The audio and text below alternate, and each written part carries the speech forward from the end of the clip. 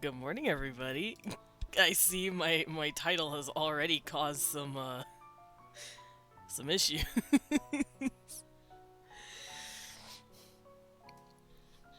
Good morning, Bulba.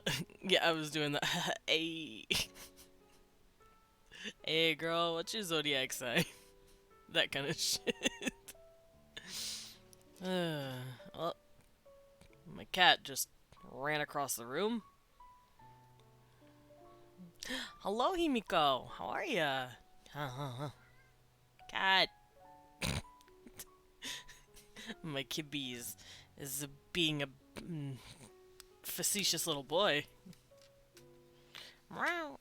I don't know if you guys heard that, but he likes to meow. He's a kibby. Let me grab my tablet here. Woo!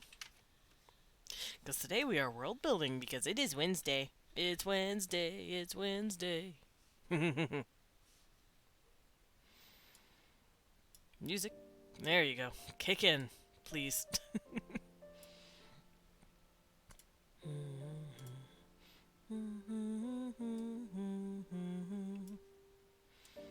There we go. Turned it up a little bit more for you guys, so you could hear the beautiful end walking music. It's world building day, my dude. Ah!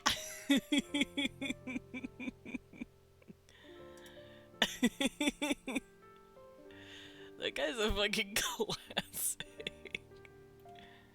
Hold on, hold on, hold on.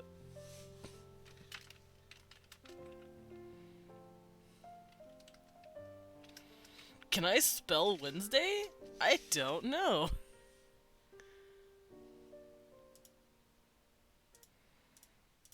It is Wednesday, my dudes.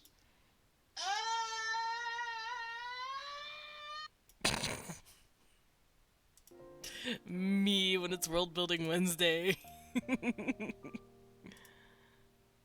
Sheesh. Ugh. I am screaming and crying right now.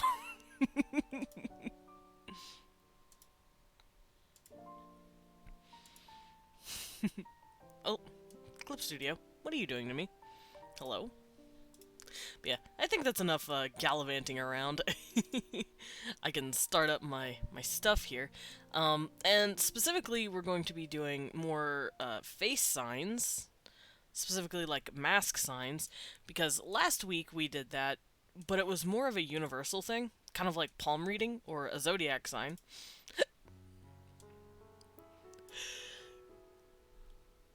No more hiccups. I refuse. I refuse hiccups. No. Hiccup machine broke. So let's do this quick little... I am here now. Hello. It is me. Let me get situated in my chair.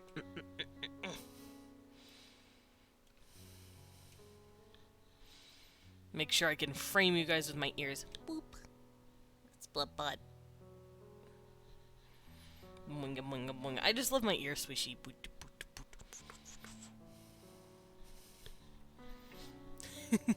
boot.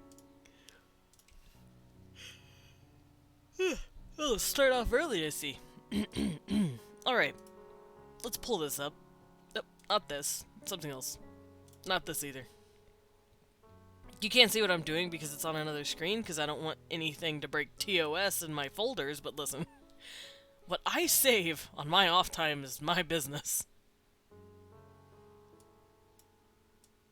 And what I draw in my off time is my business. Oh. One coffee, please. Of course, mistress. I will give you a nice coffee. Welcome to the Bat Cafe. And enjoy your stay. I am your Bat Butler.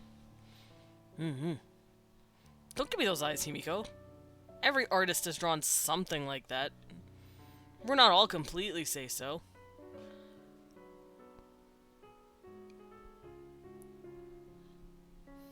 Can't keep that stuff on my computer if I only knows the password to get one. You know what? To get on. You know what? That's fair. I can, because my computer is personal.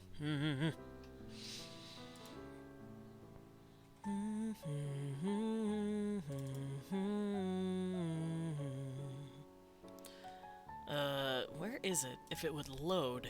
I'm looking for my, my notes here. Here it is. It didn't want to load. I'm going to grab my species. Well, you know what else is personal? Sorry. Most of my drawings are yabai. That's fair. What else is personal? If you say my mom, I'm gonna cry because I blame Dan. Getting to know the pretty bat boy is very personal. Is pretty personal. Yeah, it's pretty personal. Well, now you know one more thing about me. I draw. Yes, I draw the stuff. I draw Booba.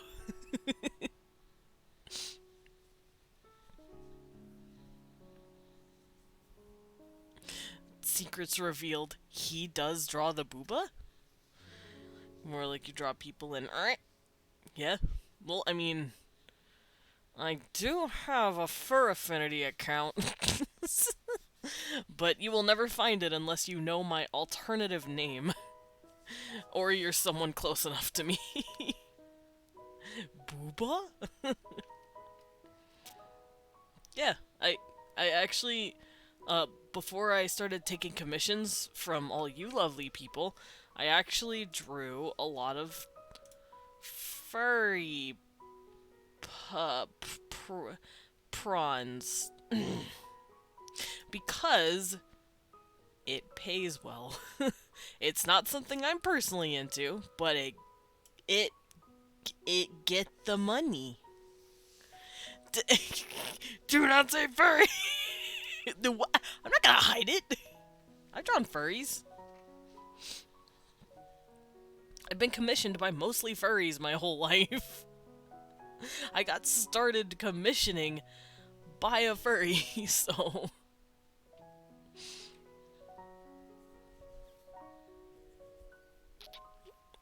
Oh, no, I said prawn.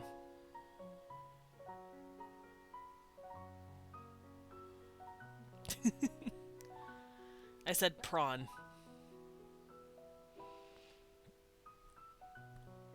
No, it's prawn. You know, like the shrimp. That's what I'm talking about. You know. Perfectly normal conversation. Woo! The secrets are coming out early.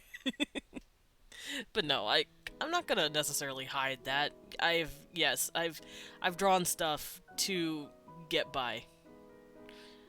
I know someone who paid a semester of school using that. Oh my god. Yeah? Yeah, that sounds about right.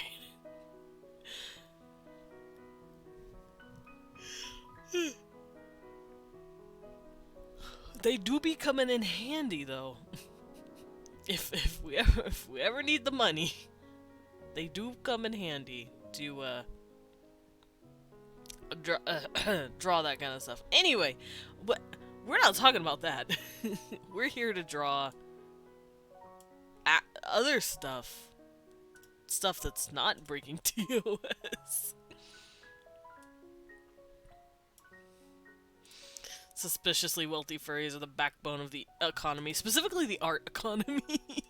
If you're an artist, if you're a freelancer digital artist, you're gonna make bank if you find a furry community that wants to buy from you. Furries are everywhere though, exactly. And they're all suspiciously wealthy. I don't understand it.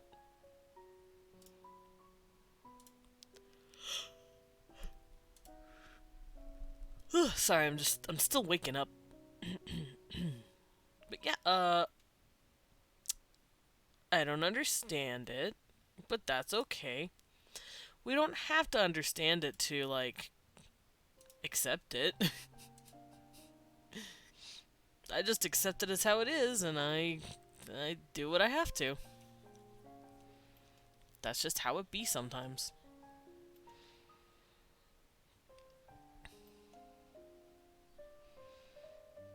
NFTs, nah, man.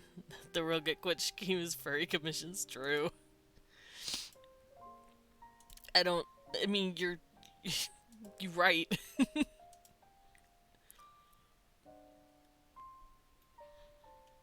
I'm actually looking at my page right now, and I have not uploaded anything new in so long.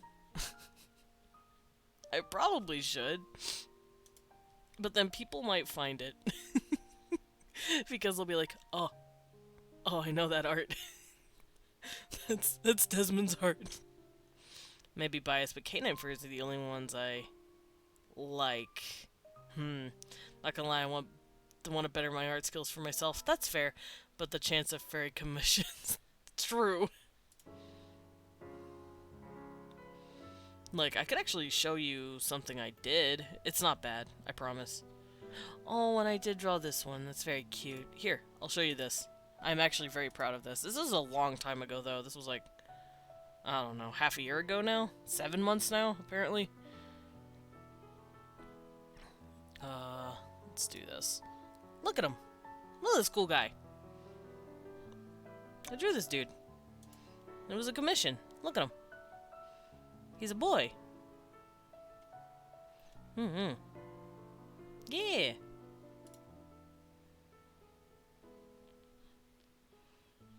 Yeah. Same. He's wearing a Thor necklace. But yeah, he was a lot of fun to draw.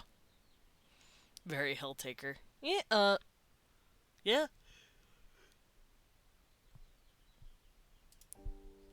Also, I want to show off this cutie, because I love him.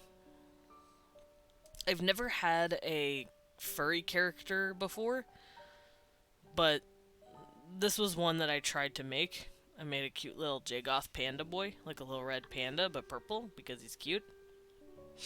So, I guess this is my first furry OC? Kind of. And he's very sweet. He's very cute. I agree. A very good boy.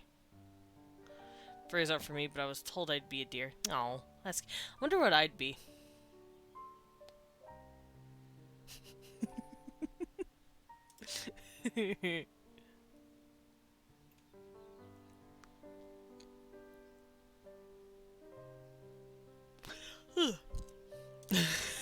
I was expecting you to say something else. Like, I don't know, a raccoon or something. I was also told that it's got two meanings. A deer? Deer are sweet and caring. I also made this because I love him. Ah, it's not loading. But also bottoms. Oh. Well, I guess that makes sense. If bears are like the big, fuzzy, you know, more dominant, then sure, deer makes sense, I guess. Alright, I need to get off for Affinity. I need to stop it. I need to close all this. But yeah, I just wanted to show off my cute bear boy. He's so cute. He's a little red panda. Actually, are red pandas even bears? I don't think they're bears. I think they're something else. Red pandas, what are you? Time to Google. Because I think they're closer to, like, foxes. Yeah.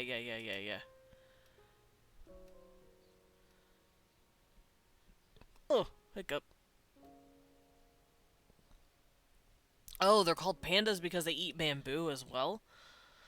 But I'm assuming they're closer to, like... Oh, they're endangered. Poor babies. Yeah, apparently they're called, like, cat bears. Lesser pandas. But what is their stuff?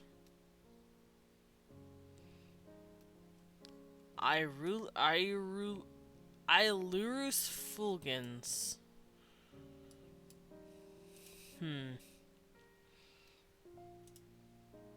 Okay, but that doesn't tell me anything. What are they related to?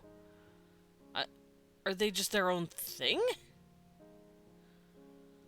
Oh, they're just straight up their own thing. Okay. Because I was like, are they canines? Are they felines? Are they vulpines? You've got this servant aesthetic, but have you ever thought of leading? Leading what? And no, not really. Well, I've thought of a few things I could do if I was some sort of leader or teacher, but no, I haven't really considered myself much a leader. I've always been a subservient. I've always been subservient. that sounds bad. But yeah, cute little red pandas. They're so cute. I think you'd be a great Des monarch. You come to my house. You come into my house and you give me buns. Blip bot.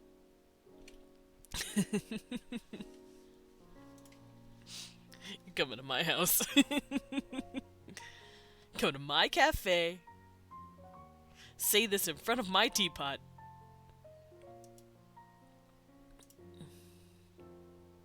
Oh, they are kind of related to raccoons. And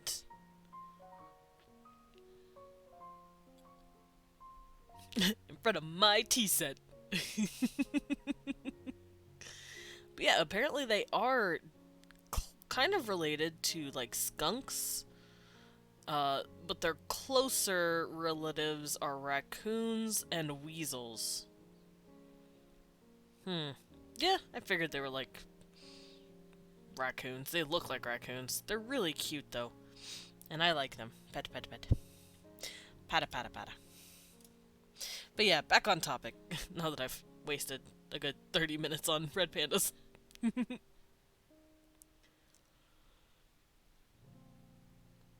Oh, for myself or for the customers? I have many different teas brewing for customers. But for myself, I always have a nice Earl Grey with a few cubes of sugar stirred in. Can't beat Earl Grey. Classic. And gentle. Goes well with sugar. Do you have recommendations for tea? Chai is good. Like I said, a classic Earl Grey. If you're feeling particularly adventurous with ingredients you want to put in it. Chamomile? Chamomile is good. We also do boba as well. I've had chai, it's fairly strong. It is. That's why you usually want to have it either by itself or with some lemon. Earl Grey's pretty good with lemon too, actually. Now that I think of it. Everything's good with lemon. I just like lemon. Lemon is my favorite. One of my favorites. I just like citrus. Oh man. I've had lemon chai. Very nice. It's very good. Tea is just yummy.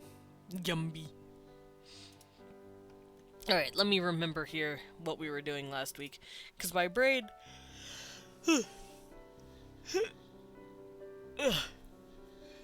Sorry, I had to stretch my wings a little bit there. But, I'm that one kid in the corner sipping on hot chocolate while everyone has fancy drinks. Hey, you're allowed some hot chocolate. I don't sell just tea. I have different milk, drinks as well. This is a cafe, after all. It's not a tea shop. You're allowed some hot chalky milk. Or hot chalky. It's not an issue. Yeah. I have an itch. Alright, we're good. Alright, so last week... Also, I'm gonna get a little sip first.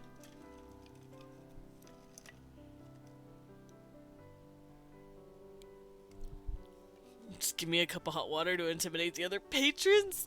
My power must be seen. Okay, I'll pour you off a cup of hot water.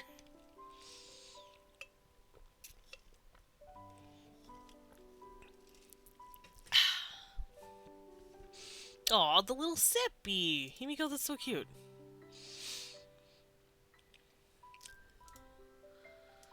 I have one of those.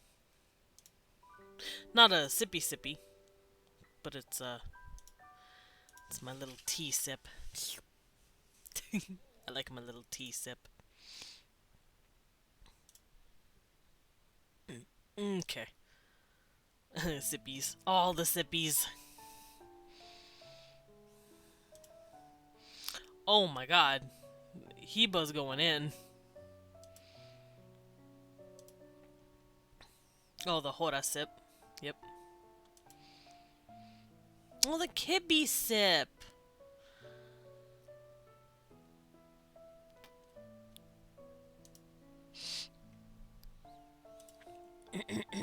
Okay, so, what was I doing back then?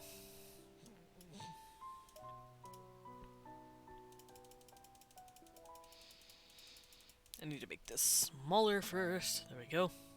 Have a blush emote in the world for commission, but a sip is next. Nice! In the works. Ah! I read that dumb.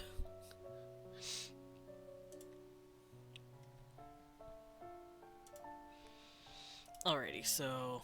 Where is my stuff? Let's bring it over here. No, I typed dull, you're fine. Yeah, I know, but... I processed what you meant, but I still read it wrong. So... I'm dumb either way. I knew you meant in the works. I just read it stupid anyway. Alrighty, so... Last week, we went through these little guys.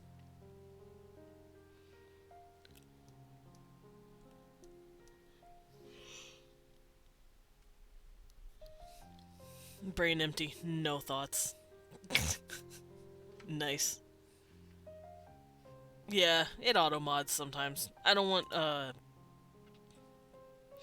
want people saying awful stuff, but that's okay.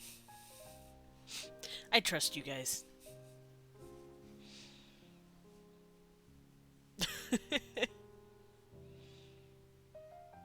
Well, not just that. I just don't want racist stuff being said, mostly.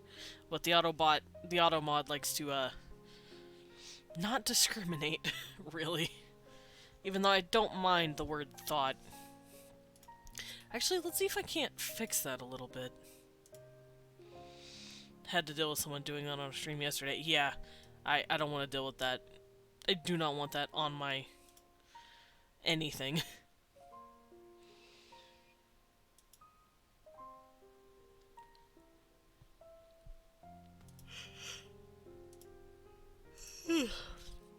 You can whitelist some words with automod. Ooh.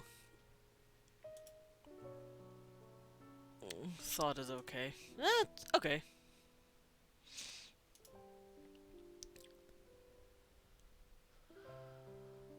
Oh. I think I did it. Try it again. Say thought.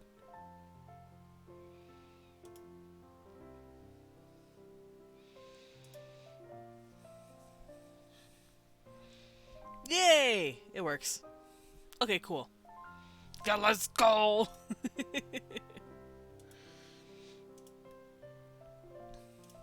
Yeah, I am checking my moderation real quick.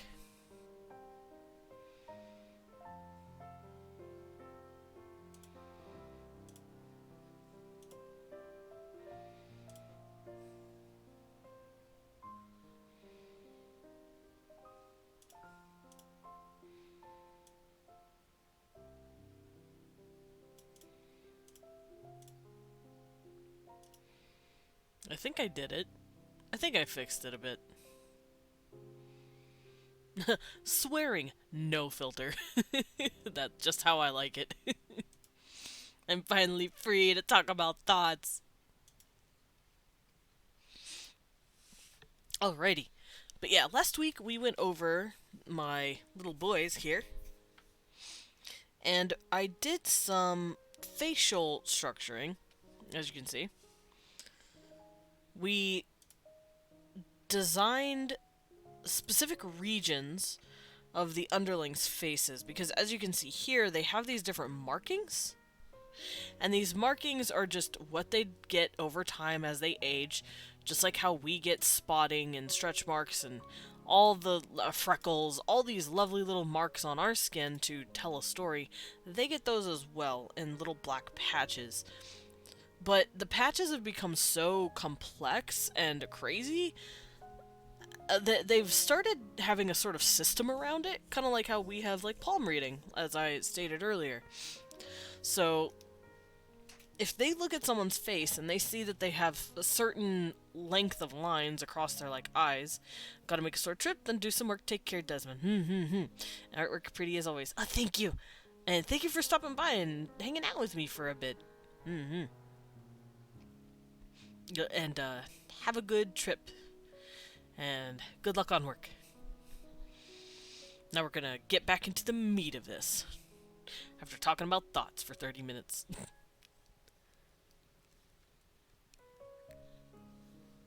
Pen isn't working. Oh, there it goes. But yeah, they get these marks, as I've stated over and over. And I've zoned out different regions that they look at to determine what each mark means. So, much like palm reading, where you have, oh, I don't know what any of this is. Oh dear. I'll just pull this out. Huh? But something like this, where you have your hand. Here's your hand. Here's the shittiest hand you will ever see.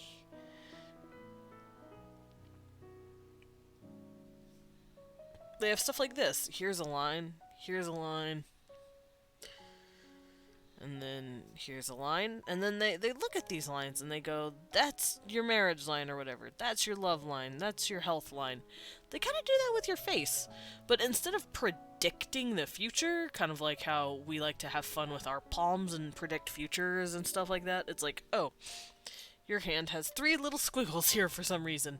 That means you're going to have 3 heart attacks in your life. I don't know. I don't know what palmistry is. I don't know. I don't know what the verdict is. But you get it. Different marks and the way your lines are shaped depict different things for your future. For them, it's more like zodiac signs mixed with palmistry, where they're like, oh, you're a moon-shaped face, you're obviously a huge bitch. Like, that's basically what they do. They definitely judge you by appearance. Let's find the color. There we go.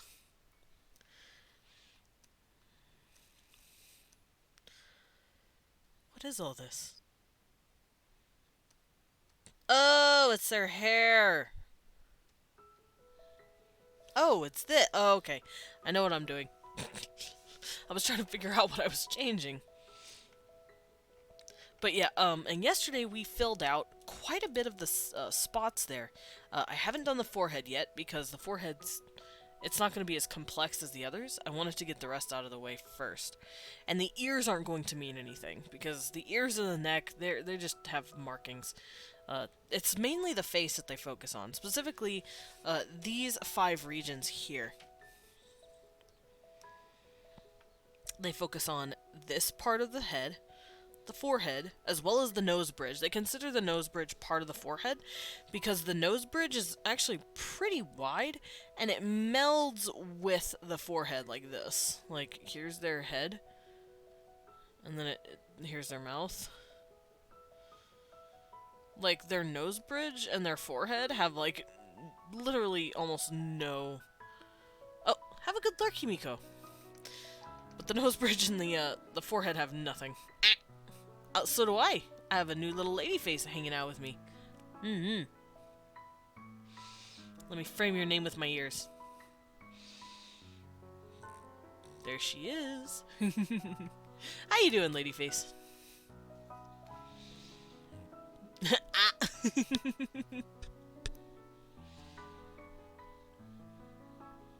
Oh, crack my neck.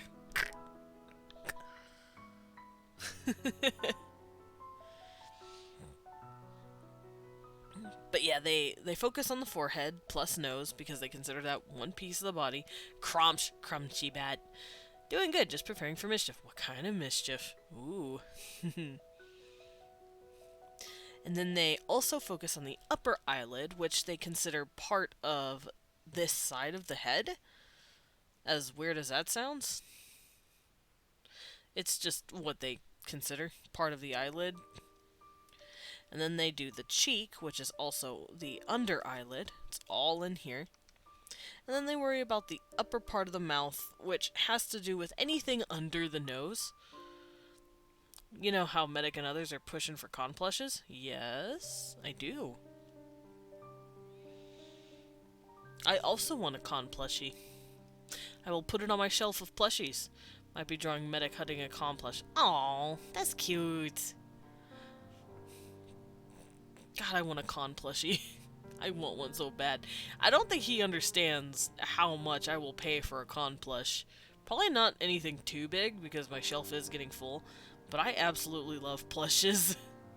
In fact, I want to find someone who would just make one plush for me and just to have a Desmond plushie for myself to hug because I love it.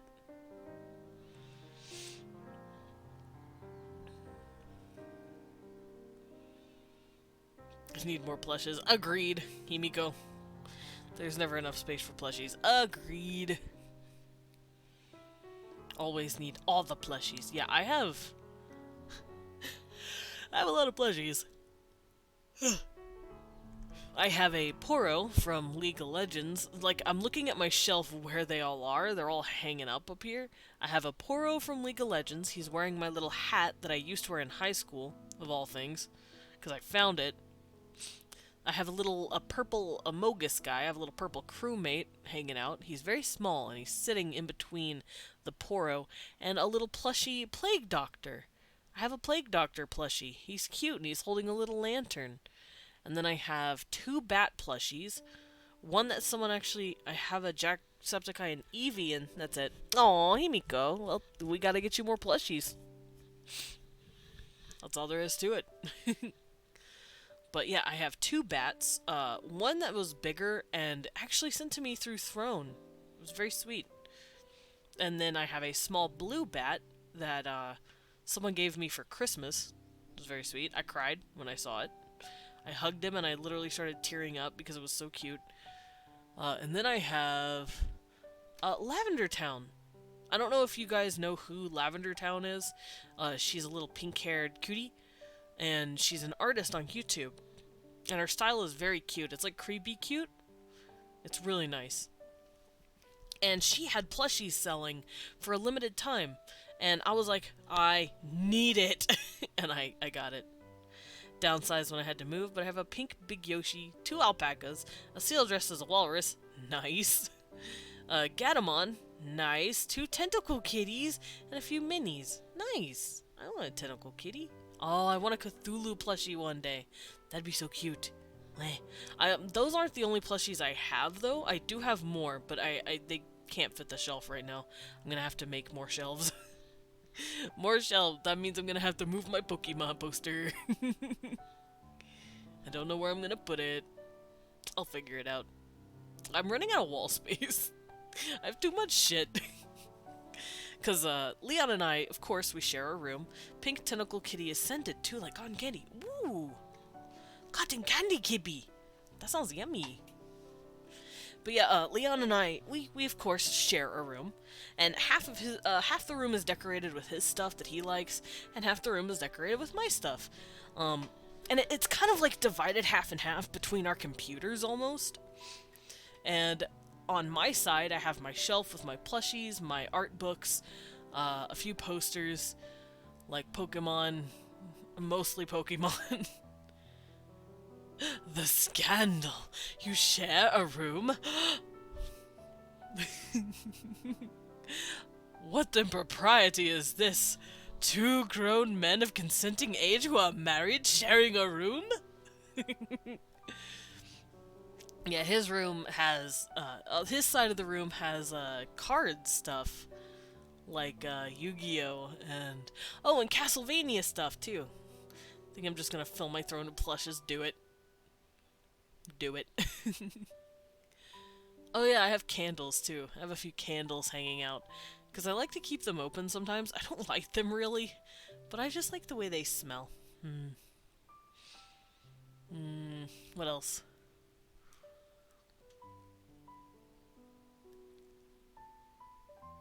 Oh yeah, he has a bunch of G Fuel stickers. Just chilling on the board right there.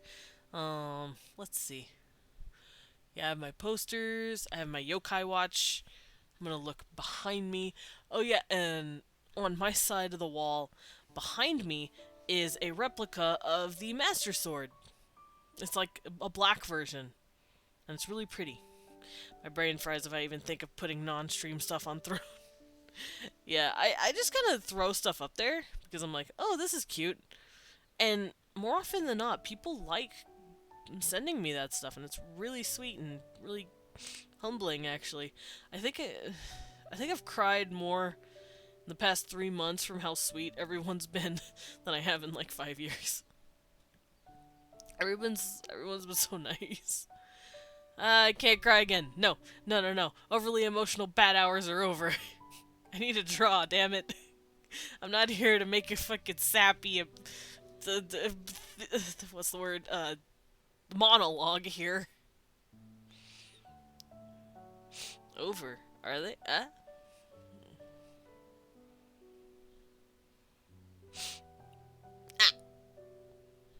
No, let them stay over.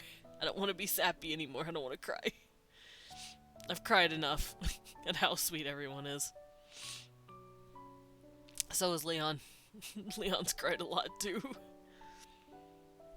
Because everyone's just so sweet. You can hear me sniffling a little. Ladyface, you are not new.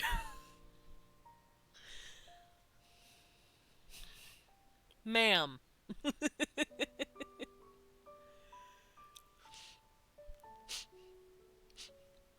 We deserve it. Thank you. Who are you? How did I get here? Fine. Hi, Ladyface. I am Desmond Dracula, a vampire bat butler, also known as a battler, and I go by he, him pronouns. I like to draw art as well as world build on Wednesdays. Hey, guess what today is? I also play a variety of games from RPGs to roguelikes. That felt longer in my head. My intro. Is my intro getting shorter or am I getting better at saying it? I can't tell. Anyway.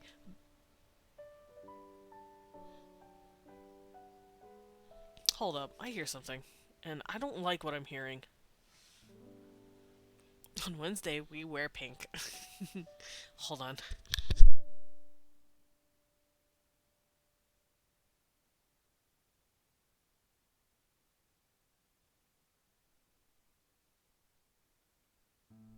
Okay, I think everything is okay. I thought I heard a dog whining. And I got word. Sobe! Hi, Sobe. Eek, eek. Eek, eek, eek, eek. Eek, eek, eek, eek, eek, eek, eek, eek, eek, eek, eek, eek, eek. Out here making me squeak. Eek! Eek, eek, eek. Eek, eek. Sobe has blessed the chat with an eeky bat. Eek, eek. Like dying is going right now. How'd you hear him? I don't know. Sobe. Sobe. Sobe. I have the water spray. Don't make me use it. I actually do have a spray bottle right next to me. If you guys want to hear it. Bad Kibby. I sprayed myself just for the bit. I hope you heard that or I'm gonna cry. I know where your place is in my car. I know where your place is too, bitch. Let's go. No, I'm kidding. Please don't break my stuff. I've moved. Ah! Wait, in the desert? I've moved 4 times? Jesus, Sobe. Why are you moving so much? Nope. Kick. Ah. Rude. I just like watching my hair move when I move my head. Don't mind me. The desert's just gonna be a cool event I'll do. Oh, that's pretty cool, actually. I'd like to see what you try. Yes, that was a hiccup. Eh. Alright, let's listen to this. I haven't heard this yet.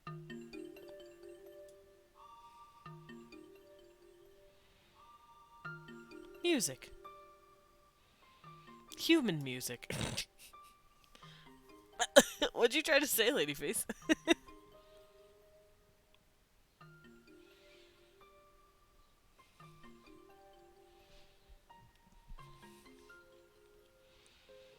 Alright, I'm being distracted. We were working on a thing here. Alrighty, where were we? Right.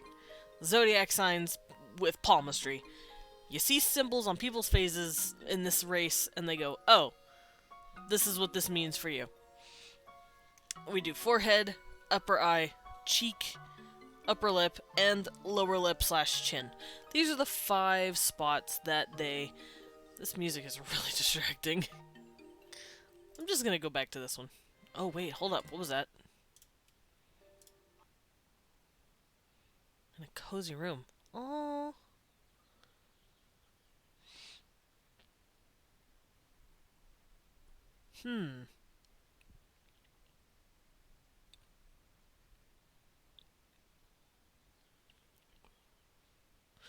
Ooh, Breath of the Wild stuff. And we'll just listen to this.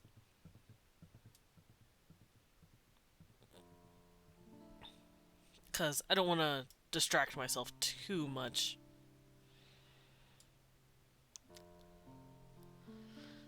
There we go.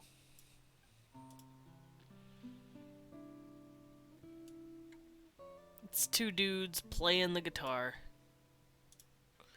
Weird, the clip works, but the display preview is broken. Huh. Wait, you clipped something? Uh-oh. Now I'm scared. What'd you clip of me? Huh? Con! Hello, Con.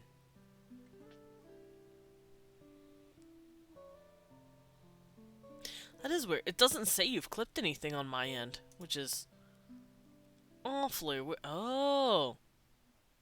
You did clip something. That was weird. It wasn't loading for a bit. Interesting. Psst, psst.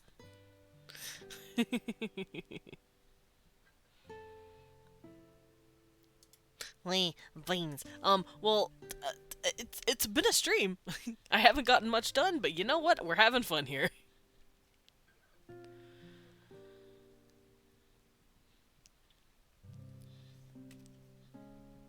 And honestly, that's all we can ask. It's all God can ask of us. That count. Vibin is progress for happiness. Oh. I'm glad.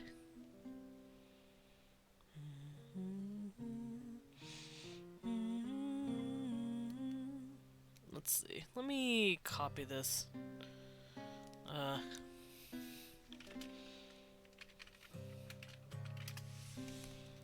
want my writing pen.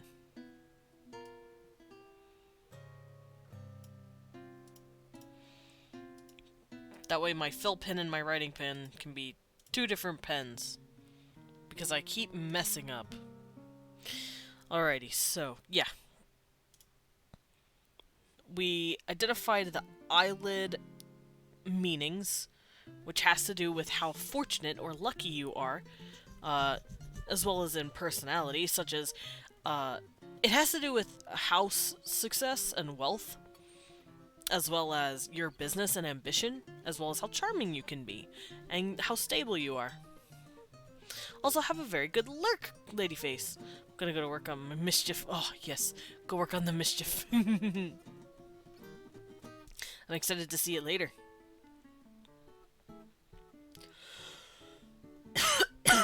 Bleh. Sorry about that. My throat itched.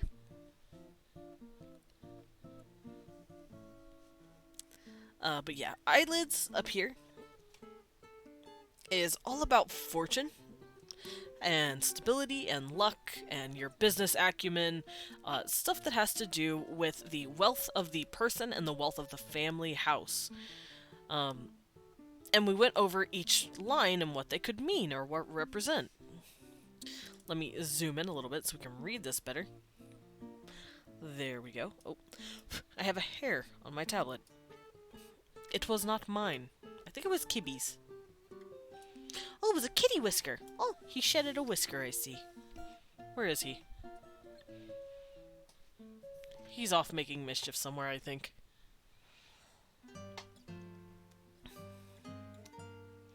There we go. And then we did their cheek. And this has to do with love, as well as your passion, your interest in romance and sexuality and all that good stuff. How much happiness you have to yourself, your family, your children, your marriage, how you handle all that, basically. And if you're interested in it or not. Granted, this isn't, like I said, this isn't a hard and fast rule. It's like a zodiac sign. It's like, oh, you're such a Cancer for saying that. It's like, what? What does me being a Cancer have to do with this? You know, stuff like that. What does me being a Libra have to do with the whatever? That's kind of how the facial markings are. They don't really mean anything, but the people like to add meaning there nonetheless.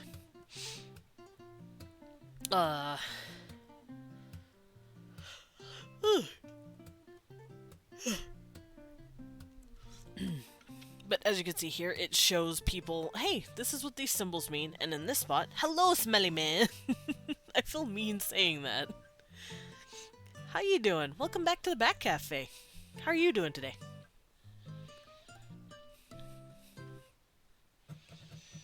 Let's see. And yeah, we did the upper lip as well. Which is actually... I'm doing so good. Oh, that sounds so nice. I'm glad to hear that.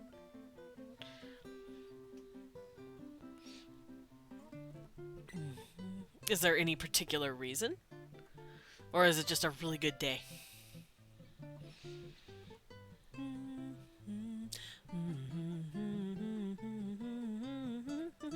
Because you're amazing.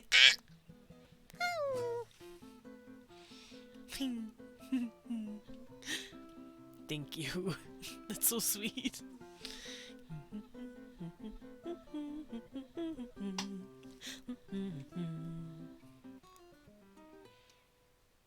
Oh, there we go.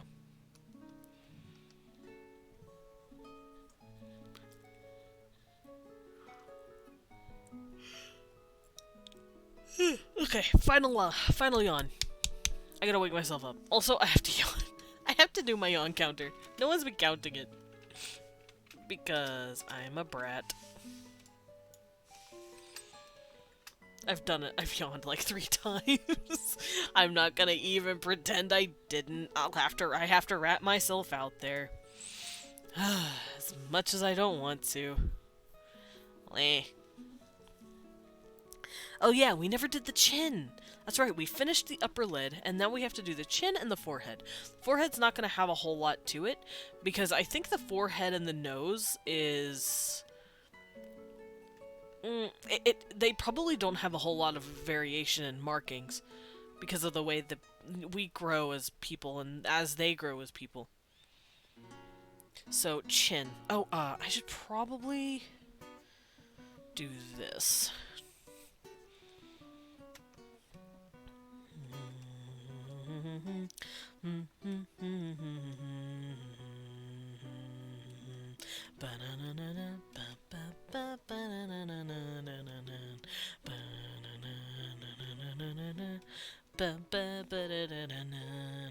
There we go. So, lower chin, lower lip, and chin. If they have no mark, no marks don't really mean anything unless it's like a specific set of no marks. But we're gonna actually get into that after this, because that's gonna be extremely fun. That's what I'm looking forward to. I want to start doing specific shapes that you see in people's faces, and what those could mean, because those have to do with, mythology more than universal symbols. Because right now, we're just doing universal stuff. Because it's practically universal to have some sort of lining across your mouth or your face, and they're going to attribute these very common lining marks to something.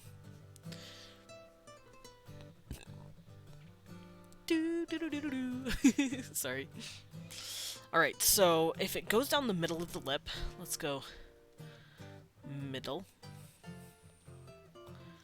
I'll put lip middle. That sounds better. Actually, middle of lip. If it goes down the straight middle of the lip,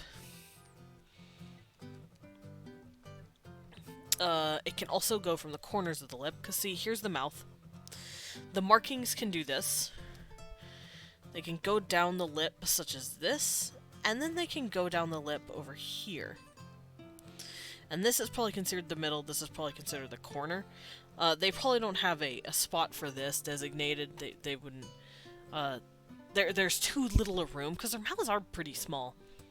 So they'll have middle of the lip, and then they'll have corner of the lip.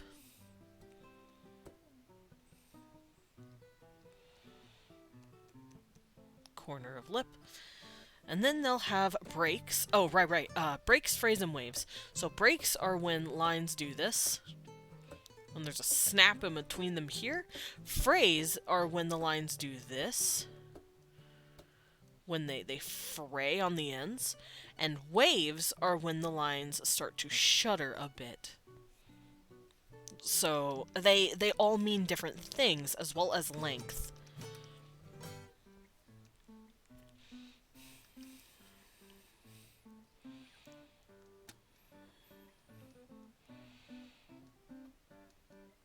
And we'll also have a length counter. Because see, this could be just the lip, but then this could come down all the way from the corner to the chin. I'm sure that means something. Huh, lunchtime, today's a nightmare. Hi, baby! I'm sorry about the nightmare. Wait, lunchtime already? Huh, oh, right. It's about 11 now, isn't it? Mwah! You're cute. Oh, yeah. I forgot. I forgot you get to come home early. Wah.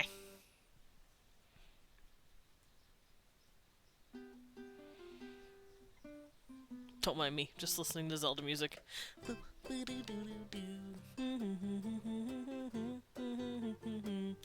So, yeah, they'll have breaks, phrase, and waves as well. Because the upper lip and the lower lip have basically the same thing.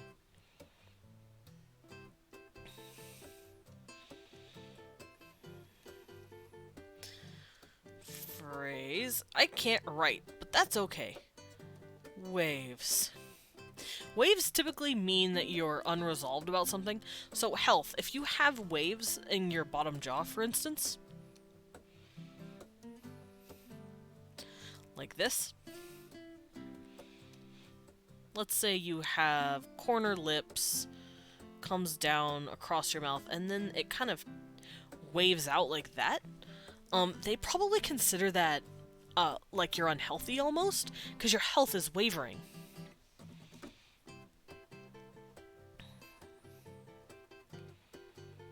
So it might mean you have unstable health.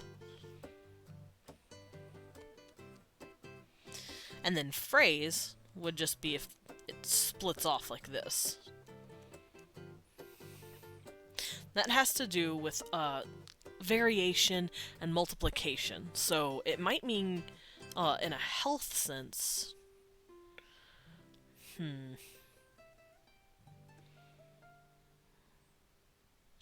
Also breaks, let's see. I'm having a think here now. Also situate myself in my chair. You know what? I'm gonna steal a sippy. Shh, don't tell anyone.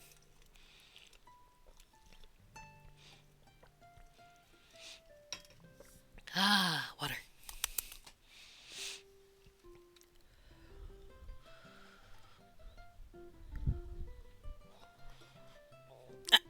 Thank you, Leon. Mwah. Sweetie. But let's see. Breaks. Because breaks would look something like this, where it's like boot boot boot boot, and then it goes and then it keeps going somehow. Like that.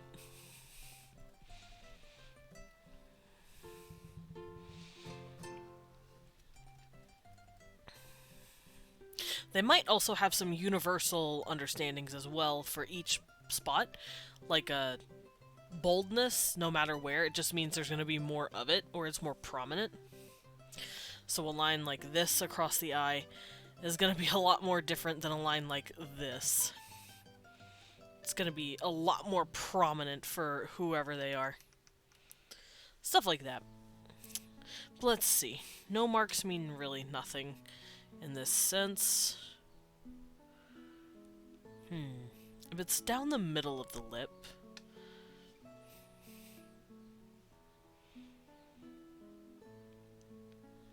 maybe it represents a good health? 'Cause... oh, wait, I forgot to put down what else it means.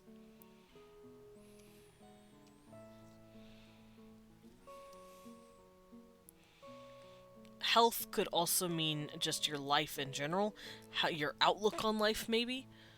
Let's go look at my palm reading chart here, because I do have a palm reading chart to kind of help me with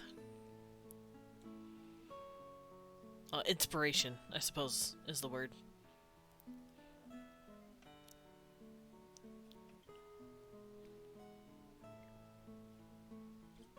We have a heart line or a love line, but that's not the line I'm looking at right now. Oh, it could tell a lifespan. What you could be predispositioned to suffering. Like your health concerns.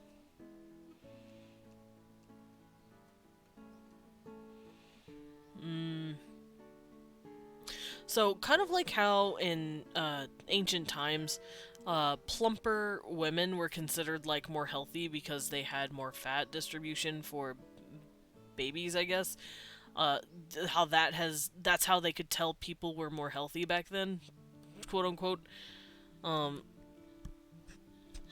Maybe it's kind of like that, where you look at someone's face and you see the wavering lines and you're like, oh, they clearly can't handle having a kid, or something like that. Or, oh, they're infertile, even though that's completely untrue. I feel like that's kind of how it's supposed to be for them. They're like, oh, you have this, ergo, I can judge you about it. It's like, that's not how it is, bro. Don't judge the lady just because she has a few frays on her bottom lip. As dumb as that sounds. I feel like they do that. They'd probably look at their bottom lip for health reasons, and to see if they're healthy, basically. Even though the bottom lip markings have nothing to do with the person's health.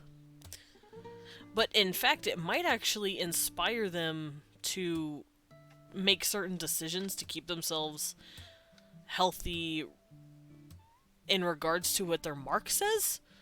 Like, maybe their mark on their bottom lip says, oh, you're going to suffer a lot from, like, I don't know, your feebleness. You're gonna always be like a weak-willed, weak little thing. And then they go, fuck that, I'm gonna spite God. And then they, like, combat it by making very conscious health decisions. I don't know. It's a very interesting concept that I have now backed myself into a corner with how much shit I have made. I'll figure it out.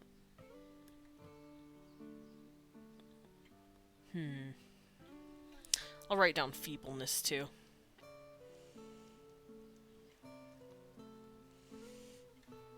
And down the middle of the lip. I think if it goes down the middle of the lip, it marks a long lifespan.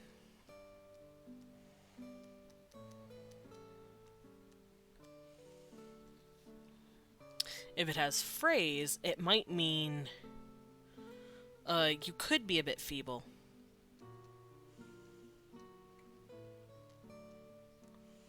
And if you have breaks, it could mean you're easier to break as well. Like you have thinner bones or like stuff like that. If it goes to the chin, it means... Oh, right, corner of the lips. Corner of the lips.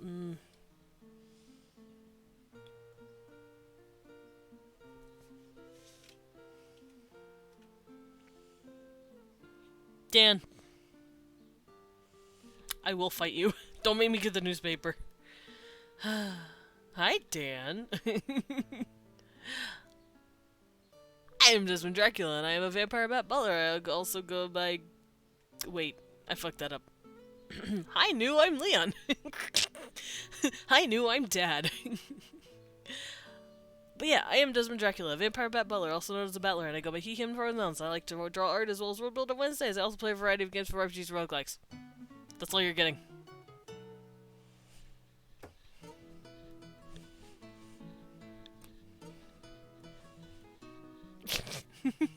Oh god, I made myself dizzy doing that.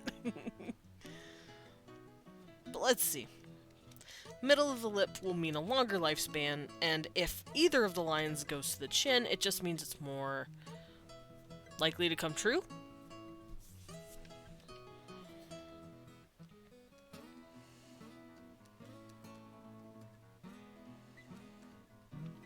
And if the corner of the lips, they have corner mouth pieces.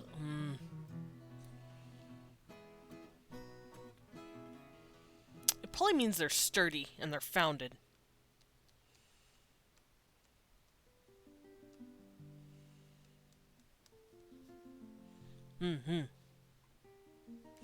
So, let's say this lady, let's do this real quick. Let's say this lady has corner of the lips like this, but then it quivers a little bit. Maybe it means... Because waves mean instability, but corners of the lips do mean you're more hardy. Maybe someone like this gives off the disposition that they have a very strong willpower, a very strong, healthy body, but sometimes they are very prone to sickness. I don't know. That'd be a very interesting thing. Alright, and the last one we have to worry about now is the forehead.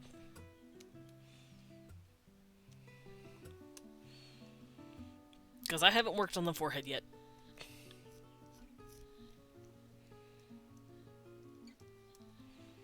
But now I can actually scoot all this down.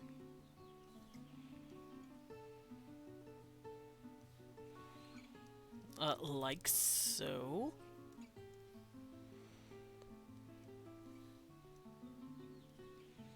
Hit. Hit. There we go. I'm gonna move it to there. Oh, I could actually go lower if I wanted. I'll worry about that later. But let's see, the forehead has to do with intelligence, but not just intelligence, just thinking. I can also get rid of this. And this.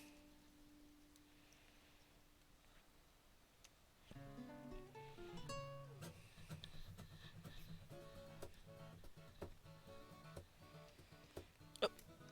So, the forehead has to do with mental fortitude.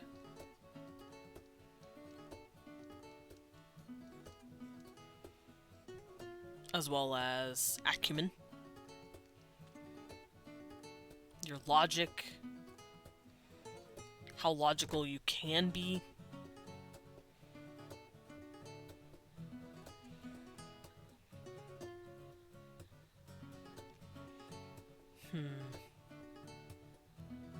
Because the only thing I can really... So you have large forehead, you're mad smart. More like if you have certain marks on your head, you're real smart. Like, for instance, I did want to do this thing, because I saw corpse paint do this, and it looks really pretty. But, sometimes you'll have this thing. Let me... Actually, let me... Whatever. I'll go over here.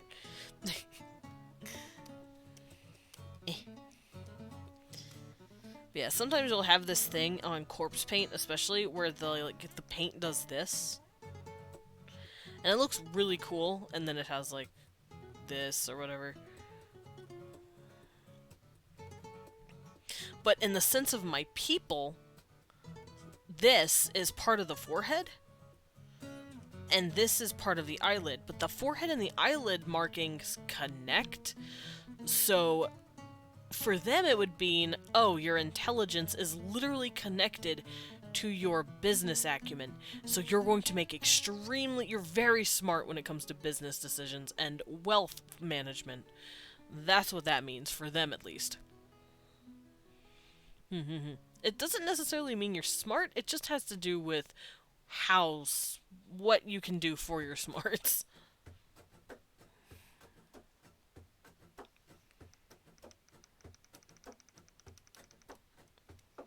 Because, see, like, this lady has markings that do this. They seem to be sticking out on the side right here. This guy actually has a crescent moon on his head, kind of like this. And then this one has markings that do this. It's like little forehead markings, so... Each one means something. My brain thought that was an 8-ball.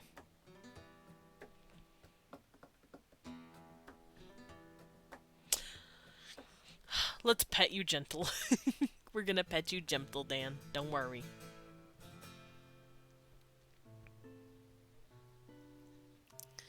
But yeah, the forehead's probably not gonna have a whole lot to it, because it's like, eh. I have an itch, though. Eh. Because in palmistry, apparently you can have your line connecting to different lines, and it means certain things.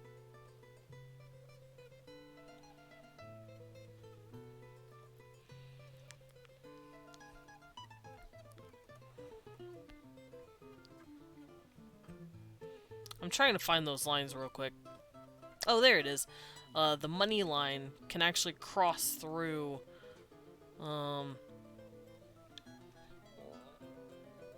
I don't have a money line. Not really.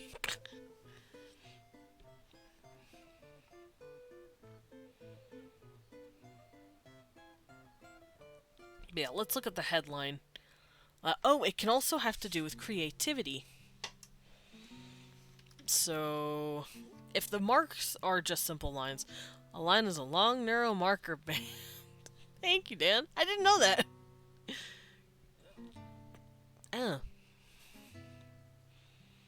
So, middle of forehead. Oops. No. So the middle of the forehead will mean something. The sides of the forehead. Oh, help me.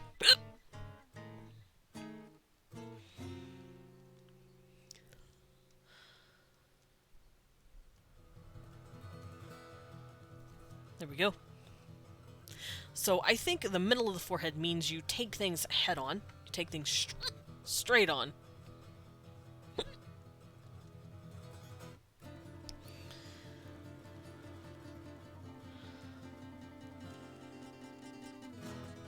It also probably...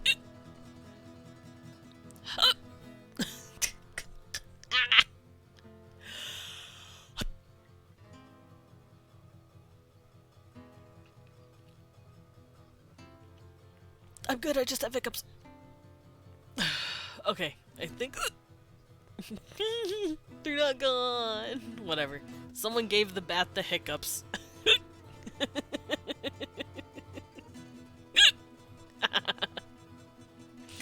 Help. Help. I have hiccups. Are they gone? Nope. Hi, Koichi. Help.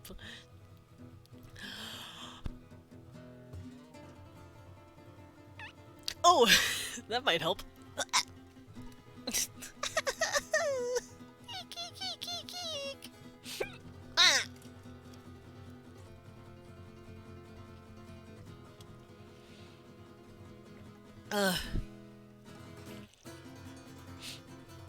Okay, let's hope that helped.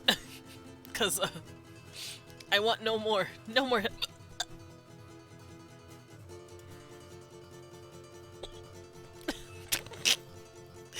me.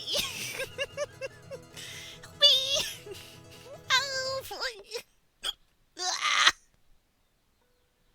Wah.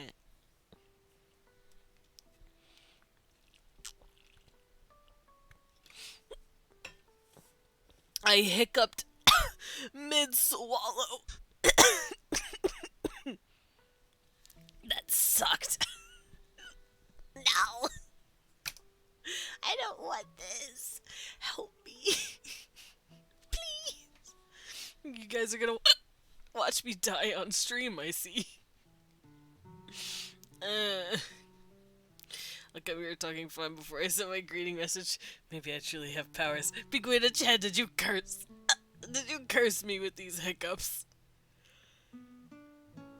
No sound alerts, little scary sound alerts. Oh, I'm sorry.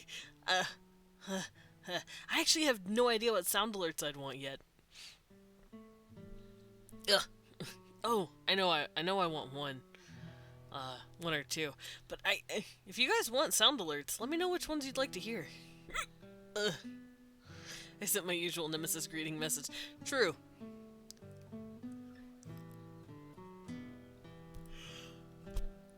Hold breath.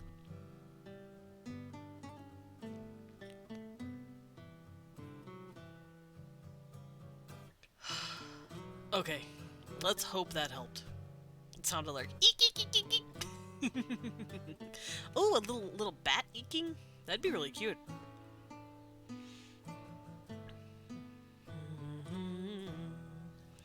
You know what? I'm gonna make a little note of all that. So, eek eek sound.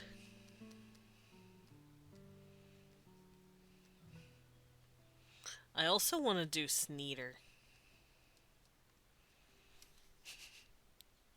For those of you who don't know what Sneeder is, you get to learn Sneeder.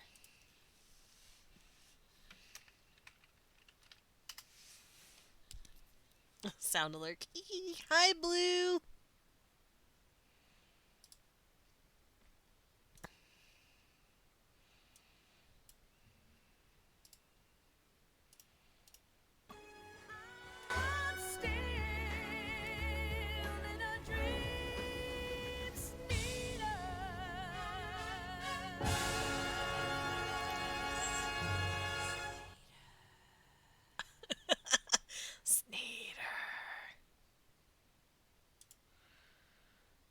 Sound alerts must have a jump scare one. It's needed for memes being Sneeder. It's needed for memes and being a prick in general. Okay, then Sneeder is definitely definitely what I want to use.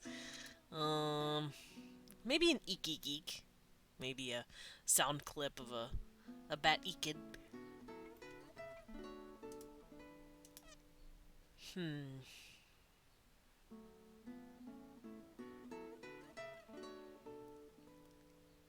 I'll figure it out.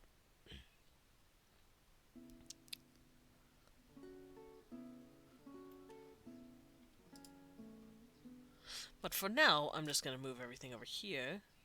There we go.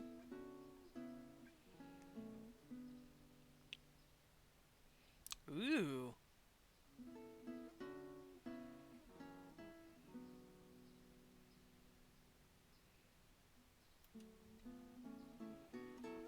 Sorry, I'm just looking at... I'm on... I need to get off of YouTube here. Because I'm just looking at YouTube.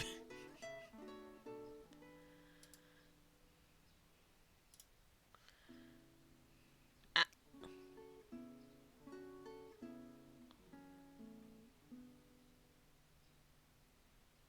There we go. There's my tab.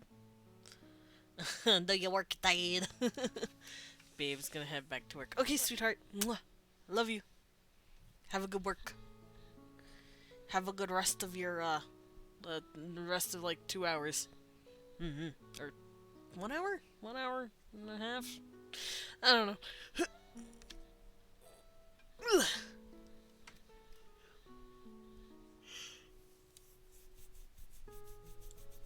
It's itchy. Okay. So, yeah, middle of forehead, you're direct and headstrong. More confident. Sides of the forehead, if you have marks on the sides, it means you take stuff more passively. Snamk! Thank you, Blipbot, for a little snack. If I could open the snack. There we go. I don't need help. I am a big, strong adult. Ha. I caught it with my mouth. Snamk.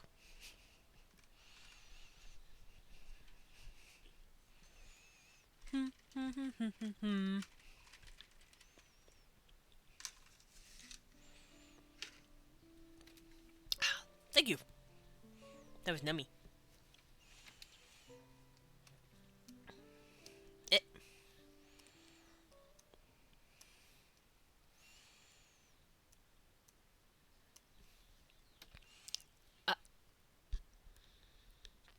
Usagi. Welcome home, maestre.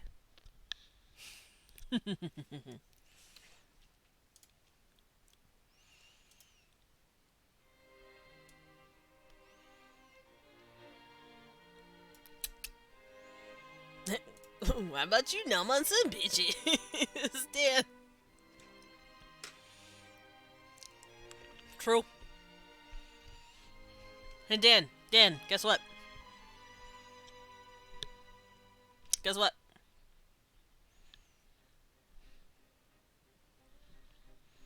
No, you're cute. Got him. Get nay-nayed. I like how you turned me into just straight up a degenerate.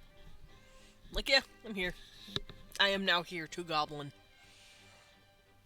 You're adorable. What do you mean?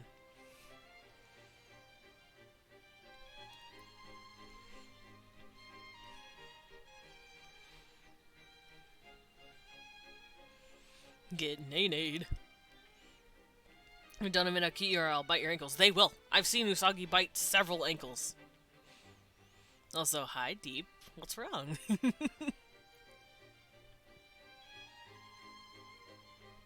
Did you, I show no mercy. It's true. They don't. Usagi will literally bite your ankles off. Most evil rabbit known to man. Oh, hi, Blue. What is it? What is it? Is everything okay?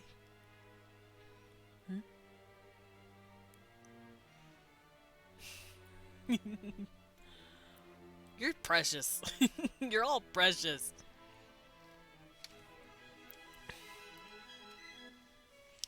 Alrighty, sides of forehead. I want that to be indirect and passive.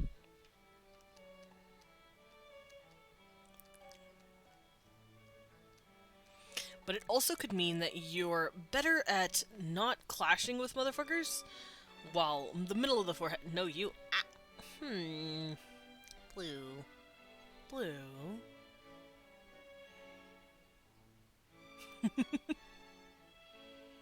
I'll fight you on this. You're actually adorable. Let's see. And if it reaches the eyebrow, or connects, connects with eye mark, it means it's tied in with fortune.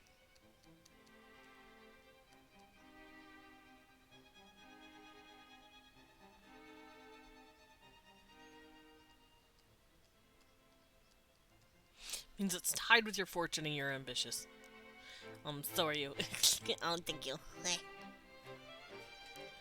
you, Blue.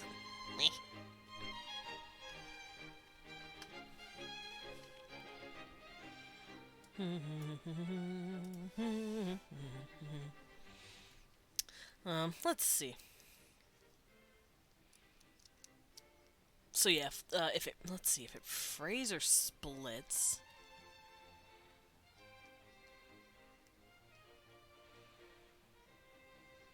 I like the idea of it splitting. If it has splits, frays, because I don't think they consider breaks here the same way. I think they consider them more like splits.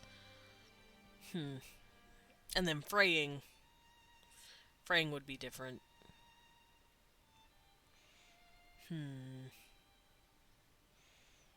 And then waves.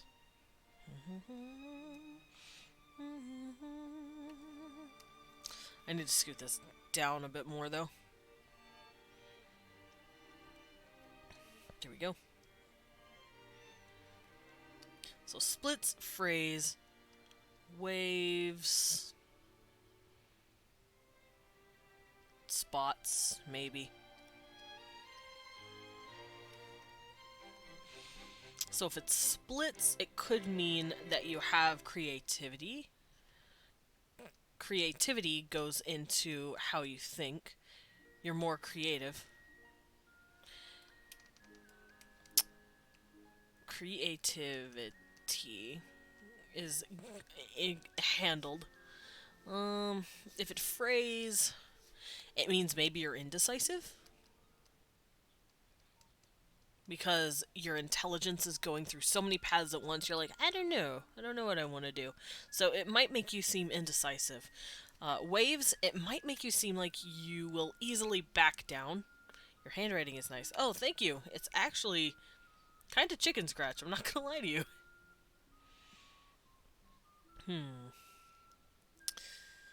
So phrase means you have too many options going through your head at once, so you're indecisive and you're overwhelmed. Waves, I want it to be where you're like, you easily back down. You're kind of a coward. And then spots mean maybe you're more bold about it, you're more headstrong? No, that's the direct line.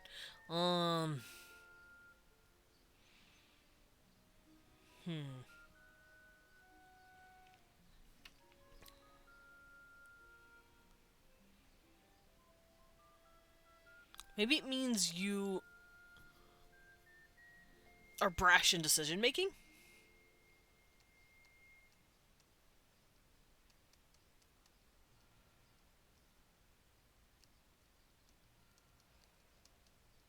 Because remember, this all has to do with mental acumen and logic. So, if you have to make choices or... Hora! Hello, Hora. Welcome in. Welcome to the Back Cafe. I think I did it. I have it all. All of it is now done. So we have all of the... How's it hanging? Pretty good. It's hanging pretty good. So now I can officially make a chart here, since I have all the notes.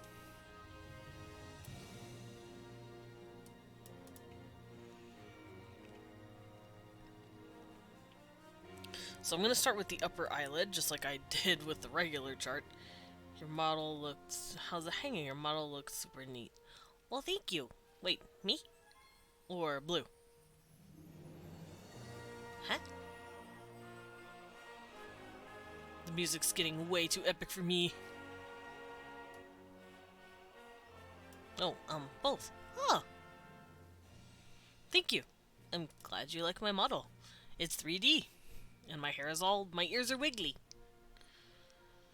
And the hair was a bitch to do. But it was fun.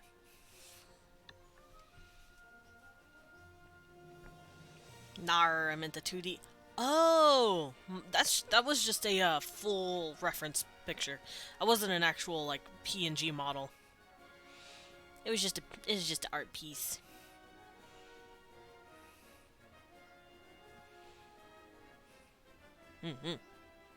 That's kind of what I look like now in the 3D model department, but it's not quite so full yet. Cause see here, look, I'll show you. Let me show you this real quick. Whee! Let's hop over here, and I can show you. Sir, just take the compliment. No. I wanted to show it off first. Yeah, look at me.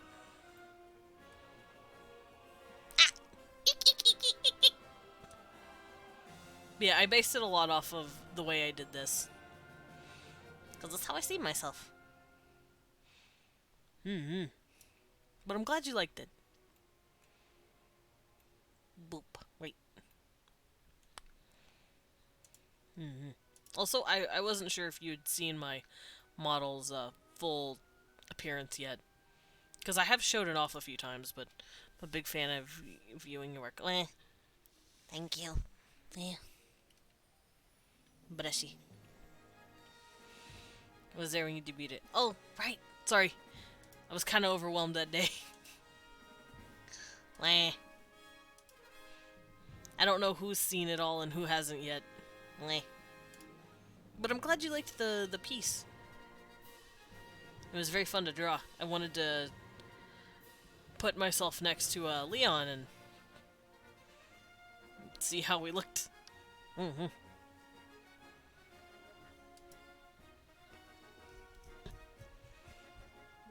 here more often than you think. Wah. Ah, Hora, the ultimate lurker. I am suddenly spooked.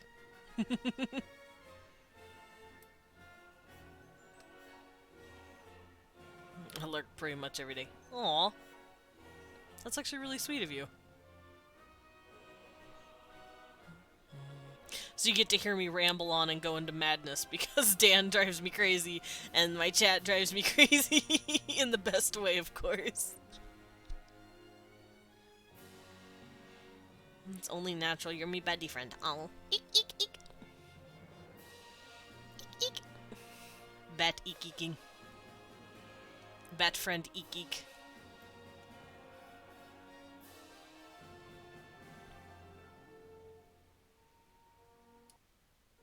I accidentally muted my music. It was just getting so loud, I had to turn it down a bit.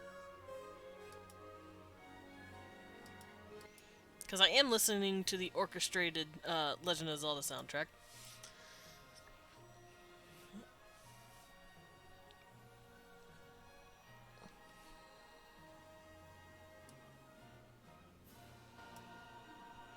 There we go.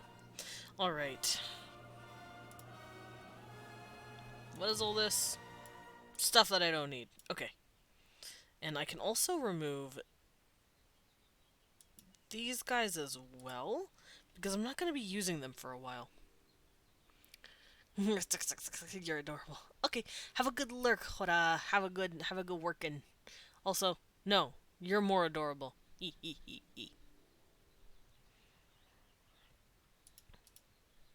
Okay, that's my eyes, that's my line art. So I'm just trying to, that's my human stuff. I don't know what that is. I don't know what that is. Oh, this is my worker stuff. Right. I was working on worker stuff for these people, too. I don't know why my throat just went out like that for a minute. Don't mind me. I'm nuts. Okay, so I'm gonna make a little folder here. I'm just organizing my folders at the moment. But I am going to make a little folder here, and it's going to have all the different markings. Why is my music so quiet? Probably because I turned it down because it was loud as shit, and now it's super quiet. Pretty fairy. There we go. Insert Spider-Man point meme.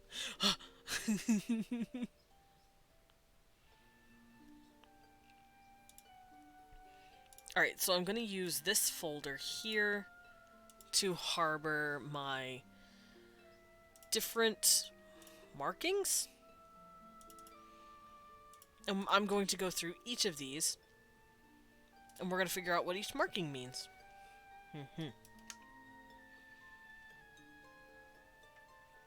Oh no, I turned off my underlings. I need to go get their color real quick. There we go.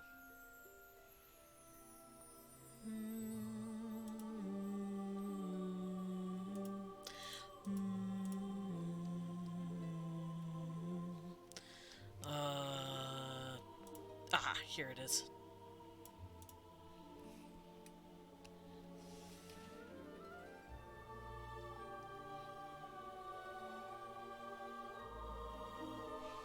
There we go.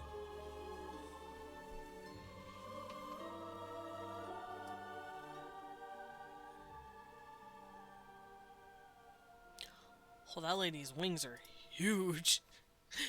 Sorry, it's a video that I'm watching. And I forgot the Twilight Princess Great Fairies had huge-ass wings. Like, I'm talking some serious wings. a real setup of donkers. In wing form.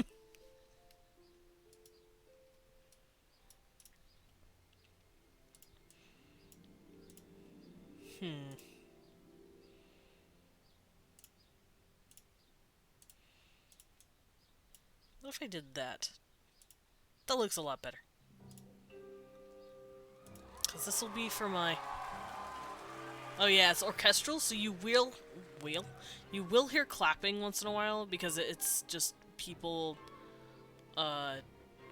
cheering for different music and all that.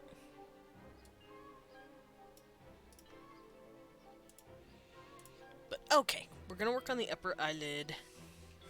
Because I do want to have different versions of the eyes. Because, as stated, if they have no mark, which is an option,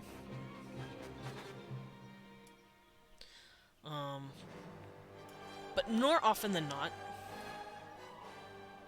Mr. Music, please. Oh, that's Link to the Past. Nice. But more often than not, they will have upper eye lining, just to add an extra bit of that line to it.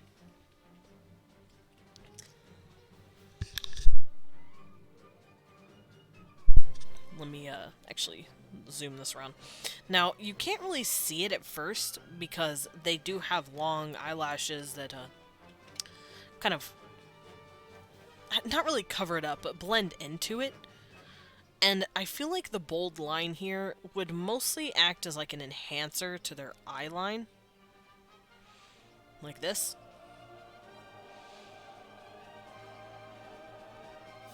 But then, as it gets thicker,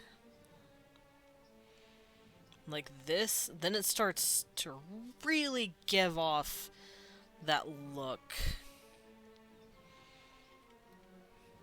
Yeah.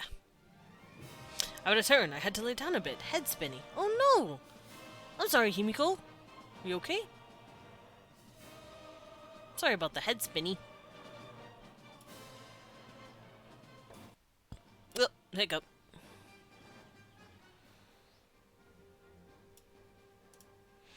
I pet you because you're precious. Mm-hmm.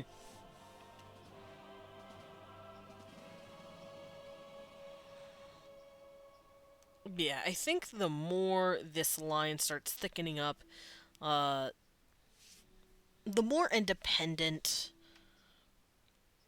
that they're independent at first, like right here. And then the farther it goes up like this, it has to do with family. So let's say this person has,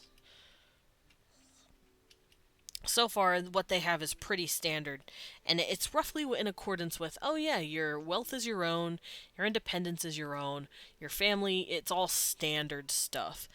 But then if the line starts going this way and it really wraps around the head, then they start going, okay, you're better at business with foreign policies than you are in the homestead. Yeah, I'm good. Got a massive bottle of water, so I should be good now. Oh, that's good. Water is the good.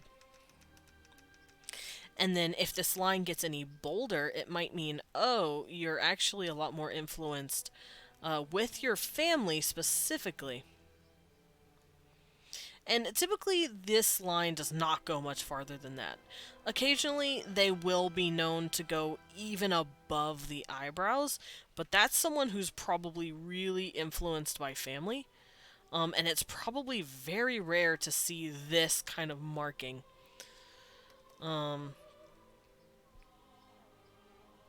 Let's see. But yeah, right here it says a single thick line, reaches ear, reaches eyebrow, family business. This means that you're better at family. This means you're better in the whatever's, the foreign policies. And if it just keeps on going like this in a single broad stroke, it means that you are extremely good at just being familial. And you will find you get a lot of your success from your family and your family line. This might actually be in accordance with a lot of noble people. They might actually I don't want to say they I don't want to say they breed it, but like they probably are more attracted to partners, at least in the nobility circle. The music's a little loud for me. Sorry. It's boss music, so it got super hype. But I think the higher these go, the more influential a noble's status is. They're like, oh wow, you really got the family money, don't you? And if, say, the lines continue to reach up like this, and it frays out, because phrase here means lots of choices. It means you have a lot of familial choices and familial influences. You have a big picking of whoever the hell you want to not marry, but what is it? Have a lot of business relations with in terms of nobility. So someone who looks like this would probably be a really good ambassador for other families. So if you have someone born in your family that look like this, as weird as it looks, if you want you want a black swan looking motherfucker, if you need a good ambassador for other families.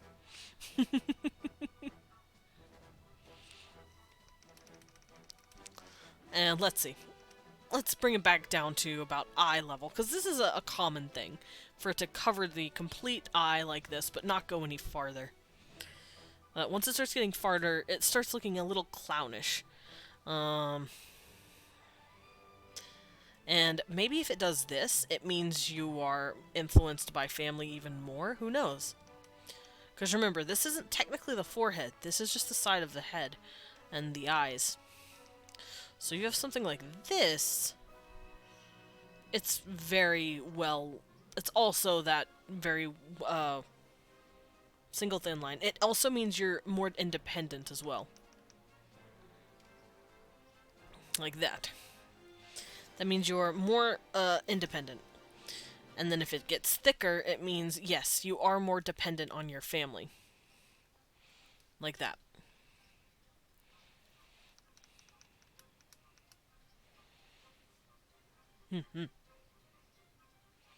And gaps, if you have lines like this, that's usually someone who is probably a little shaky. They're going to have a lot of trouble with keeping up family appearances, and you're probably not going to want them as your envoy for political noble negotiations, quote-unquote.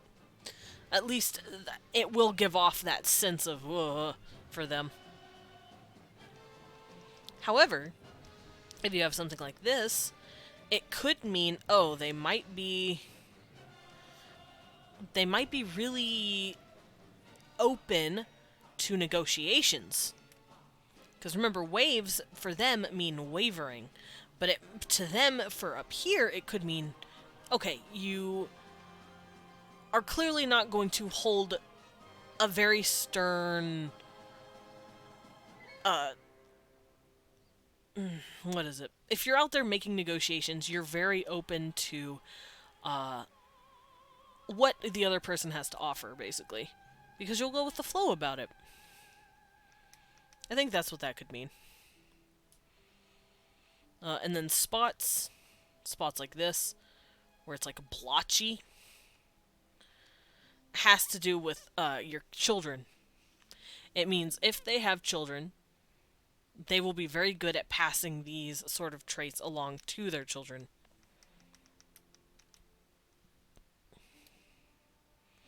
And that is how the upper eyelid is taken. And now for the bottom eyelid, same thing. It's technically called the cheek, but I've been calling it the bottom eye. This has to do with your love and your romance and all that good stuff, as well as your passion. And if you have a simple line, it might mean you're not very interested. It's just like, it's kind of there. You're like, whatever. If it happens, it happens. If it doesn't, it doesn't. If you have a thicker line, either here or here, it means, oh yeah, that person is very interested in romance. They're such a romantic. Because it makes your eyes actually look droopier and softer and sweeter. So someone with a face like this, let's get rid of that. Someone with a face like this, for instance, with a thinner line under their eye, isn't going to look as sweet or romantic as someone like this, who has like a very bold, thick cheek line. Because this makes your eyes look sweet and droopy to them. At least to them, it makes you look cute. And then if you have another line like that, it makes you look even more sweet. It gives off the appearance that maybe you're crying. So it makes you seem like you're very emotionally available. Or vulnerable. And you're open to a partner, maybe.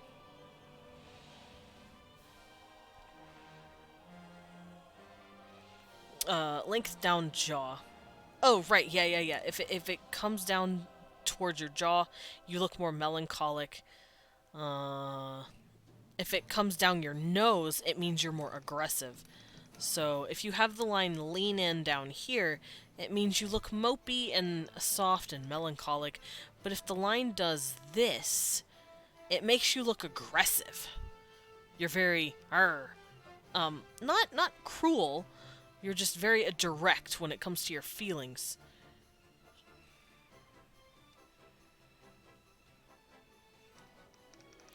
And if you have a line that decides to trek down the middle of the cheek, such as this, it shows you're friendly and open. Your demeanor is very gentle and friendly.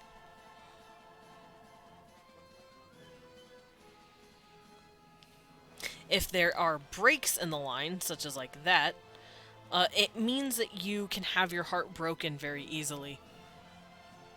And if you have frays, like this, for instance, let's say this person has an aggressive look and then fraying here. And then let's say it frays really bad here. It can mean that they have a lot of options. And also means that they're friendly, as well as very aggressive when it comes to getting a lover, a partner. They're the make the first move kind of person.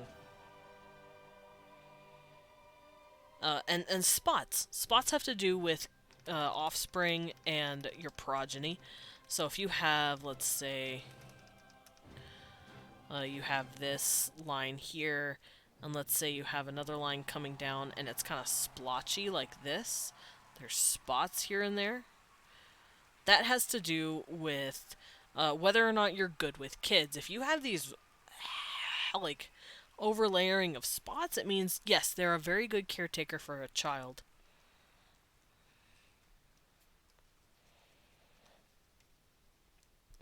And if the line is wavering,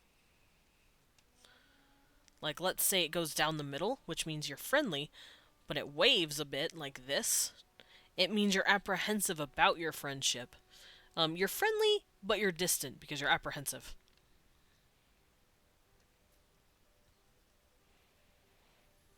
And that's all we'd need to know about the cheeks. So with...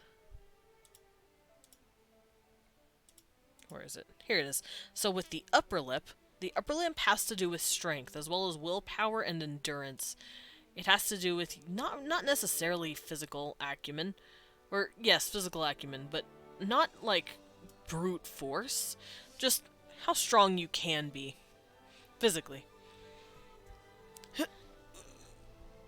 And the top lip will always be black, friendly but apprehensive, relatable. So, friendly but apprehensive. Basically, every VTuber on Twitter ever who's ever wanted to do a collab, but never made the first move. AKA everyone. Ah yes, thank you, music. It's so triumphant. We've discovered it! Oof, the call out. I'm not calling you out, I'm just saying. That's how it is. I've seen it all over Twitter.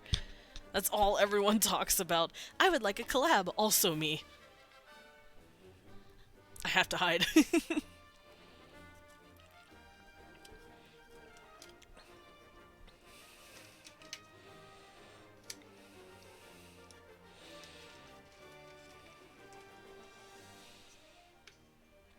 Meanwhile, I'm just here vibing. I would collab more, but currently, as I am, I want to get better at everything, I guess. I've only been streaming for a couple of months now, and I want to just get better.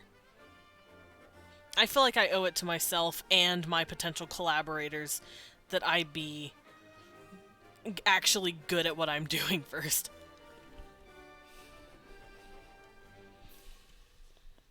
I want the experience.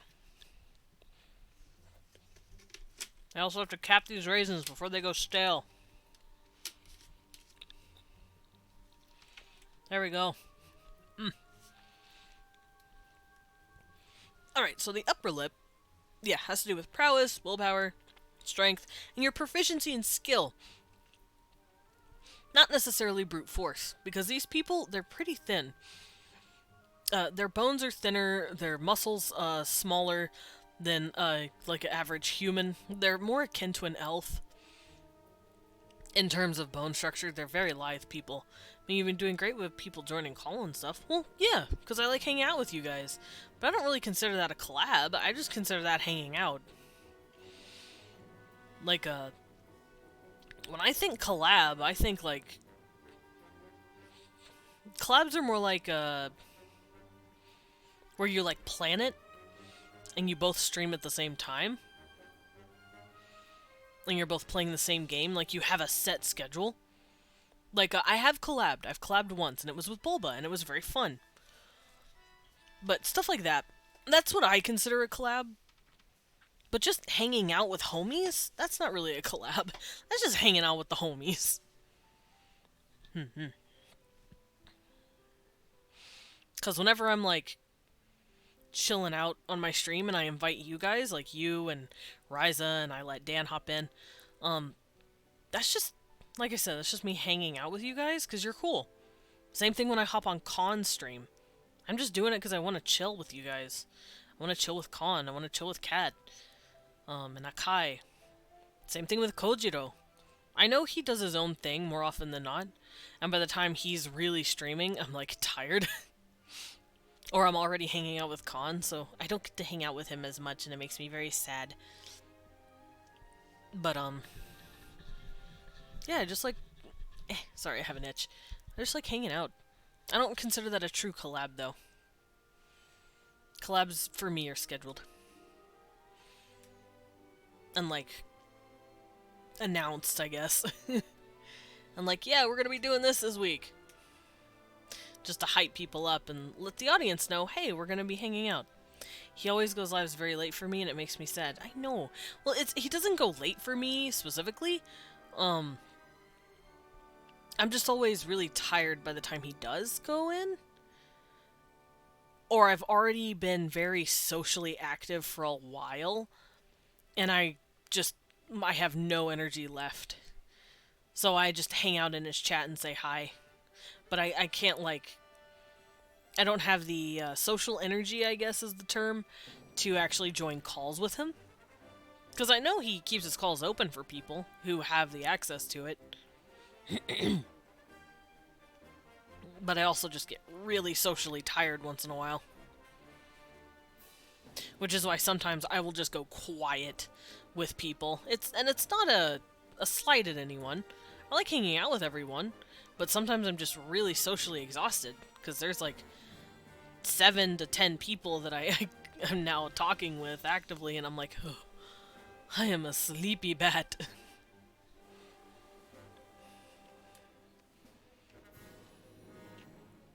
And that's just how it happens, but that's okay. I like hanging out with everyone.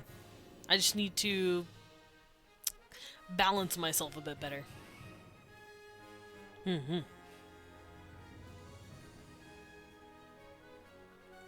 Alright, so the upper lip.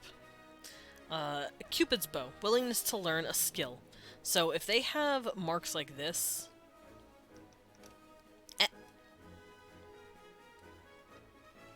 If they have a mark like this, it usually means they're more open to learning something.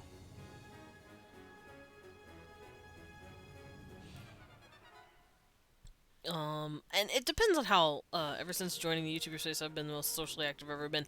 Yeah, same. I wasn't really used to being socially active, as sad as that sounds, that didn't bug me.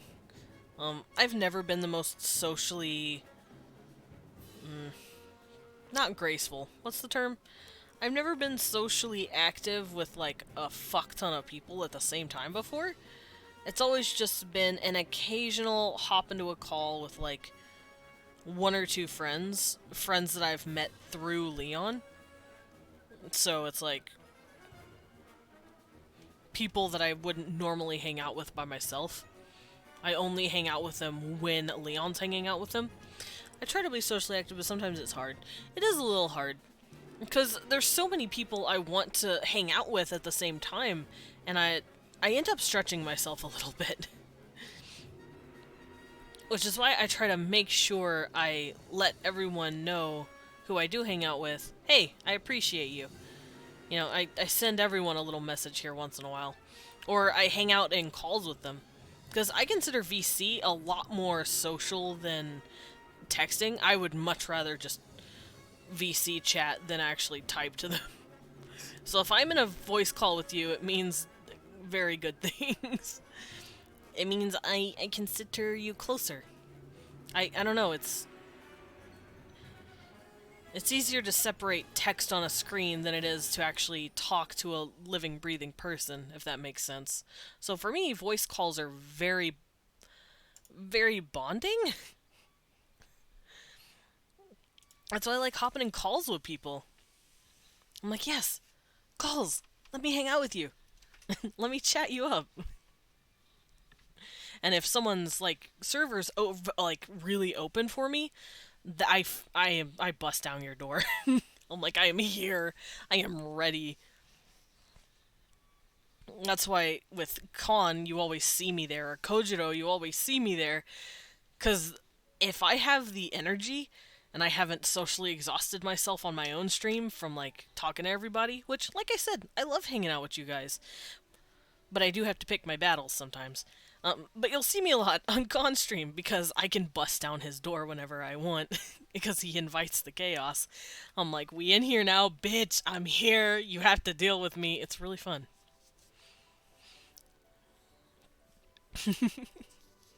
No, Himiko, pet, pet, pet. But yeah, I really like hanging out with you, Himiko, as well as Ryza, and Dan, and Con when he drops in.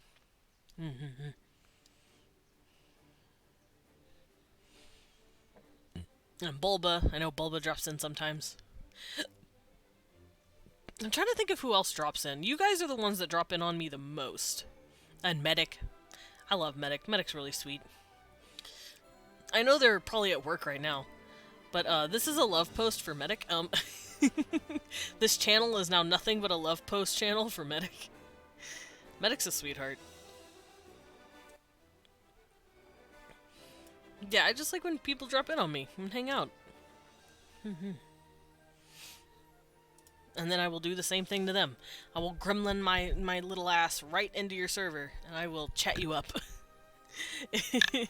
If I know I'm welcome.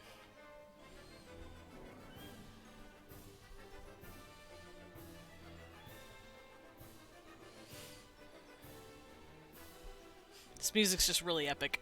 Don't mind me. But let's see. Yeah, upper lip. We know the markings. We know how this stuff works.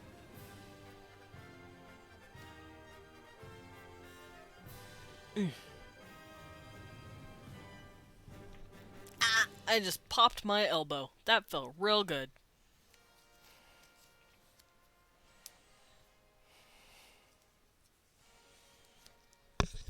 Meh.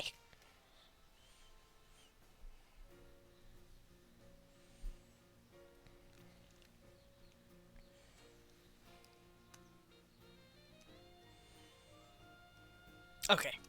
So I've cleaned up the, I needed to clean up the layers. If you say that, then I can send you an invite to my server. Oh. Pog? Ow! If you want, of course. We'll see. I mean, we already hang out, in my server whenever I'm socially ready. Which I find very sweet.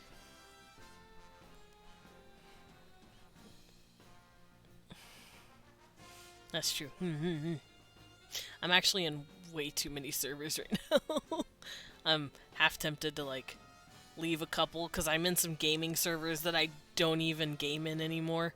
Or I don't play the game anymore. I really need to clean out my servers here. I'll do that later, though. Now is not about a server cleaning.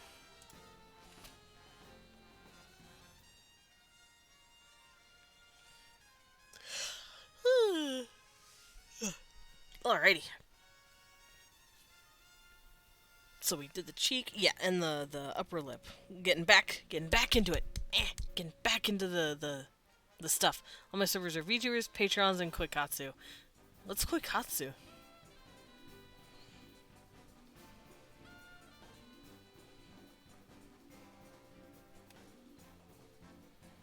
This music's really jammy. App I use for my model. Oh, right. Duh. I forgot about that.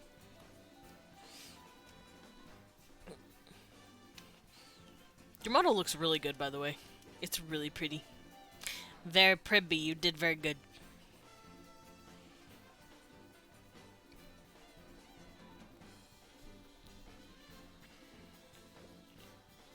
Alright.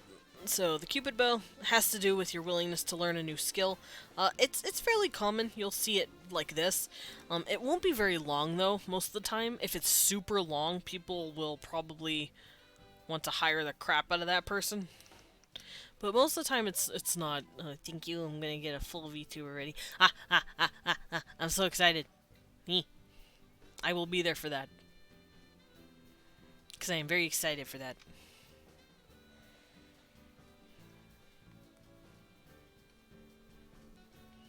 Oh, and the corner of the lip, if it's like this has to do with your efficiency.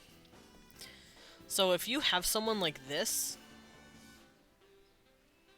where they have a lot of phrase and then they have a lot of Cupid bow spots like this, this person is probably extremely efficient and willing to learn new stuff and will become efficient at it very quickly. Someone like this is probably a really good worker. Very good at strength, very good willpower, and very good proficiency.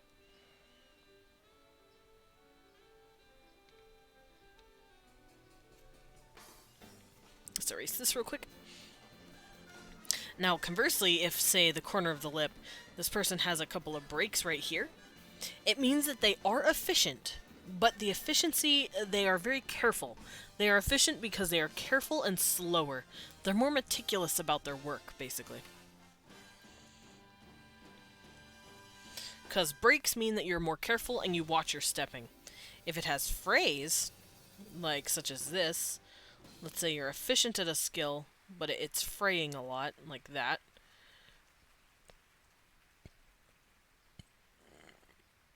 Then it could mean you are... you need to take a lot more tries than normal.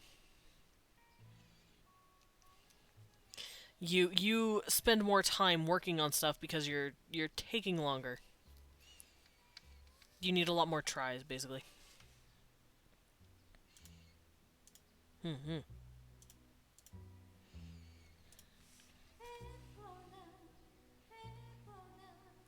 And then waves.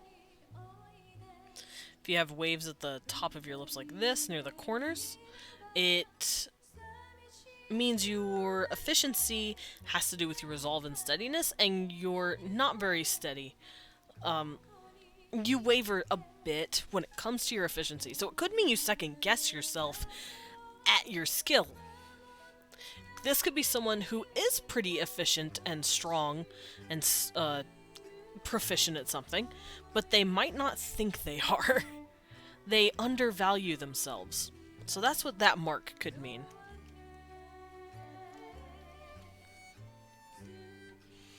And finally, the chin. After the... we'll do the forehead later. I always don't want to do the forehead.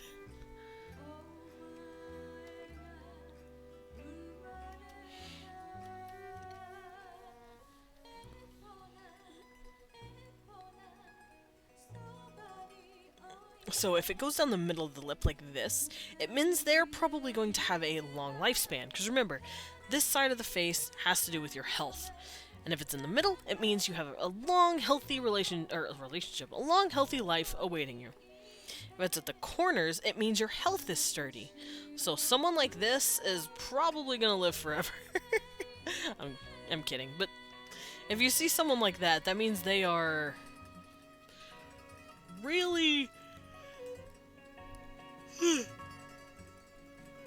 really healthy. And the longer this is, like if it says reach to the chin like this, that person has an extremely... Himiko Betrayal. But this person would probably have a really long, really healthy life. And same here. Maybe it wavers at the ends like this. Just a little bit. Waves can mean an instability in health at certain breaks and points of your life. And since it's at the corner, having to do with sturdiness, you have a long lifespan, but your sturdiness wavers, so you might be prone to getting sick very easily, so you need to be careful. And if there's breaks, I never wrote down what breaks mean. If there's breaks,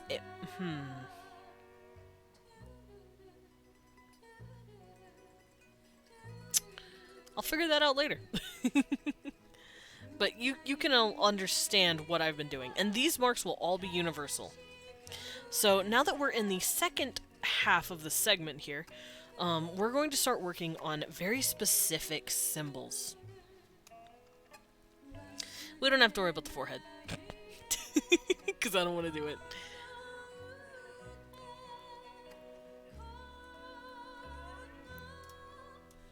Let me bring my notepad back over here.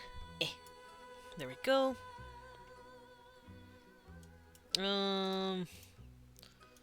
What should the breaks mean?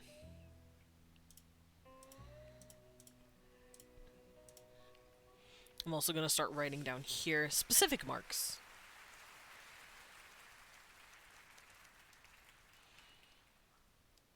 Specific marks. And this will be more like uncommon. I really like the world building you're doing here. Oh, thank you, Usagi. I'm trying my best.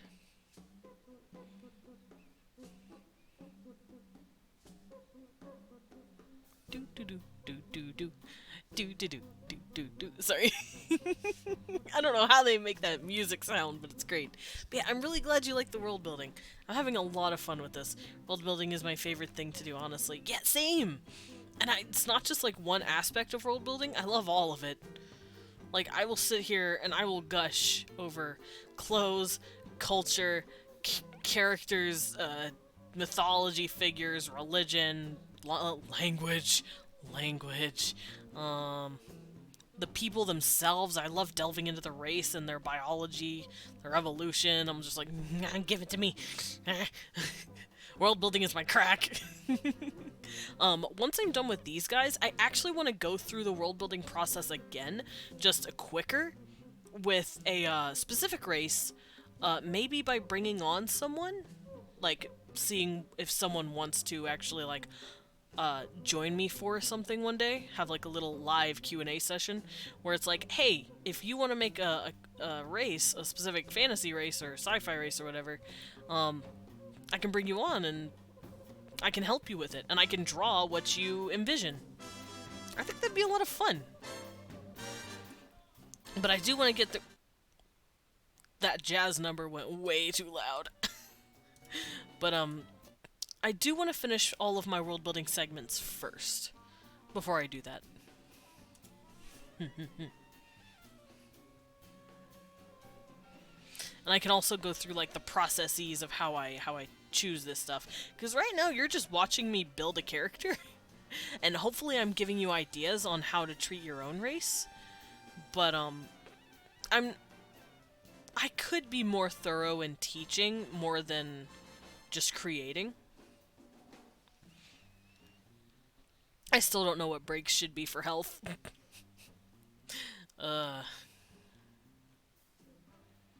Let's see, wavering is unstable. If it's breaks, though, maybe you just straight up have an unlucky health.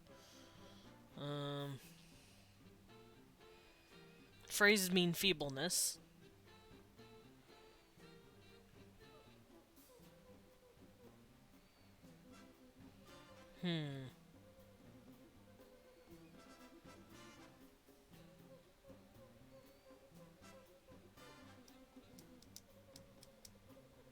I'm completely blanking here. I have no idea what I want breaks to be for health.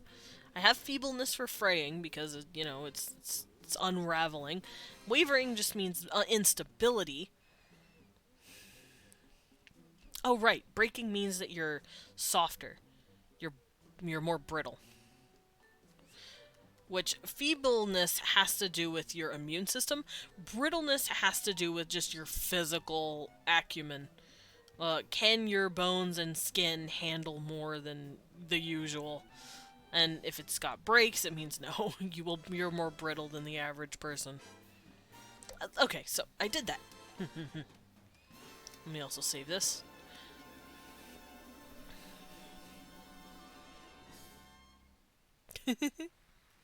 I love this music.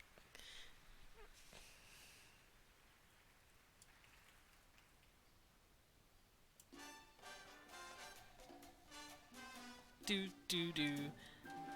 Alright, so specific marks. I came up with a few marks that I want to see on my people. And I'm gonna do this again, bring it over here. I don't need this because it doesn't really have to do with anything anymore. Because we're looking at specific markings. So, as stated previously, when having... scoot that out of the way.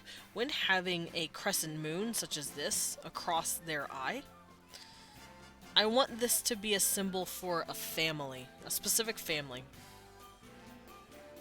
And it doesn't have to be perfect, it can be wiggly, because nothing's perfect. So stuff like that, I want to add like markings like this.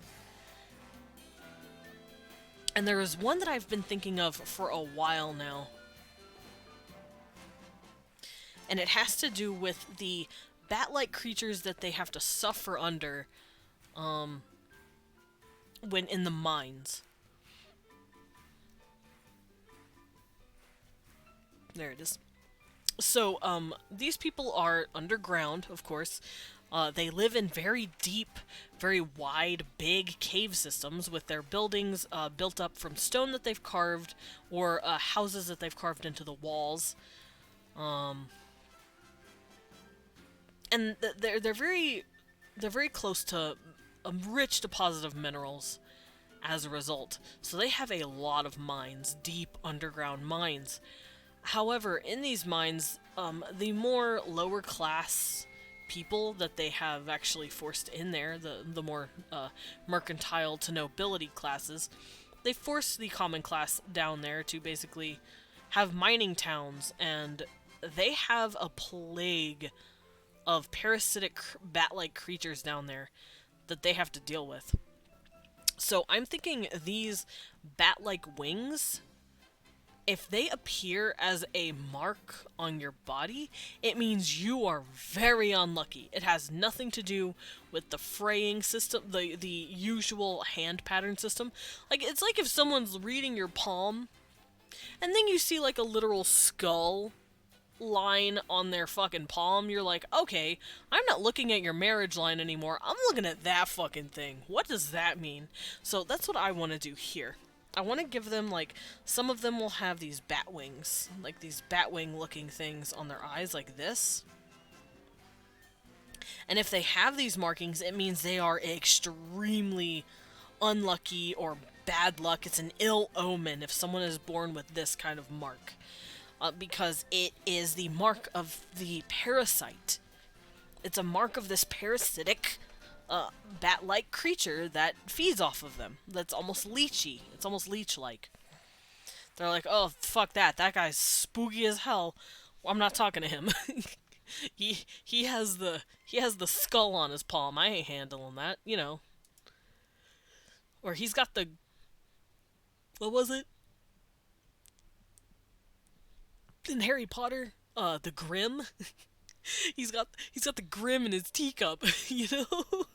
Like you're eating tea leaves and you're like, oh, that bitch has the evil hand in their tea. I'm not fucking with that. Except it's on your face. Also, I'm gonna go look at some corpse paint that I have saved. I'm pulling up the references right now because they have a lot of specific marks that I want to do. And it's not just corpse paint, it's more like goth makeup now?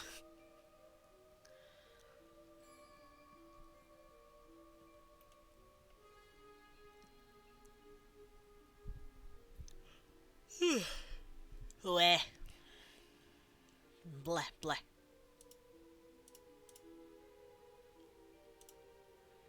There we go. Alright, I have everything pulled up. And yeah, this is a symbol that I really want to do. Ugh, hiccup.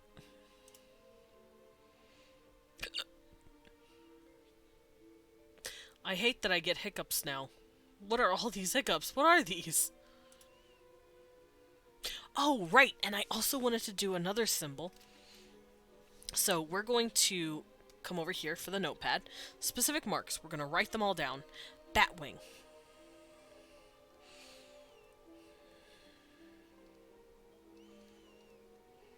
I'm gonna do this. Marks not part of the I'm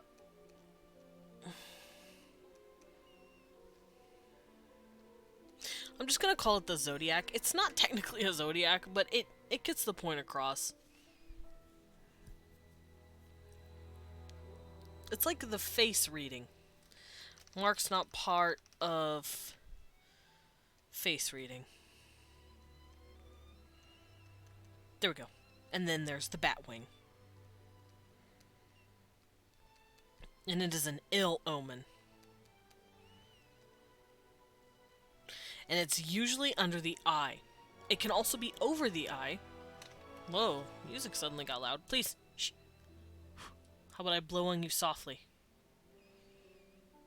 I think it worked.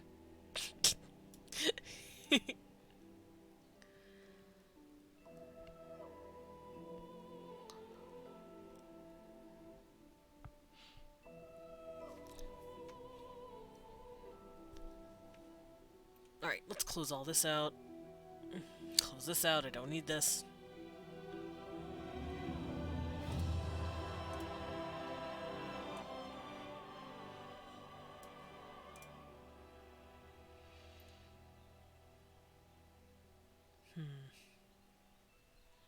I'm trying to remember what I wanted their religious symbol to be.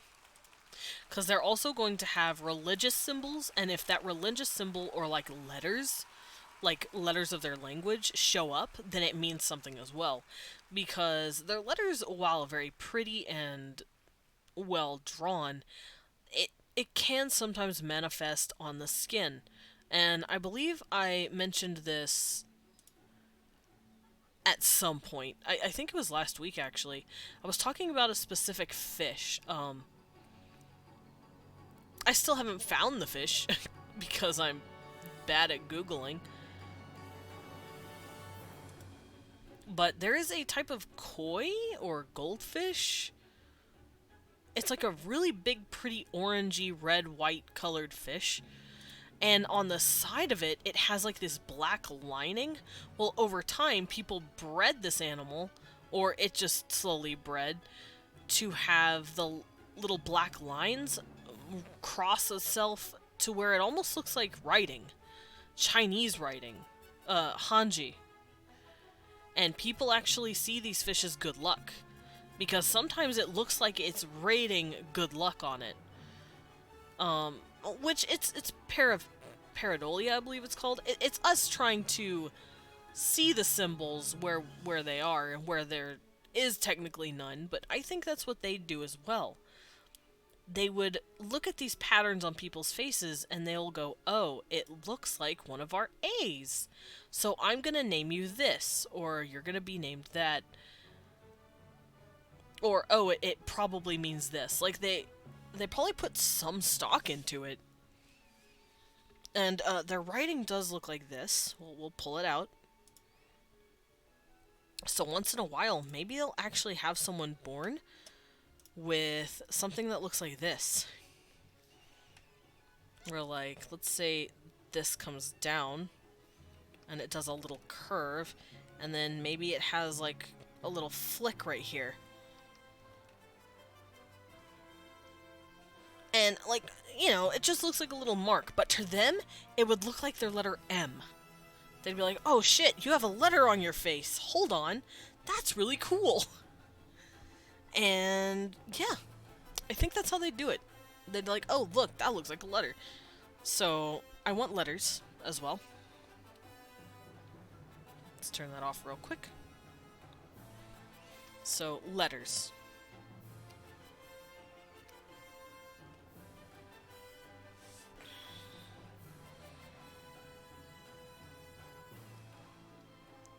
So if you have writing on your face, you're probably destined for something really great. Or you're destined for a very, very scholarly job. Like, maybe something religious or scholarly.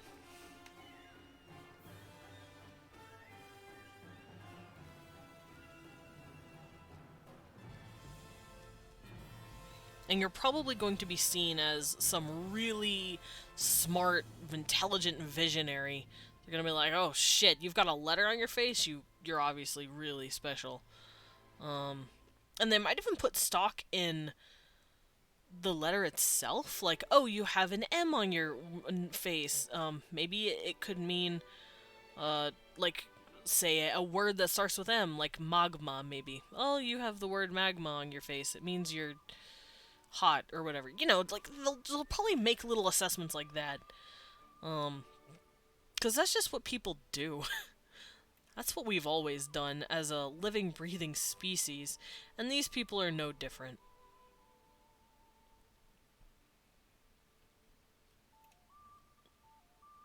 Oh, and right, spiders. If they have webbing or a spider-like symbol on their face, people are gonna lose their shit. It means you are extremely lucky. And you're revered, almost. You're not really a godlike figure, but you're definitely awesome in their book. Like, let's say you have Um, a line going up like this, and then maybe a line here, and then maybe it starts fraying weird. Like that. And then maybe it's frayed out strangely like this. Maybe not necessarily accurate to a spider's web, but it looks somewhat like a spider's web. People will be like, oh my fucking god, that's so cool. Because spiders are everything to them. For such like the Sapni, the Sami or the Sapni, in our real world cultures, as a real world example, one of their highest priorities and one of their most revered creatures is the reindeer. And that's because reindeer are basically their entire livelihood. If they did not have reindeer, they'd be fucked, as far as they're concerned. So for these people, it's the same way with spiders. They are extremely reverent of spiders, and they believe that they are their lifeblood, essentially, because in a way they are. Spiders protect them because the spiders are huge. Let's not knock anything here. The spiders are like, they can be the size of large dogs to like horses or even buffalo. Like, these things can get big, which means that's a lot of spider meat to eat, as well as that's a lot of spider silk to make. Spider silk is used for pretty much everything. It's used for bed lining, clothing, curtains, wall lining. They probably plaster it on the walls. For textured like wallpaper, they paint it and then put it as wallpaper. It keeps them warm whenever they're venturing down into the deep, dank, dark stuff. Spider mascara. Oh no. Actually, they probably do have a type of coal writing, like when they write, and they use some of the spider silk's natural sticky goo, as gross as that sounds, as sort of like a honey, like we do.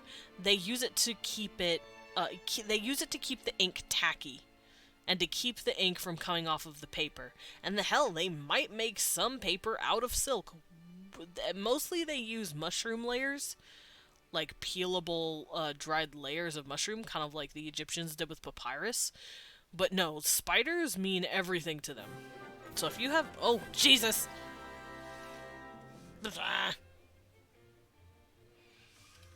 My music just scared me.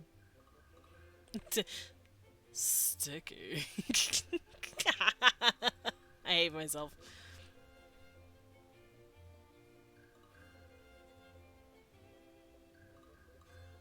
Sticky. But yeah, if you have anything spider related on your face, they will absolutely love you. So that means this, they would adore. And spider marks. They normally deal with black widows, but they also deal with certain tarantulas as well. And their spiders have actually, what's the term? They've, of course you're sticky. You've been stuck in my head for a while.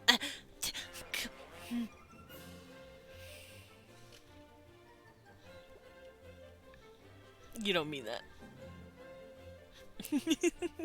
You're so sweet. I missed you too, Blipbot. Indie Blip.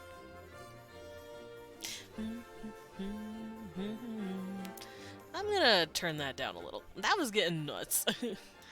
That was too big for its britches. Oop, ad break. Oh no, ad break. Oh no.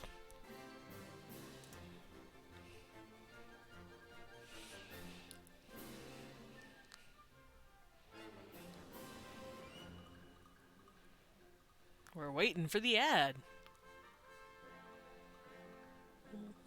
Oh, I need to clean my glasses, actually.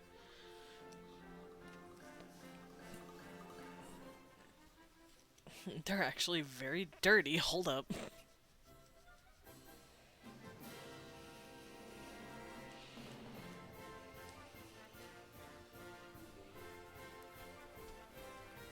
Was the ad break over?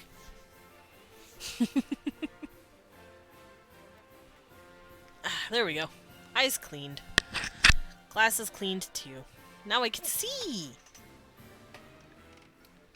But yeah, back to here. Spiders are their everything. So if you have a mark like this, they think you're awesome. If you have marks like this, maybe?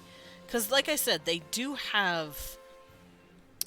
it's like widow spiders. So if you have marks like this, or maybe marks like this, you're considered like a spider touched almost.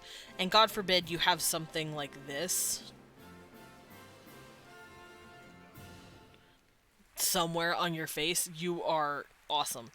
They might also do something similar here as well.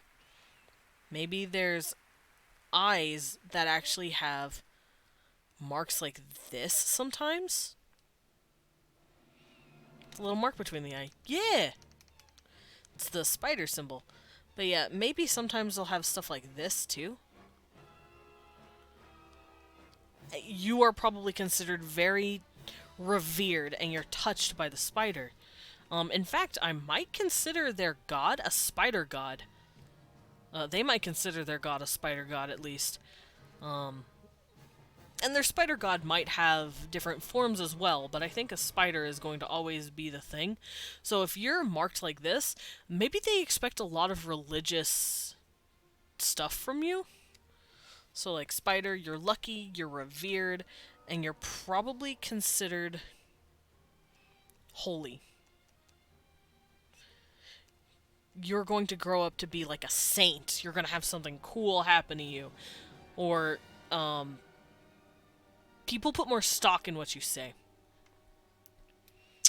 Now, let's see. What else?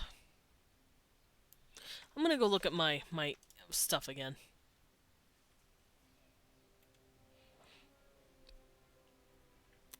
Ooh.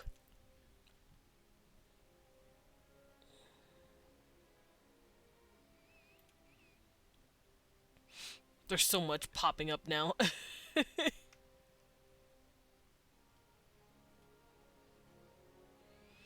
Oh, there's another thing I wanted to do.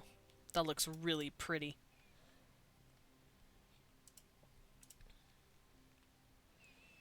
Let me go find it.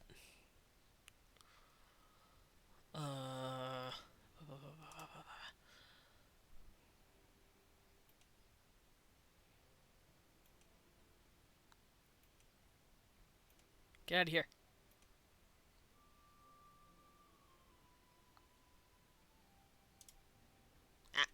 I just messed it up. Okay, here it is. Sorry, I'm just pulling up my stuff. Do these folks have farms? Yes, they do! They have farms! Specifically, spider ranches. Mm-hmm. They also cultivate and farm mushrooms. Mm-hmm. Okay, so it looks like this. I wanted to do something like this. Where they have these... My music is very quiet again. Please don't do this to me.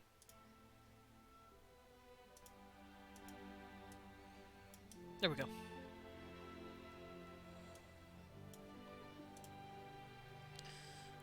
But yeah, I wanted to do this where they have lines under that are completely disconnected. And I think if the lines are completely disconnected, maybe it doesn't mean anything super crazy, but maybe it's familial? Maybe there's certain families that have their lines like that? What are those platform-like mushrooms that grow on tree sides? That'd be super cool for a mark. Something like this?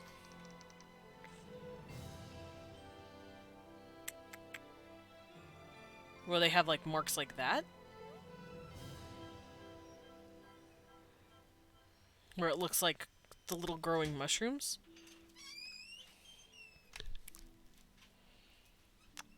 Leon is here! The baby. Did you just make an ew? Oh, I thought you made a cute noise. Blipbot says hi. Chat says hi. I just popped every bone in my body. I am no longer Crumch.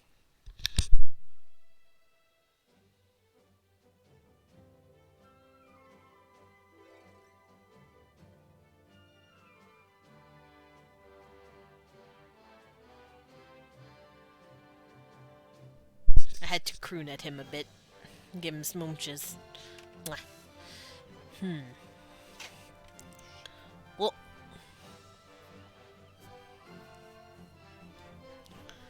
Alrighty. So, I don't think they'd put a whole lot of stock in Lucky Fella. Wah. I am lucky. Yeah, I am lucky to get smooches. He's a very sweet bear.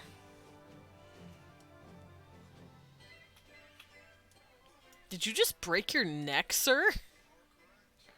I just heard crack, crack, and I'm like, oh. Oh, he's just dead. By the way, here's a bunny kiss. Kiss.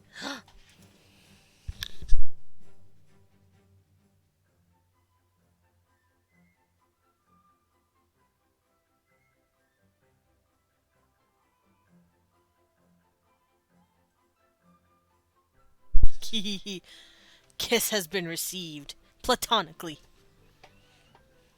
Oh, everyone's giving kisses. Mwah, mwah, mwah.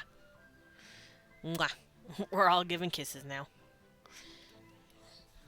But yeah, I don't think they put a whole lot of stock in the crescent moon symbol, because they can't see the sky.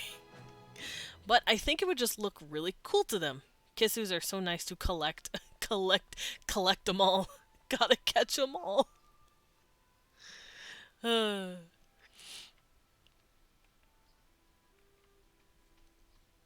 But yeah, I don't think they'd put a whole lot of stock in the crescent moon itself, but maybe like you said, the mushroom symbol, maybe the crescent moon for them is just a mushroom. Or like half a mushroom or something. So something like that. Maybe they're considered cultivators, or this is gonna sound gross, but maybe they're considered more fertile. Like I said, it sounds gross, but like, you know, it is a symbol of fertility for them. Maybe they're like, oh yeah, you've got this.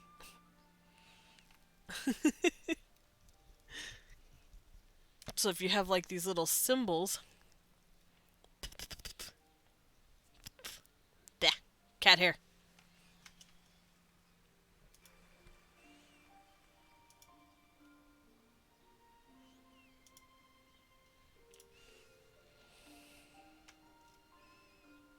But yeah, maybe you have like a couple of symbols that do this, that kind of loop around and hang out. Maybe when you have marks like this, it means you are more fertile, more virile, more oomph. I don't know how else to explain it. People put stock into that shit in our pack. Oh, this one was packaged by Amazon. Amazon! I love it. So, crescent. Crescent symbols probably mean fertility.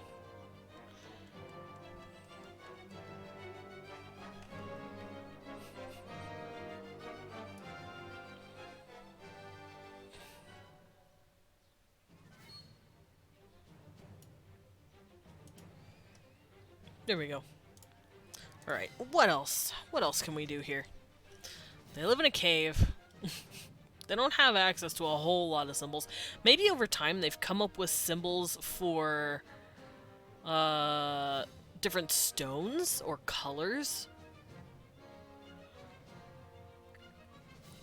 A little bit of both. They have adapted to the darkness. Ergo, their eyes are more like lights. As you can see here, their eyes kind of glow. So their eyes are adapted to a very dark setting that helps them see and takes in a whole hell of a lot of light. And even makes their own light. But also there is types of mushrooms down there that are bioluminescent that have offered some light that seem to almost glow a bit more when they're shining their eyes on them. It's kind of like a resonance to help see better. That way they haven't actually like completely lost their eyes. Because if you're in complete darkness, you will actually devolve eyes. Less lashful night besides mushrooms. Make that a symbol. Well, it's just more mushrooms. But maybe...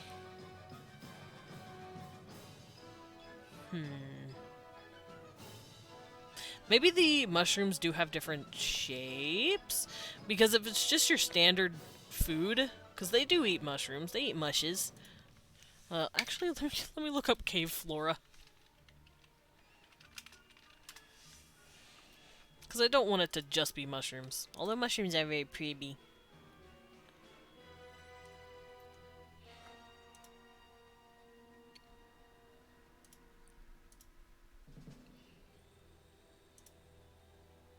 Ooh, that's pretty.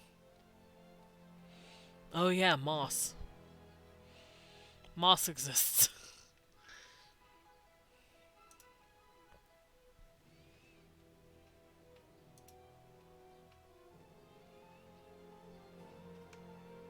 Eat the moss acquired.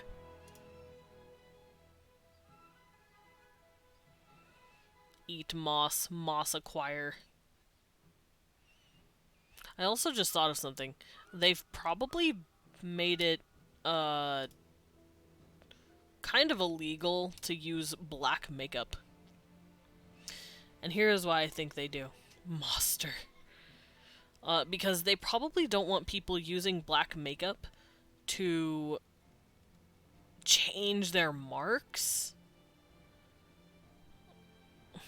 Or then again, they can't really enforce that. Maybe they'll just see it as, like, rude. Because, black makeup I could see them using for, like, lips or very special occasions. To draw, like, really... Oh, Mono! And thank you for the sippy!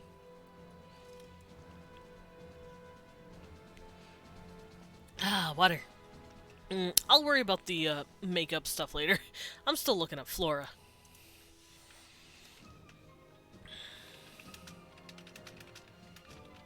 Sippy sippy. Give the bat a sippy. Eek, eek.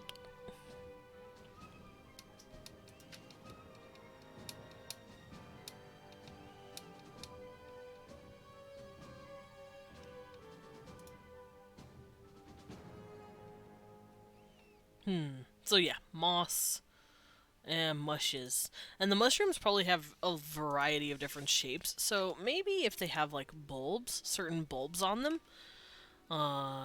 they would consider it...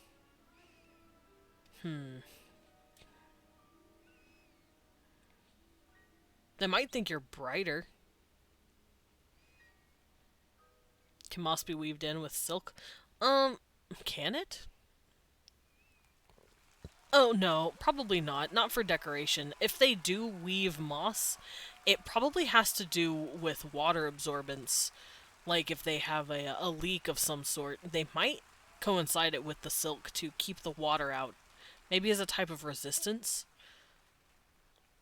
Because they don't have to deal with water, the way we do. They don't have rain. But they do have to deal with some flow issues once in a while because they're in a cave. There's no rain, but there's definitely erosion here and there. So they've probably had to use moss for such occasions. Now I'm just I'm just looking up creatures that live under caves. Oh, I know. They could also have symbols like this, where it's like super swirly.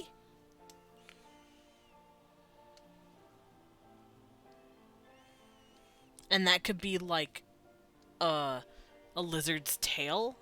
They could consider it like the tail of a lizard, because there are still like little lizards and stuff living down there. It's not just these parasitic bats and all that.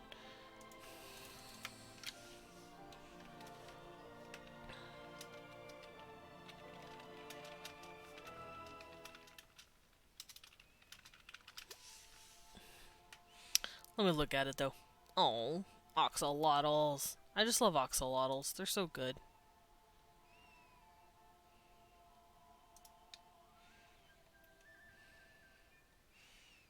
This is really sounding cool. Weh, thank you, I'm glad.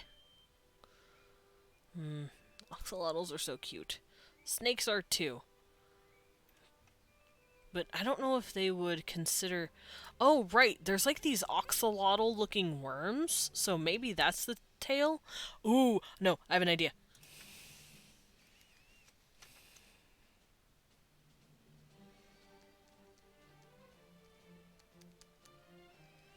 Maybe they have oxal gills. I'm just saying oxal because I don't know what else to call them. But there's these types of creatures that we've actually found underwater, and they look like really long axolotls. But because they have those gills that they have, and they're iridescent and they're glowing, but they don't have eyes because they don't need them. They're in the complete darkness. So maybe they can have those as well. Maybe occasionally you'll see someone with like, nope, wrong brush. Maybe you'll see someone once in a while with something like this.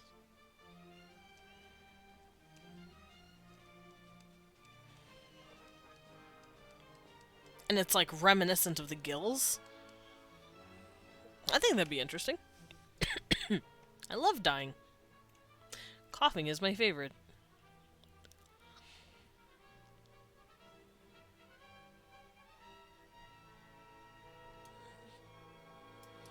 They're called troglobites. That sounds mean.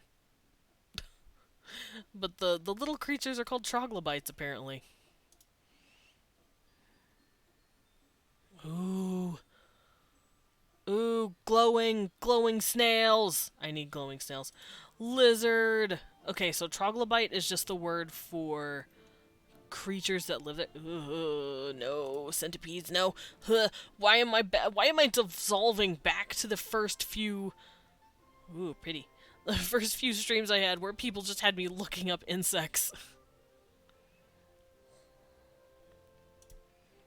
Ooh, these things look cool. I don't want sea creatures, though. Oh, that's pretty. But I don't want sea creatures specifically. I just want... Ooh, pretty mushroom. Yeah, they have these very green to blue mushrooms.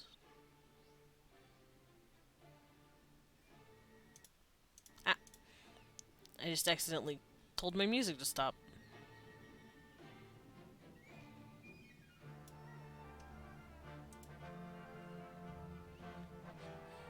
Yeah, I'm trying to figure out what they're specifically called.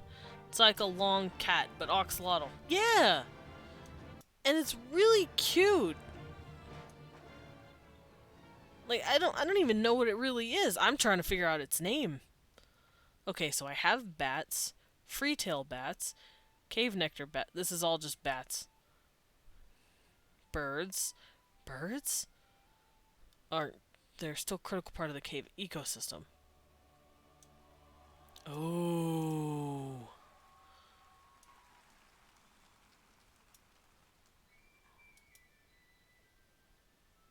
I just thought of something.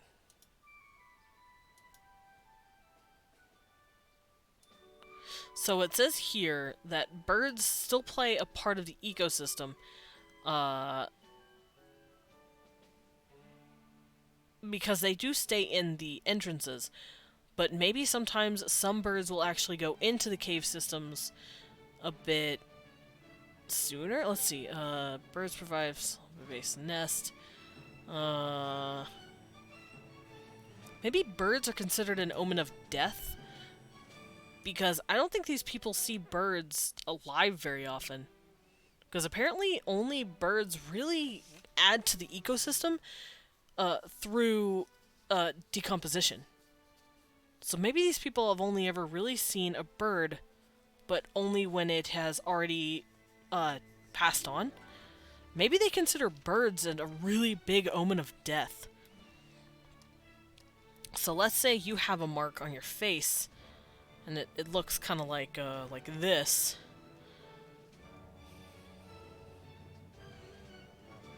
Because for some reason your face marking has weird bird-like shape to it.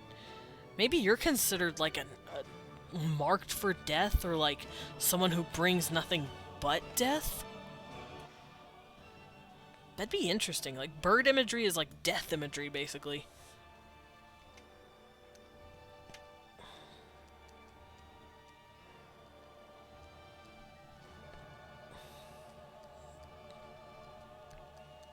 Not to mention, birds are also, well, not all birds, but ravens specifically are also known as kind of like death omens for us too. The long axolotl is called an alm, apparently. Interesting.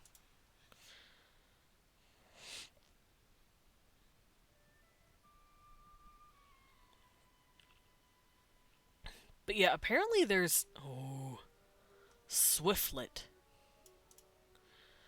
Apparently there are birds that can live in caves. They're called swiftlets. That's really cool.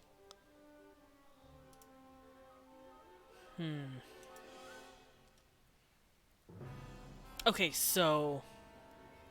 Sounds like a Pokemon, kinda. Swiftlet, I choose you. So maybe birds, maybe certain bird symbols can mean an omen of death, but maybe swiftlets specifically, like the swiftlet look. Because maybe there's two types of birds for them. So if you have a certain mark in a certain spot... Oh, this bird is really pretty. Maybe they consider them messengers. Like messengers from the not really the heavens, but like whatever they would equate to the heavens if they're living in a cave system. Because swiftlets go back and forth, it seems. Swiftlets can echolocate just like bats can, and they can live in cave systems, but they're also seen outside of caves. So maybe they consider them like these dichotomous creatures that can go back and forth between the veil of like the living and the dead, almost, maybe. Maybe they consider you dead if you are out of the cave, because the only thing that's ever come into the cave that has left and come back, it's already been passed on. So maybe they're messengers of the god, not really the gods, but like of just the other side. Maybe they even consider them spirits. Some types of spirits.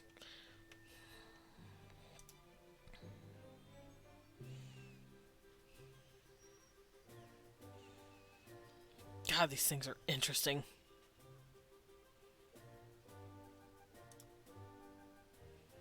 Swiftlets are nuts. So yeah, I think these little red-eyed, beady-eyed looking fucks are considered like familiars to the other side, messengers of the god of the dead, stuff like that. They're far more interesting than being just an ingredient source. Choose to live in caves and deal with the dark environment. They've adapted to use echolocation. Their method of echolocation is different from bats, as it's actually audible to humans. They use two clicking noises, separated by a slight pause. So maybe they consider these little clicks and these little birds to be messengers. Maybe they think when they hear those clicks, kind of like how we hear like a banshee's wail, we're like, oh no, you're marked for death. You know, that's like our omen. Maybe hearing the two clicks, the echolocation, is a warning that something's going to happen to you, or that a loved one might die. Maybe that's kind of like the myth that's surrounded these little swiftlets. So if you have a mark similar to them, like a wing mark on your face or near your chin that looks like these beings, then you're a messenger. Maybe you're considered a holy messenger.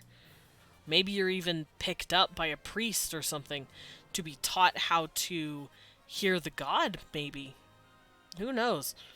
Okay, so yeah, I'm here at amphibians now. And Olms. Yeah, the Olms are very cute. So I'm going to erase Oxel and I'm going to rename it to Ohms. Because Olms are very cute. And I do know I wanted them to have Olms as pets, as well as frogs. Frogs are very... I believe frogs... Or not frogs, salamanders. Salamanders and frogs. So the swirl would be a salamander's tail. Might have to do with maybe being sly. Maybe they consider the salamander the cheeky one of the group. 'Cause we all have a trickster god in our mythos. In African mythology, I believe it is a spider named Anansi. I say African, but it's just one god in one culture. But, Yeah, they have a spider named Anansi that is a trickster god. The Norse have a trickster god, Loki. The fox, I believe, or the coyote, is considered a trickster in Native American mythology. And the fox is a trickster in Japanese mythology. So I think for them, the salamander would be the trickster. So if you have swirls on your face, you're probably cheeky or a tricky. Cheeky and tricky.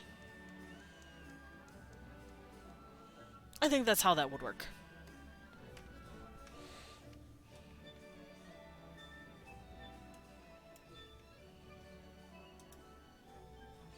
Okay, so yeah, we have the salamander.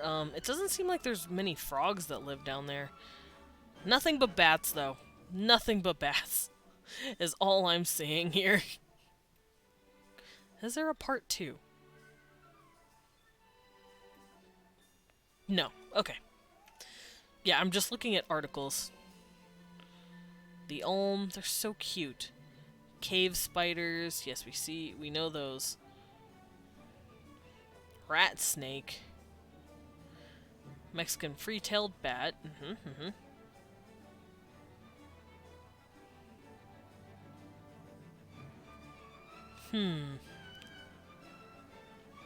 Maybe they have hanging snakes.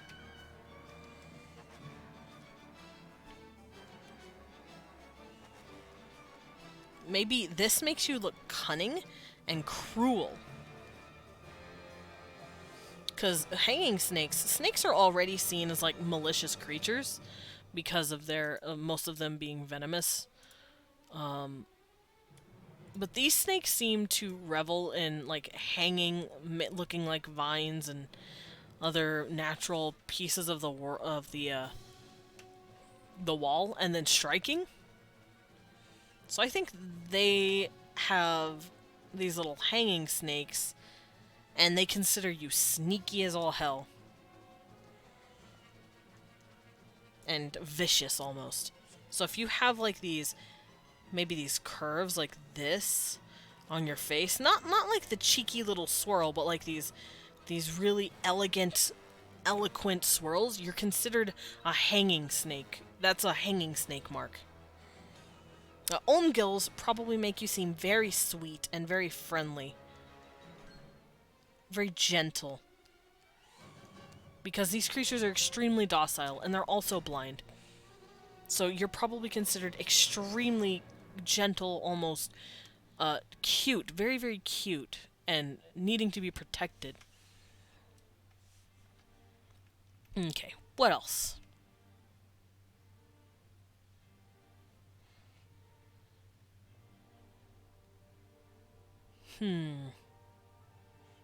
Feeding bacteria growing in.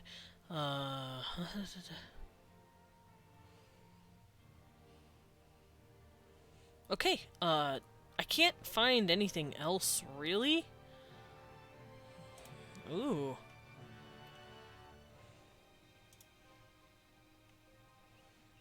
Ooh, I found a chart. Hold up, we found a chart. Oh, there's crawfish? Oh, that's the salamander. Oh no. Oh no, centipedes. They're gonna have centipedes. I'm just gonna write down centipede. We'll worry about what that means later. I don't want to look at these.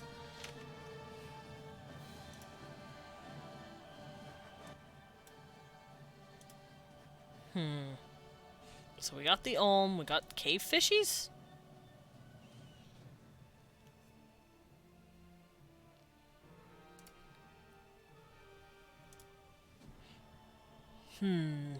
Niphargus. Too many legs. Yeah, centipedes are fucking gross. I'm not even gonna be nice about it. Centipedes? Fucking gross. No thank you. Alright, there's something out there called Niphargus, and it looks like a translucent shrimp. It's really pretty.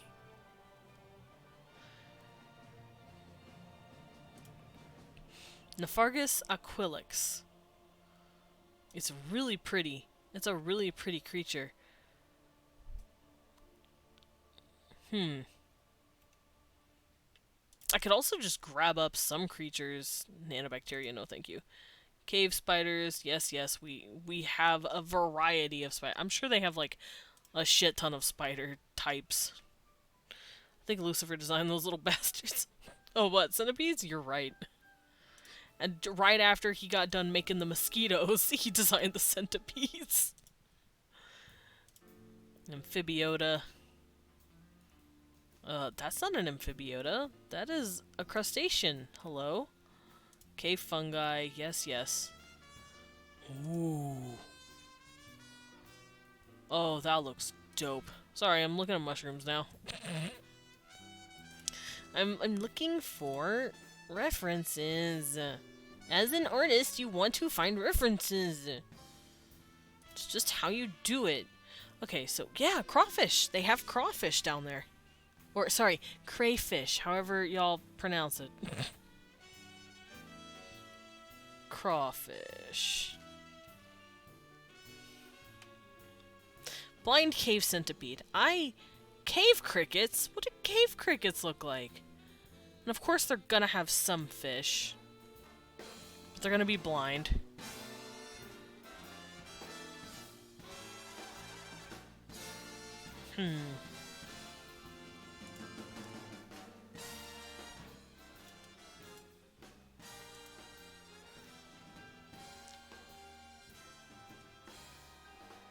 Ooh, these things are pretty. Troglodyte crawfish look really pretty. They're like these. Here, I'm gonna show you guys real quick. Close your eyes if crawfish scare you for some reason. In 3, 2, 1. Look how pretty. This is a pretty boy. He's very white, very translucent.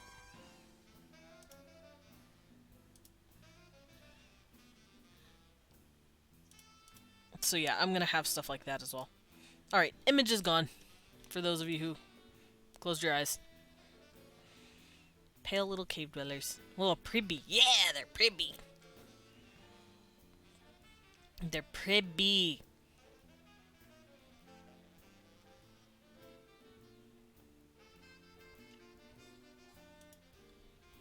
I like these little glowy snails I see. I found a glowy snail. I'm gonna look up translucent.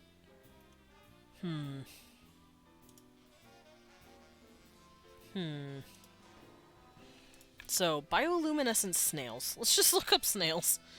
Just gonna say snails and slugs.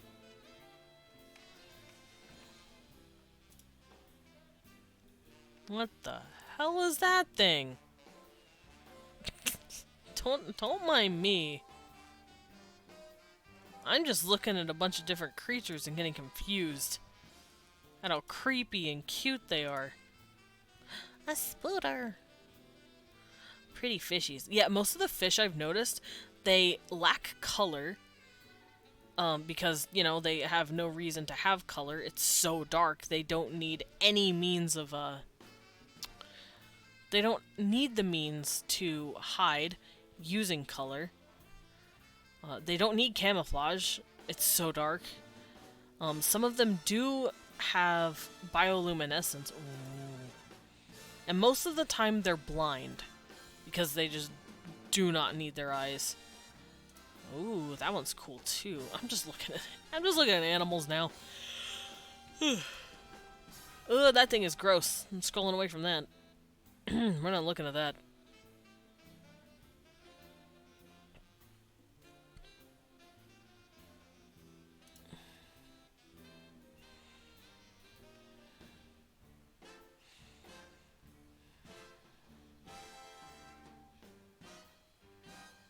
Whoa, that is a fuzzy looking boy.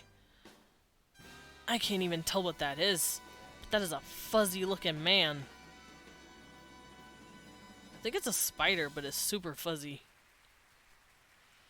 Okay, so I'm going to keep all of this in mind. A lot of stuff in caves have no color, or they're either white or a little bit of a pink white.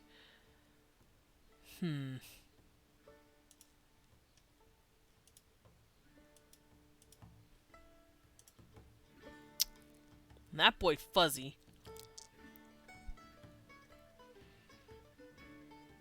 Mycelium cave fungus. Oh, it's a fungi! And he growing. Him super fuzzy. Ooh, witch butter. That sounds cool. I'm just looking at fungus. Looking at mushrooms. Witch butter sounds really cool though. What's this fish? Okay, so I found a fish that looks really fucking cool. And it's called a waterfall climber. So, I'm gonna write down water climber to remind myself. And I could see people having these fins. Okay, so this is what the fish looks like. And it looks really pretty. Close your eyes once again if this kind of stuff is gross to you, but it's fine. It's just a fishy. But look at this fishy! He's got like these really pretty feathery like wings. No, wings? Not wings.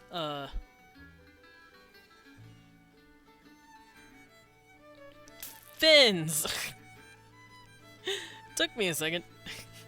But they have these really pretty fins, so maybe people who have these, it'll... Get out of here. Maybe it'll look something like this.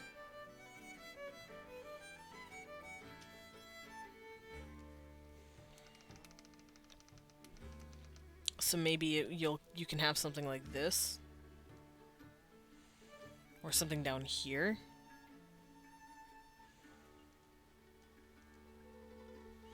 Like these kind of symbols could be considered the fins.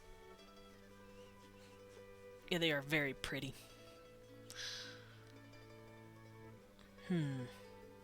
Yeah, waterfall climbing cavefish look fucking cool. So yeah, I think maybe if you have these fins on your face, maybe you're considered I don't want to make them another messenger, because that's what the birds are. But these fishes, maybe they're considered a water spirit. Look how pretty these are! Oh my god! Look how pretty! I want to fight in that in Monster Hunter.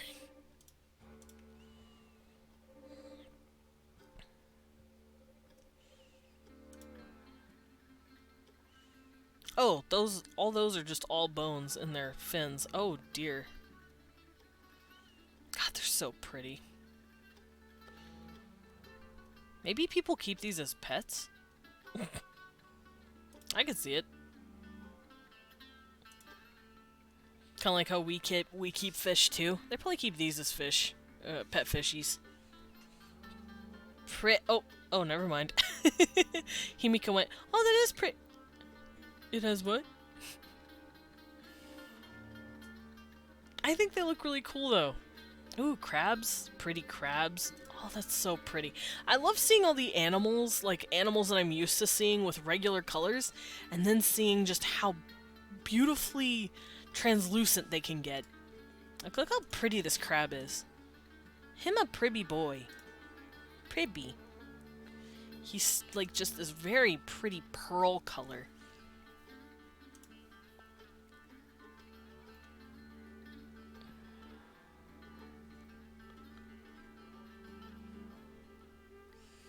Yeah, it's kind of like shiny Pokemon. It's like, oh, I found the subspecies. Or like going to a Alola and finding the snow biome Vulpix for the first time. Or Alolan. Yeah, thank you, Leon. Mwah. He let me know which one. But yeah, it's like going to Alola and finding the snowy Vulpix for the first time. You're like, ooh, that one pretty. I want to do that one.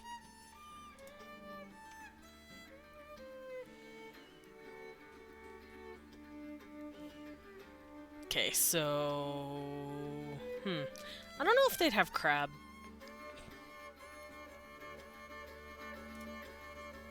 Oh, the music's getting a little nuts.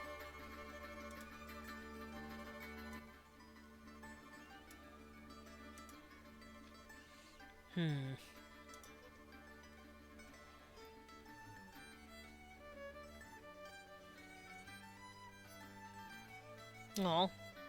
Burbs. Now I'm just looking at people holding birds. So I think I've gathered...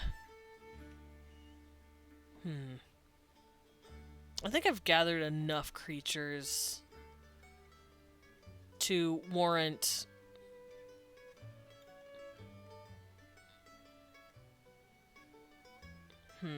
Yeah. I think I've gathered enough beings for the time to safely say I have enough symbols for these people's faces. And now I'm going to cross-reference these with... Let's remove this. I do not need it. I do not need it. Delete it. Get out of here. Oh, I did need that. Oh no. I messed up is what I did. Ah. There we go. I fixed it.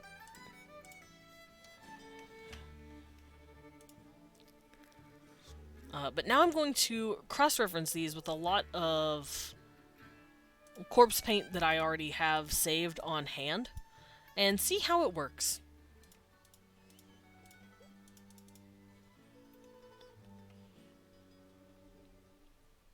Okay, so I have the snails. Ooh, that's pretty. Speckled sea louse. I'm not putting lice in my world.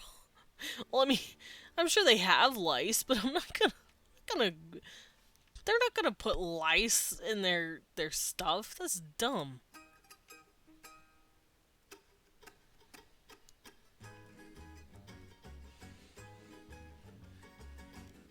They probably also have a lot of insects as well, that live specifically in here, but I'm not gonna worry about those just yet. I want to work on like the bigger animals that would be prominent in their lives. And Control Z! Control Z!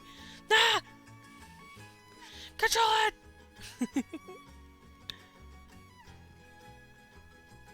Well, this is Dragon Roost. Nice.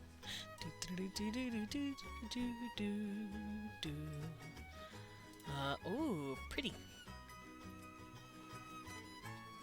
I've just caught myself saying "ooh, pretty" for like the past 20 minutes.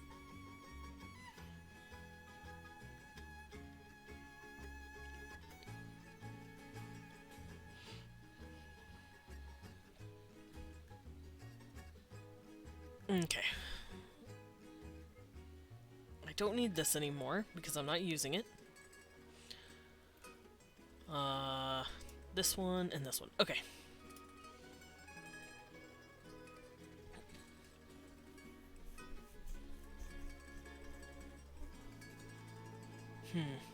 I've also been thinking sometimes maybe they'll have lines that come off of their face in different patterns like this. I'll show you here. Like, say this person has their little eye line, because the eye line is very common. Eyeliner for them is very common, apparently. Because it helps absorb extra light that they don't need, I believe. But then maybe they have a line that does this, that comes out and meets with their eyebrow. Like that. I think that'd be pretty cool. More like there's extra lines everywhere hanging out in different spaces. I also want to do stuff like this, where their lines are like sitting next to each other. It's gonna be a lot less common, but I think it'd be really pretty all the same.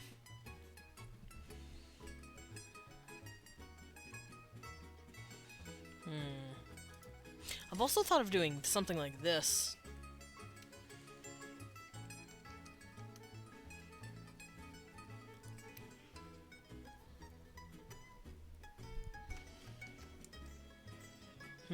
Now, I know they don't have crosses because, Jesus, it doesn't exist for them.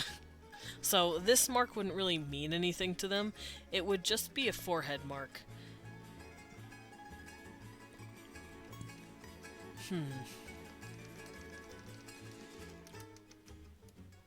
Oh, hiccup.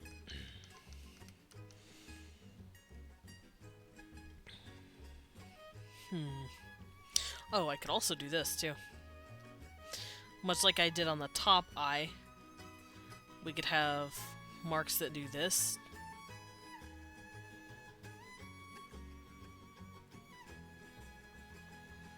where it kind of looks like a spider's web.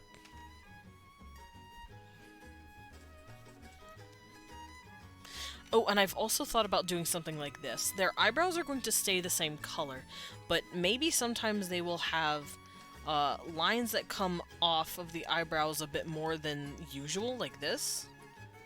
Or maybe sometimes they'll even have extra lines that come up like this, that look like eyebrows. And maybe sometimes they'll even shave off their original eyebrows if these lines are too prominent. Because the eyebrows, the hair itself for the eyebrows is very thin. It's hardly noticeable. So maybe most of the time, they won't even have any. Like, similar to this person. Okay, let me copy this image real quick.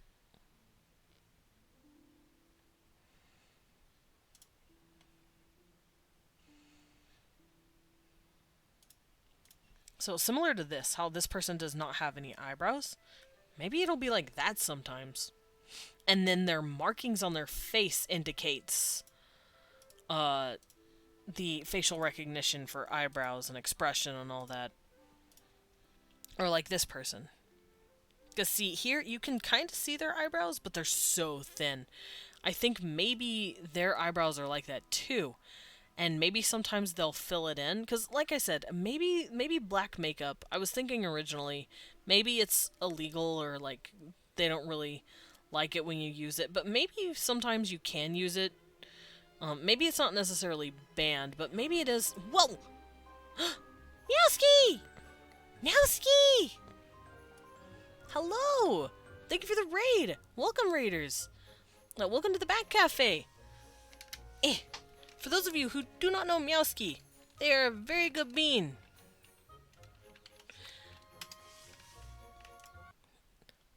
And this is them. Plants? They're throwing me a... No, you're totally wrong about that. Also, I'm in the mood for some chocolate.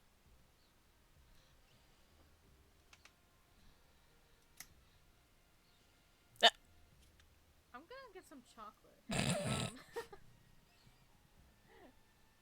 I'm just gonna have a nibble.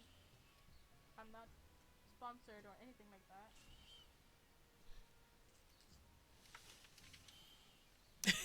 Right in your face. Chocolate. But hello, welcome raiders. Welcome into the Bat Cafe. Hi, for those of you who do not know me, I am Desmond Dracula, a vampire bat butler, also known as a battler, and I go by he, him pronouns. I do a lot of art as well as world build on Wednesdays. Guess what today is? Ye. I also play a variety of games from RPGs to roguelikes.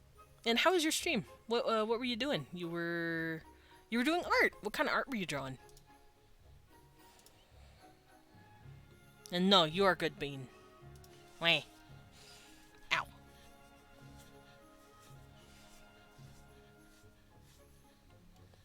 Ugh. I gotta stretch real quick. Whew, stretchies.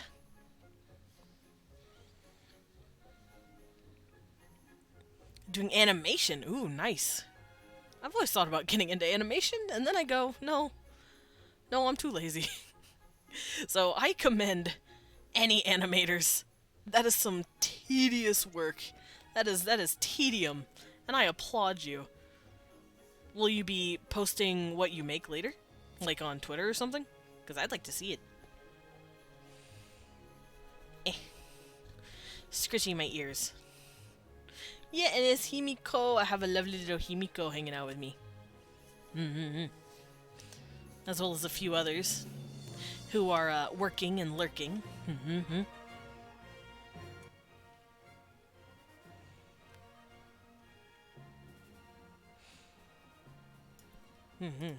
But yeah, right now we are actually world building. I have been working on a fantasy race from complete scratch for the past like 8 weeks or so, 8 or 9 weeks, every Wednesday. And right now we are finalizing the facial markings of all things, because I want them to have really pretty variety of facial markings. Similar to like this, kind of. Because they are mostly a wish fulfillment race, I wanted to make a goth metal alt looking inspired race. Because I myself am in that category. super soon. I still need more time. That's fair. No pressure. I was just curious. What's the animation of? This looks amazing so far. Oh, thank you. I am glad. I've gotten a lot of stuff done with these guys, actually. And right now we're just working on facial markings. Whoa! Music got loud. It's of Makari dancing. Oh, nice! That's so cute. I think I saw some of that last time I dropped in. I think that's what I saw. But yeah, I just want to show you my little dudes real quick. These are the races, the different genders. Yeah, that was one. Okay, yeah. So I was correct. It looks really good so far. Yeah, these are my babies. This is the female, this is the male, and this is the U-male, which is like a third gender for them.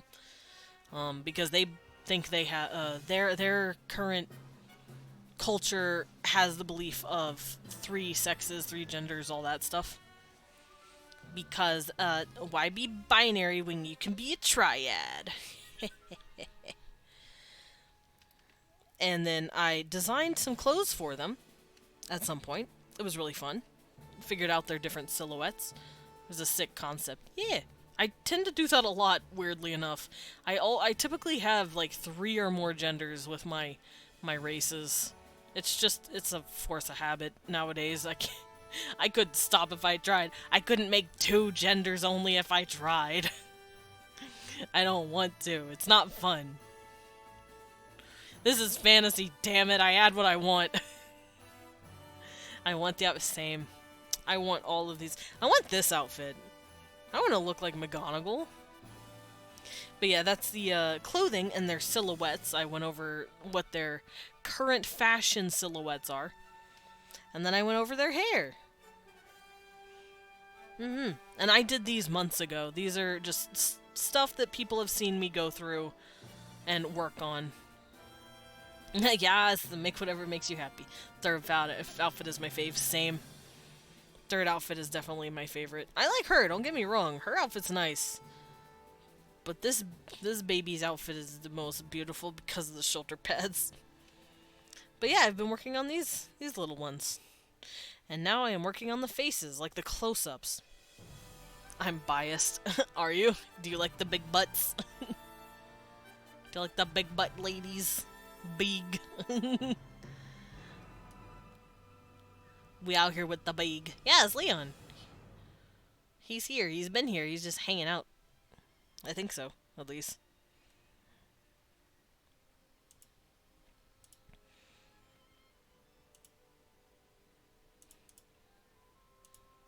Okay. There we are. I was looking for my layer. I have like over 100 layers on this file. I need to clean this up eventually, but oh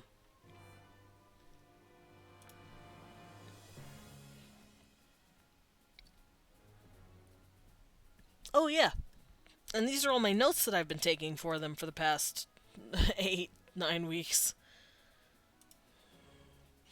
It just started off with this. That's all it was. This is the original concept. That's it. I was like, oh, I want to make these things, and then it just grew. And then I have gone over my different ways big bee butt. Oh, that's another thing I want to do. I want to make an insectoid race. After this, I'm probably, like I said, I want to make another race using my stuff, but I'm going to be shotgunning it instead of going into super detail. And then one day, once I'm done with that, and I've showed you my process, I'm going to bring someone else on and go, hey, if you have a fantasy race in mind, we can, like, I can help you workshop it. I think that'd be really fun. I also have their writing system down.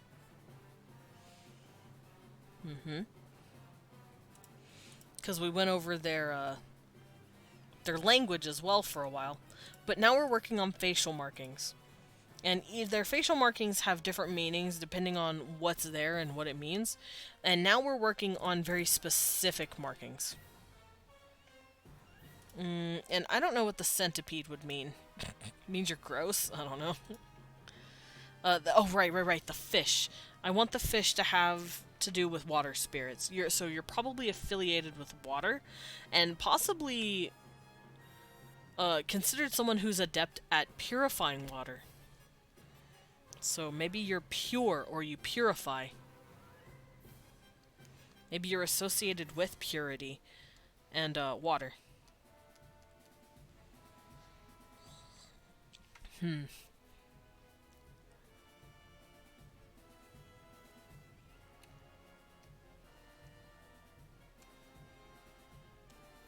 There we go.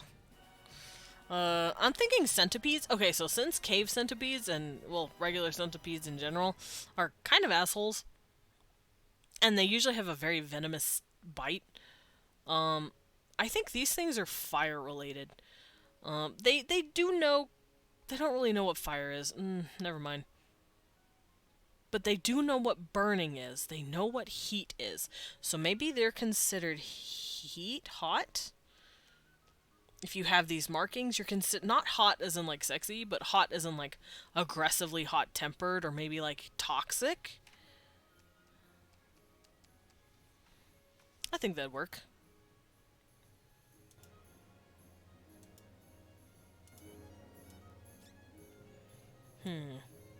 As well, for snails. I think snails are considered... Maybe if you have a snail, because the snails here are going to be bioluminescent, just like the mushrooms that they deal with. I think if you're a snail, if you got snail swirls on your face, which is going to be different than the salamander tail. The salamander tail is going to kind of come down and around. I feel like a snail curl would be like really close tight in. So something like... Okay, so here's going to be the hanging snake. Hanging snake swirls are going to be like these really curly ones. The salamander swirl is going to be like this, while the snail swirl is going to be like this. It's going to be pretty tight in there, like that. It's also going to be smaller. So that's probably how they're going to distinguish between these three symbols.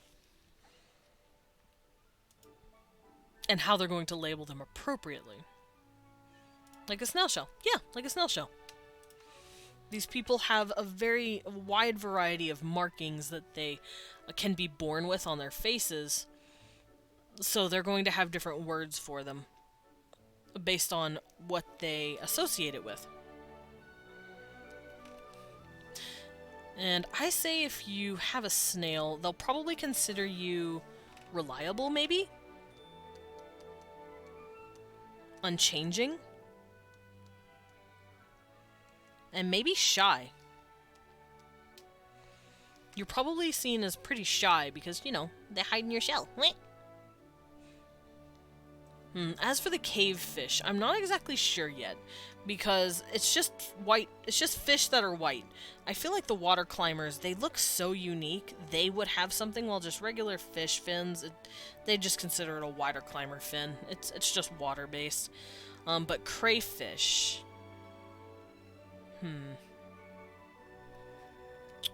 Let's go look at crayfish real quick.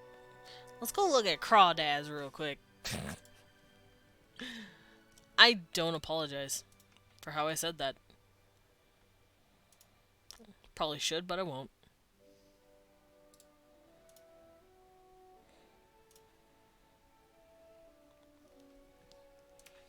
Okay, crawfish.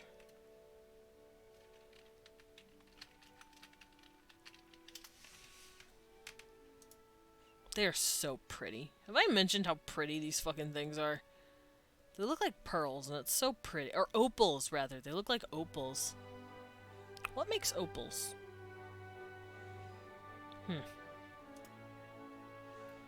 Pretty. Okay, so how would they have crawfish on their face?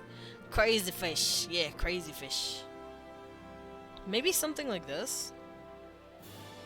Maybe if you have something that looks like a claw coming off your face? Like that? Maybe they consider this symbol, like, with the crawfish? Maybe you're considered stubborn.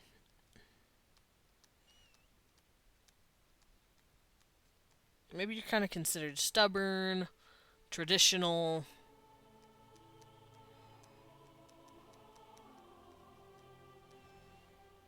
Yeah, I think that works.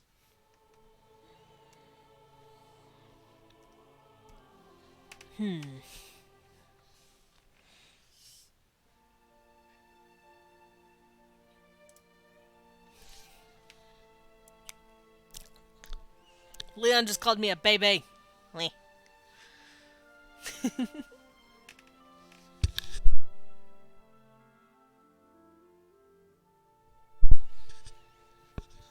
Okay, I have one more idea. So, crayfish are very pretty and stubborn and whatever, but maybe there's another part of the crayfish that they think about? And that's the tail. Huh?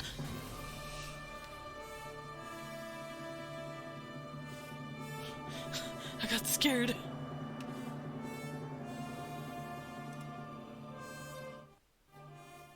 It wasn't the music this time. Although the Legend of Zelda music keeps sneaking up on me.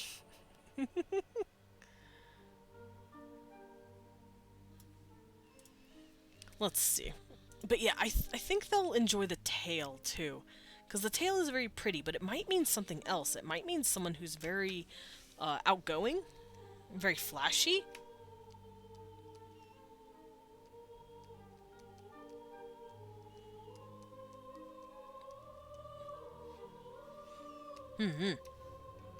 Because the tails on the crayfish kind of remind me of a peacock's feathers almost. So maybe they consider it like flashy almost. They're like, ooh. So it's like on the other side of the crawfish almost. One is pinchy and conservative and traditional, while the other one is flamboyant and flaring and daring and out there. So it's like opposites of each other. Which I find really cool. I think that could work. So maybe it's actually become an, I don't want to say innuendo, because that suggests it's sexual, but maybe it's turned into a thing where if they're talking about politics, or like, what's the term?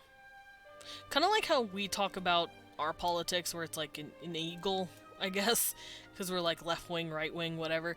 Maybe they do that with crawfish. Maybe they're like, oh, if you're in the front of one, you're more conservative, but if you're the back of a crawfish, you're the tail, then you're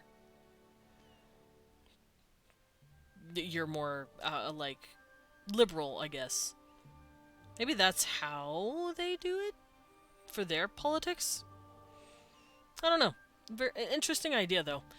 And that is what happens when you start world building in tandem with everything. And that's how you actually get cultures mingling with one another. Or get the different aspects of culture. Wow, I'm getting blasted again. But that's how you get different aspects of the culture connected. And I think that's... I think I'll do that.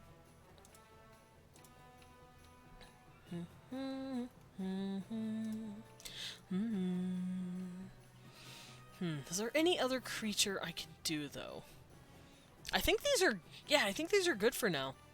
Now I can just focus on just random symbols that doesn't really represent an animal specifically, or a creature, or a mythological thing.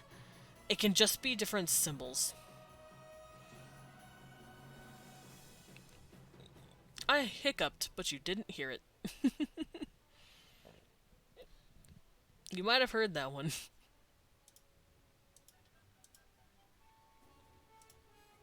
Hello there. Oh, hello there. Oh, thank you for the follow, Pats. Pats! I know that name. Thank you for the follow. Welcome. Welcome to the Batcave. Or the Batcave? No. Wrong. Wrong bat. Welcome to the Bat Cafe. I hope you enjoy your stay and enjoy your just nice hot beverage of your choice.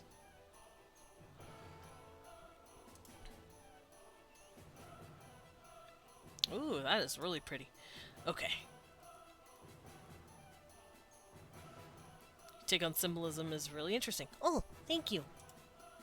I hope everyone learns from it, I guess, or takes inspiration from it and applies it to their own world building. Because that's all I'm really trying to do at the end of the day is inspire others to do their own.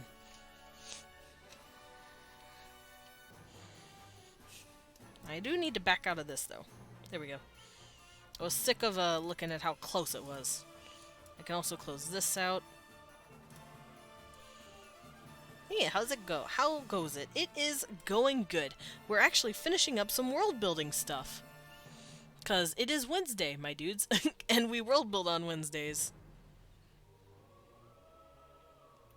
And I am wrapping up these facial markings. There's going to be a lot more. And there can be a wide variety of the way the markings can line up with each other. So I might make a chart for that at some point, but I don't think I'm going to waste so much time doing that on stream, because I know people just watching me do that for 4 hours would probably be boring.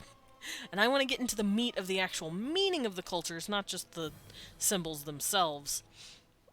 We're here to derive the meaning. But now that I'm thinking about their markings, I have been contemplating makeup.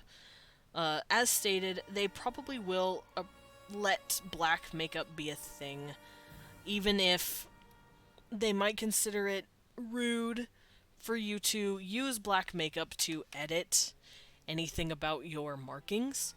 Because if you're born like this, let's say you're born with wavy, let's see. I'm gonna grab this brush first. Let's say you're born with these kind of markings. Your face, you have your standard lines, but you want to make yourself look more like hotsy, I guess. You want to be more like, look, I have family money. You can use black makeup to actually extend it like this. And you're like, haha, look at me, I'm so cool now. I think they would consider that kind of a faux pas. If they can tell that's what your makeup is, they're like, dude, that's rude. Why are you pretending? Keep your natural eye line. Otherwise, you're just pretending you're a nobleman when you're really not. Because remember, these people are very, very, very curt when it comes to social class. They like you to stay in your lane because they're assholes, in that aspect at least. So if, say, you are a merchant, just a little, or maybe like not a merchant, like an artisan, you're just a little weaver, but you want to pretend to be a noble, you like make an outfit that looks really noble, and then you just paint your eyes like this. You're gonna break some social conventions in there, and you're probably gonna get reprimanded for it. But I don't think it's necessarily illegal to wear black makeup. I think it's just illegal to use it to impersonate a house or a person. As it always is. But I think they would allow to use black makeup to like accentuate little pieces of yourself. Like maybe something slight. Like let's say you have friendly lines, but then they taper really bad. Let's say you just use some makeup to like clean it out just a bit, and you're like, no, see, I'm nice and friendly. Because you don't want people to think you're a wavering, weaker friend, I guess. Or you're not as friendly as you actually are. So you just kind of clean it up a little bit. That's also probably considered kind of weird. Or, oh man, you gotta enhance your face, but isn't that what makeup is anyway? Makeup's just a enhancer for what we have. But they probably take it to the next level with their markings sometimes. Even if it is considered kind of kind of iffy for them. But they they probably do keep some black on them, especially for special occasions, like maybe they want to fill in their bottom lip, because their black lip will always, their top lip will always be black. That's just how it goes. It might be thinner in color than others, but maybe they use that to fill it in, and then they use it to fill it in here. Or maybe they want to do like really cool line work here. Like something that doesn't look necessarily like a marking. Or maybe they want to use the black coal to color in their eyebrows. Who knows? But for the most part, they don't really incorporate a whole lot of black. They will always incorporate very bright reds because, not red, they have blue, that's right. They have lapis lazuli as a very prominent color. It's probably mixed with something. So they'll always wear like this dark blue for lapis lazuli colors that they have. And I already have what colors they're allowed to have because I have it written here. Let's go look it. Here it is. So the colors that they have for dyes are... They can have glowing. Oh, right. They could have glowing makeup if they wanted. That's probably for, like, festive stuff. Because they can take mushrooms, ground them out into a paste, and then use the bioluminescent paste as a makeup. So they can actually glow in the dark. Then they can have a blue, green, and purple. That's right. I don't know how they'd get red.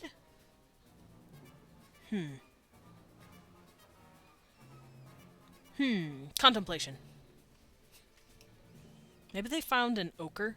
Maybe an ochre thing.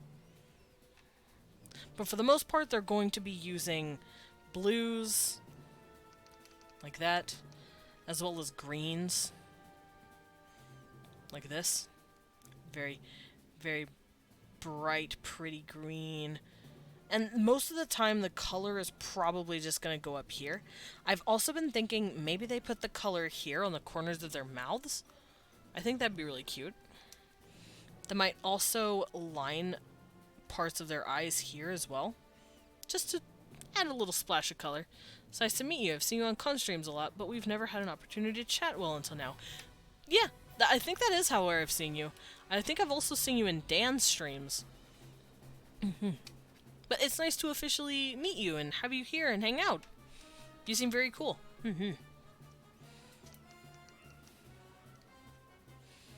Yeah, I say they put makeup here.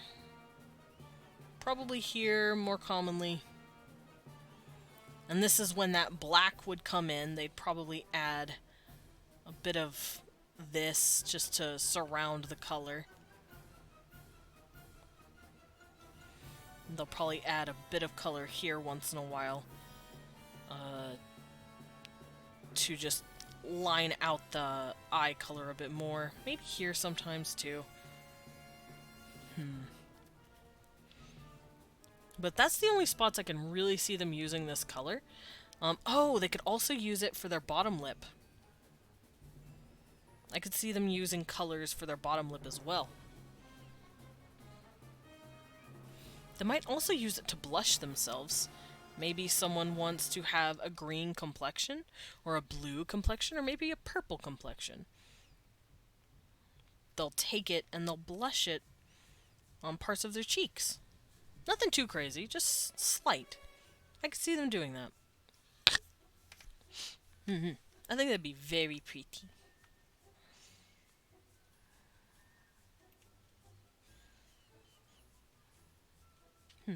What else? Because I'm just looking at a corpse paint right now. Oh, I know. They might use black for, they might use the coal. Not for, impersonating others, but maybe for kind of, like, being cheeky and hiding theirs just a little bit. Not necessarily maliciously, because people will be able to tell, because maybe it's a little more softer. It's not like a hard line, like their natural makeup is. Maybe it's like a soft blend, like this. So you can kind of tell. because it's got this smoky effect, not the harsh color change effect. It's kind of like blended out like that. So they'll be like, okay, we know it's fake, so maybe they'll do this.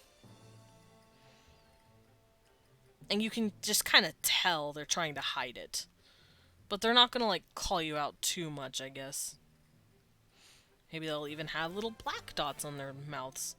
Maybe they'll add little dots to their faces. You know, just being creative with their makeup. Like I said, maybe they've shaved their eyebrows. Maybe their eyebrows are completely gone.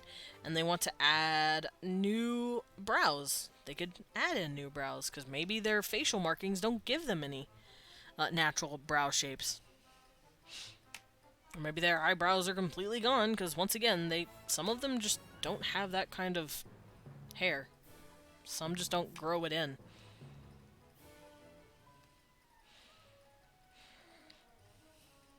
Yeah, maybe they give themselves really pretty makeup like that. I could see it.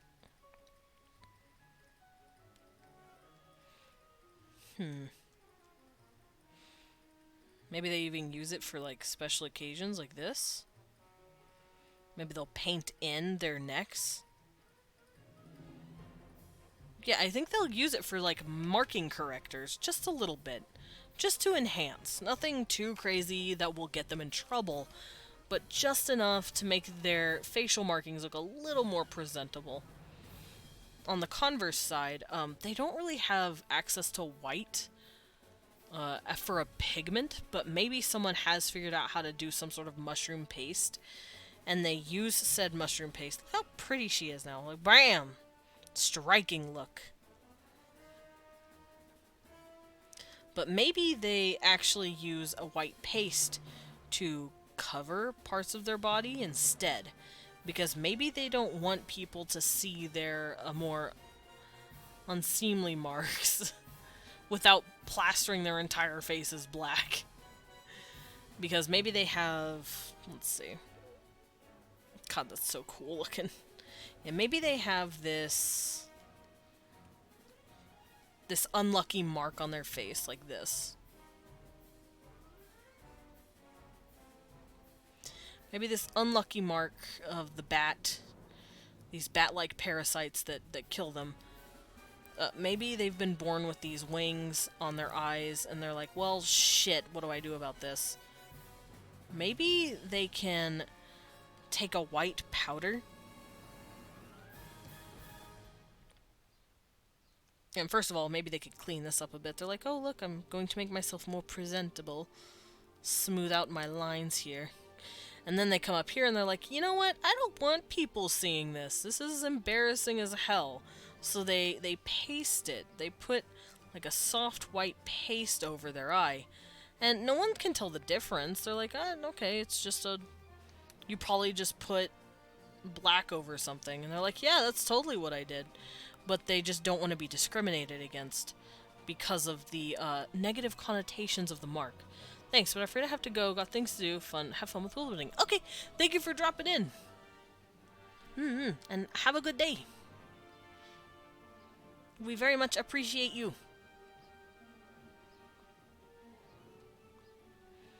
Yeah, so I think they'd do something like that, where they'd be like, no, man, I totally don't have a weird mark on my face. So maybe conversely, it works both ways. They'll use the black to kind of enhance a little bit of what they have, and then they'll use the white to cover up the gross, unseemly stuff that their people don't like.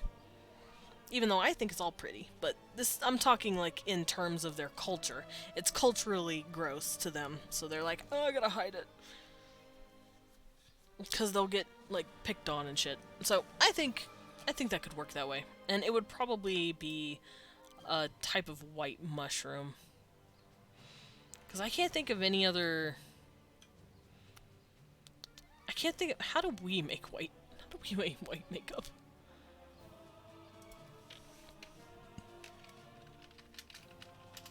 Time to Google it.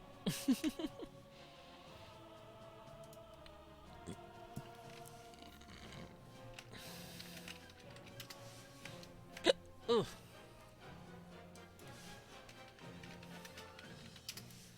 How did the geisha do it. Because I know the geisha have a white paste and powder. But how did they make up? How did they make up? How did they make it? Why do I get back to people getting picked on? Did I just walk in on some drama? No. I'm explaining how my people probably use makeup in tandem with their markings. And I went over that these markings that are on this person's face right now are considered unlucky and kind of like an ill omen, so they will get picked on. So maybe they use white powder and foundation to hide it like this, to be like, nah man, don't pick on me, I'm cool. I'm not evil, I promise. So let's see, started painting faces white to look so look. Kabuki, white makeup, essential part of the profession, not only face. Yes, but how do I make it? How did they make it? Me wanty know.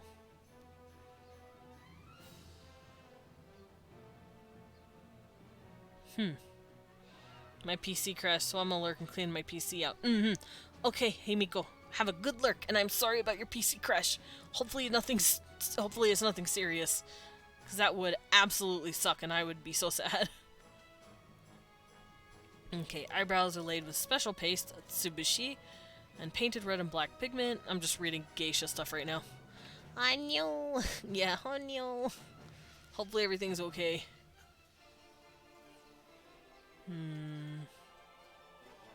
Okay, so yeah, they could put it in water. So it might be a chalk. Maybe they found a type of white chalky substance, because we do have material like that. It's very soft, like lapis. Just make the whole face pitch black, like Vanta Black level of black, and scare everyone off pretending to be the harbinger of misfortune and calamities. They could do that. That's actually something some people actually are born with. They keep those markings. Some people are actually just fully black from birth to death. And it just has to do with how they grow. So you can absolutely be born with completely black face, but they'd probably be like, that's kind of spooky. Where's your spots? Conversely, it's the same way if you're completely white. They'd be like, where's your black marks? This is weird. You look weird. So if you have too much of one or the other, you're considered weird. They're like, please, have an equal distribution. Be the Dalmatian you were born to be.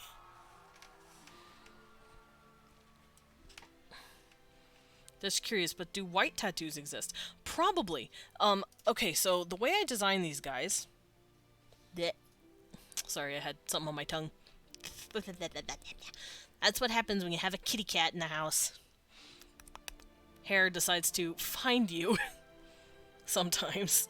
But, yeah, let's go look at these boyos again. These people have... Do I have my censorship bar still on? Nope. But, these guys have... Actually, I'll take off their, I can't take off their clothes, because, the TOS gods might slap me. But I can at least take off their hose. But you see here how they have, like, these really big, blotchy, black patterns? This is just like a default. Some of them can have almost completely black bodies, and their backs are usually completely black. So I could see them using makeup and even glowing ink to tattoo themselves on the black parts of their bodies, so it really pops out. I don't know how white tattoos would work. I guess they could figure out how to make it a type of ink. But yeah, it could definitely work, specifically on like the big parts of their bodies. Yeah, vitiligo is the default for them, basically. And if they stray too close to the black or too close to the white, then they start looking a little weird to them, to their culture. They're like, "Oh, buddy, what happened to you? Where'd your marks go?" But that's just how they see things culturally.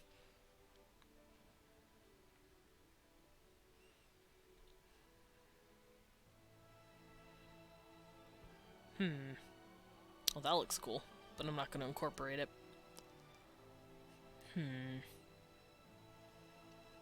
Let's close this out. I'm gonna close out all my my tabs that I have open, because I don't need them anymore. Because I keep like 20 tabs open while I'm doing this so I can have like references. But now I don't need them. Oh, that's pretty. Hold up. I gotta save this. There we go. Alright, let's turn these little boys off for the time being. And bring back their faces. There it is. Oh yeah, and that was their makeup that I designed. If they're not getting picked on. That's their default. And then this is what they'd probably look like if they enhanced themselves with natural makeup. Or natural makeup. If they used makeup to enhance their natural features. Can they be born with like half white and half black? Yes, they can be. It's very rare, but they can be born like that. They can be born like this as well. Here, let me grab this up.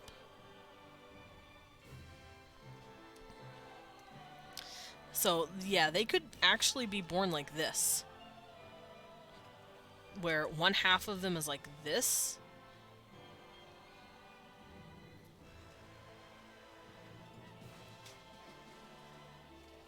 And it probably wouldn't look completely even. There'd probably be some choppiness here and there.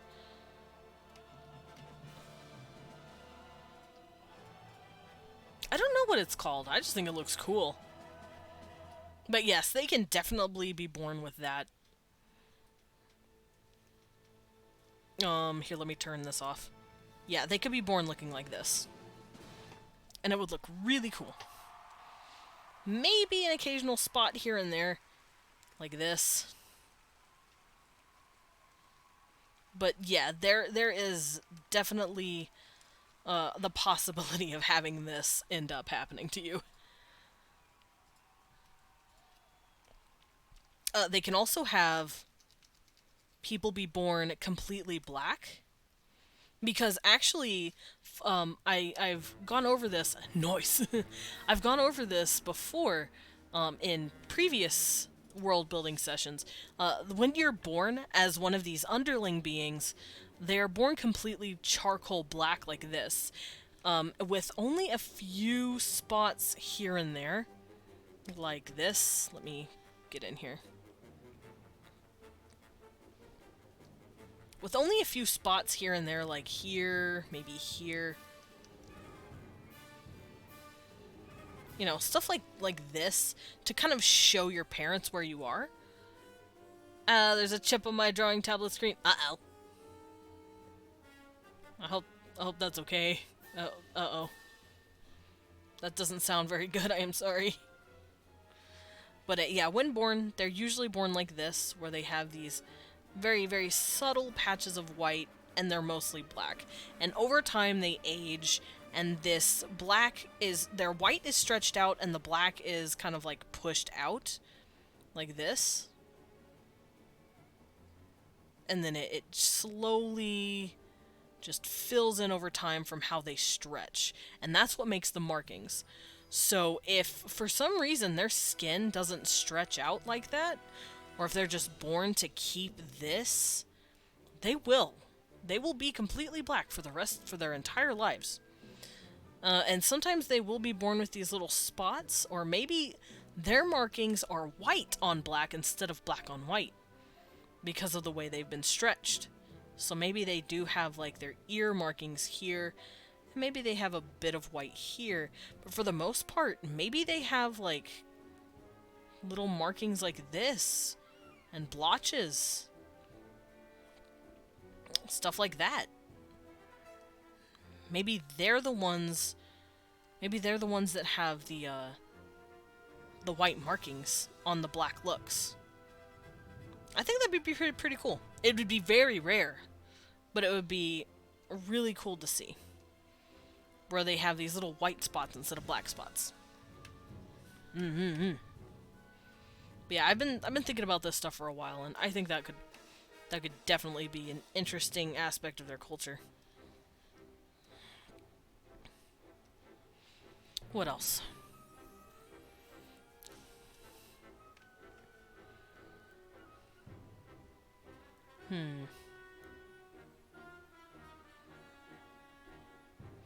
Honestly, I don't know what they would do if someone was born like that, with like the really interesting patterns.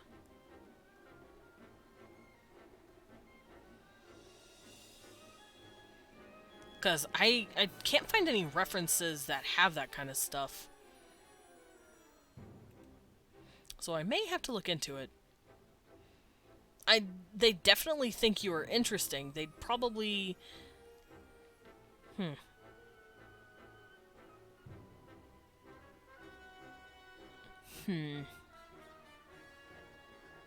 And for those of you who don't see what I'm doing, I'm scrolling through my references.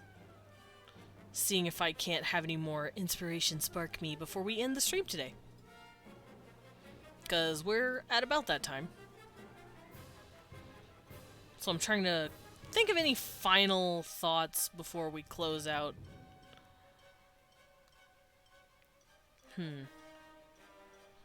Oh, it's right here. Can they be born with some kind of in-between color, like not completely black or white, but grayish patches? Possibly?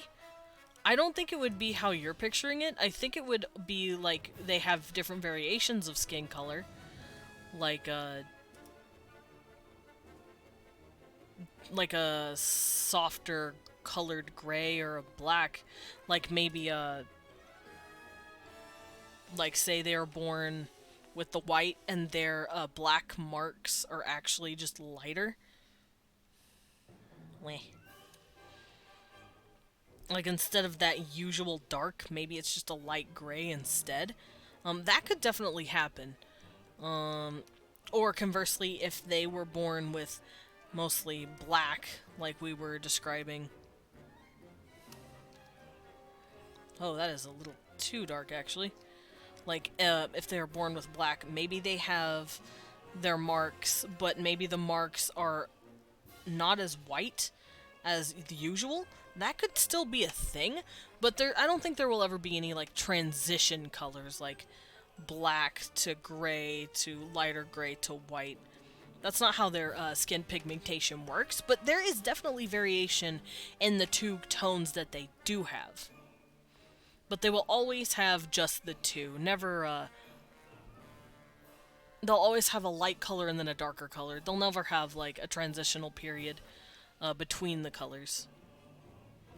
They'll always be Dalmatians. Or tuxedo kibbies. Two-toned. I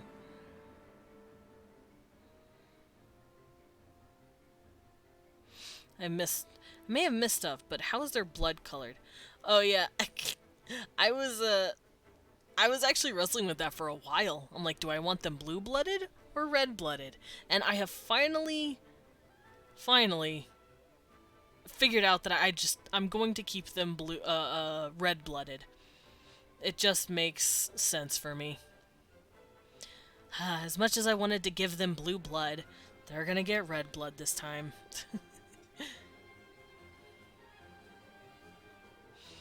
Yeah, I was actually wrestling with that for like weeks. I was like, I don't know. I want both. I keep making everything blue-blooded, but I want another one. I want another blue blood. Like, no, stop it. You don't need another blue blood. Why not? And that was just me going back and forth with myself. So yeah, their cheeks will be a little warmer, a little bit more red. Unless they're wearing like a specific makeup that hides it. But yeah, they will blush a red color.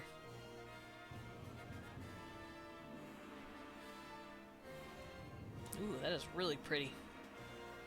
I've also been thinking, because they're underground people, they might use gemstones. Gemstones might actually be super, like, common for them. So like how we think diamonds and rubies and sapphires are, like, super rare and precious, they probably use actual, like, full-blown gemstones for, like, bedazzle projects. They do not consider it super, super rare like we do. Like, oh yeah, I found 10 of those giant fuckers the other day. Just go with the, I don't know, purple indigo color. If anything, I might have made their blood like a blue-green. Awooga! Captain! Hi, Riza. How you doing, buddy? We're actually just about to end. I'm sorry. But yeah, I'm thinking they might use rhinestones for stuff. Rhinestones are pretty. It's me. I can hear the voice. Yeah, it's Riza. It's okay, I was out with some peeps. Nice! It's always nice to get out and hang out for a while. It's always nice to touch grass.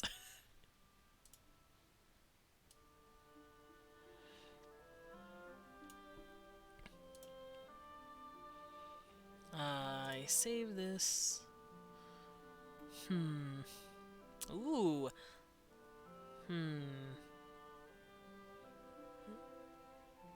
I just realized they have access to diamonds. They can probably... I did see 11. I was like, no, it's okay. I do not judge, and I do not get upset. You are allowed to go out and have fun, and have friend. But it is still nice that you dropped in and said hi, regardless. I am very flattered. Thank you. But yeah, I'm thinking, they have diamond-tipped stuff. They probably...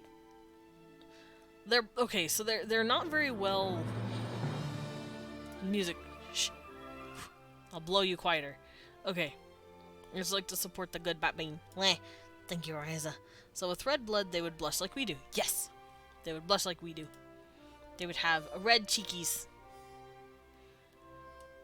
Red little cheekies.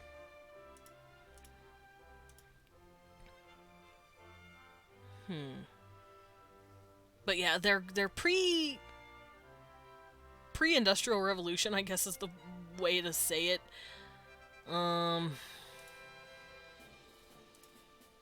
But they do have access to diamonds, so would that mean they can cut stuff very precisely? And if so, does that mean their stonework is really articulately done?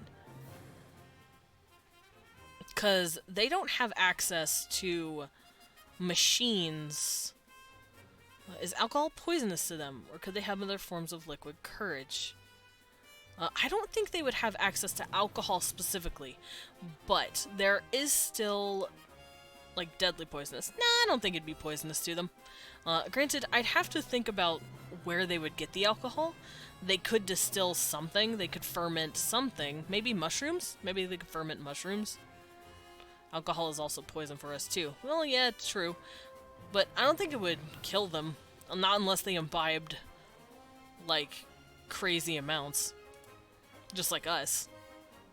But I'm sure they have ways of getting inebriated. Psst, psst, psst. Yes, Captain? What is it, Captain?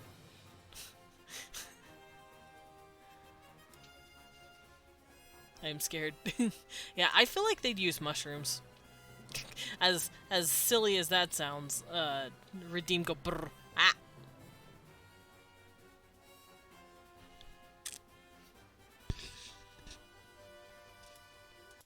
Welcome home, Master.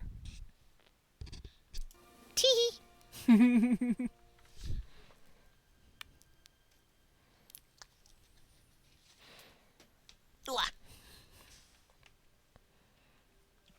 Interesting. Yeah.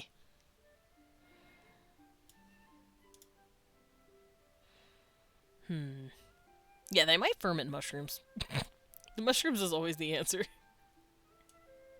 It's always the answer for me, because I can't think of anything else that... Oh, moss, maybe. Bleh, that'd be bitter as hell. Moss is bitter. Maybe roots.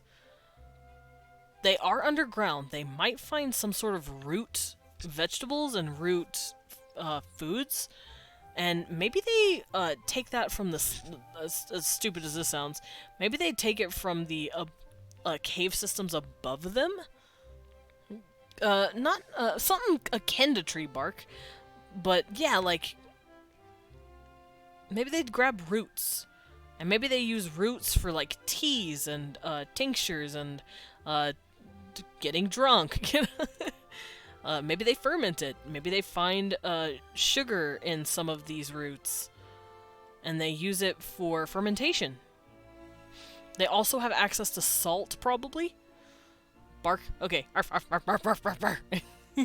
All I picture is that that gif that Tarochi posts everywhere. That dog going. You know the one.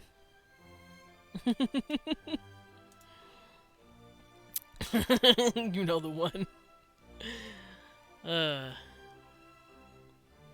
That's what I'm thinking. Good. I'm proud. But yeah, I think I've come up with a good amount of facial symbols and what they all mean. And I can work on like a big old chart of that later. I don't have to do that on stream. Otherwise, that would just be me sitting here going, I'm drawing another line. Granted, that's what all our streams are. Oi. That's technically what all art streams are. Oh look, I drew another line. Hold on, let me let me fix my posture here.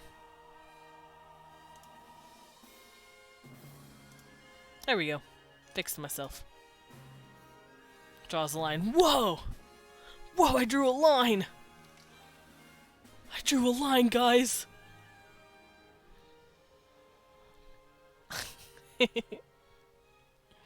Our streams are pretty chill. Yeah, they are. I like art streams. I like just watching people draw. And then I like drawing with them because I feel like I'm joining them. I'm like, yeah, we're drawing together, buddy. Ah. No, I was just worried about you. I thought you dropped something. Leon dropped something, or he moved something, and I thought he dropped something and I got worried. Collaboration. Dude, I would love an art collab. I kind of did an art collab with someone a while back, but it was just us being goofy. And it didn't feel collabby enough. I want to do it again one day. It was really fun. Aggie stream. I would love to do an Aggie stream. Aggie's so fun. Just fuck off for like 4 hours of drawing the silliest shit you can think of. I would love that.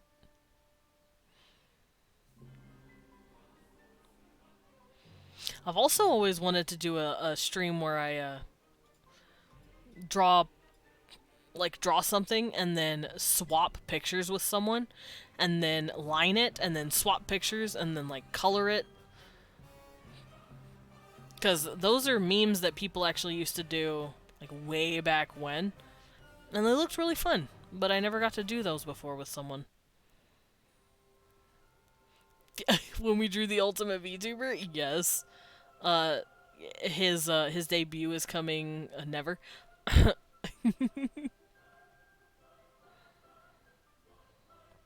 Yeah, I think it'd be really fun. Derek. I think his name is Stepeven. Stepeven. His name is Stepeven, something like that. Here, let me go grab him. Because I saved him. I saved Stepeven.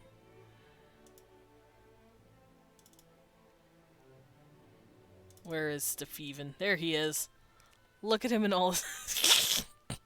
Look at him in all his glory.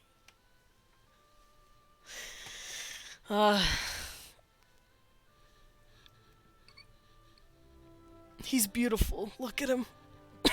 Beautiful. Yeah, look at him. Who's ready for that hot piece of shit to get to debut? Hate myself. Hate it. Why did I create you? You're a monster. To be fair, Bulba helped. Bulba made half of this monstrosity. I wasn't the only sinner that day.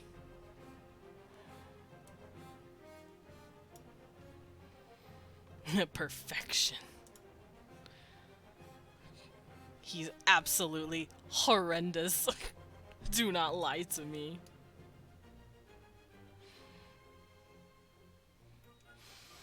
I'm gonna get into something more comfortable. Nice. Get your PJs on, sir.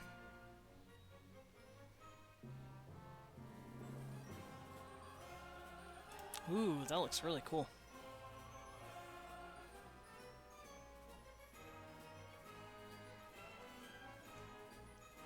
Just misses a health bar and may become an Elden Ring boss.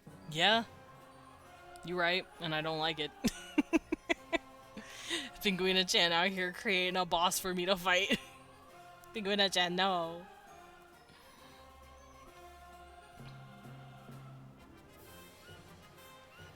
I am so sad now. Ooh, that is pretty. I had to close out some of my tabs again though. I started accumulating more while we were hanging out.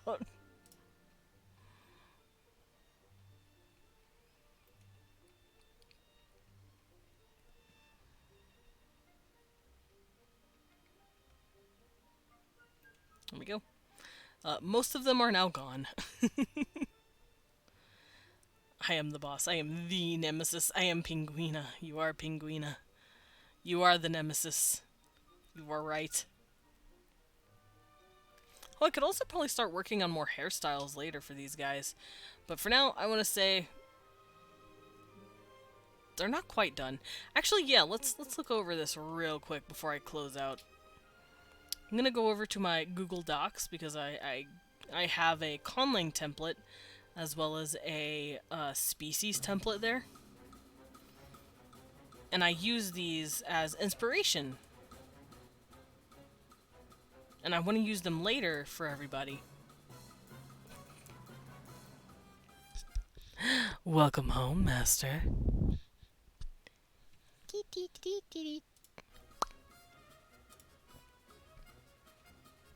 Actually, where's my Google Doc? Psst, psst, psst. Yes, Captain. What is it? Psst, psst, psst, psst, psst.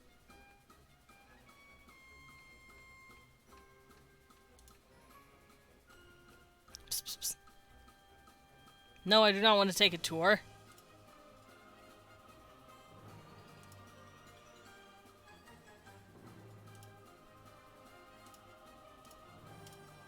Okay, so I have my species template right here. You're a wonderful human being. I appreciate you a lot. Thank you. I appreciate you too. I appreciate all of you guys for hanging out with me today and just, like I said, watching me spiral into madness like every stream ends up being. It always ends up me going, and now I'm going to rip my hair out.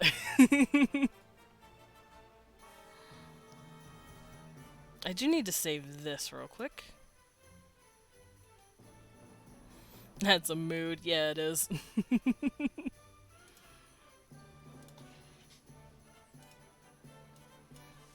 Ow. Alright, have a good nap, Captain. Does forcing a maid outfit for an hour extend the stream? Is there a loophole I can use to extend? No, I would just refund you, and... It does not. Sorry. I know, Pinguina. But yeah, I'll be here tomorrow. You don't gotta worry about it. Alrighty. So I have my template, and we will officially plug these guys into the template next week. And we're going to see how complete they are and what I can work on. And you guys will get to see my template in full force. As well as the conlang template. I could click that in as well. My plans have been foiled once again. Foiled! Foiled. But thank you guys for coming today. I'm gonna call it here. I'm gonna hop on over here. Wait! Well, my beautiful Zelda music is crescendoing for me to leave. Let's get this tablet out the way, though.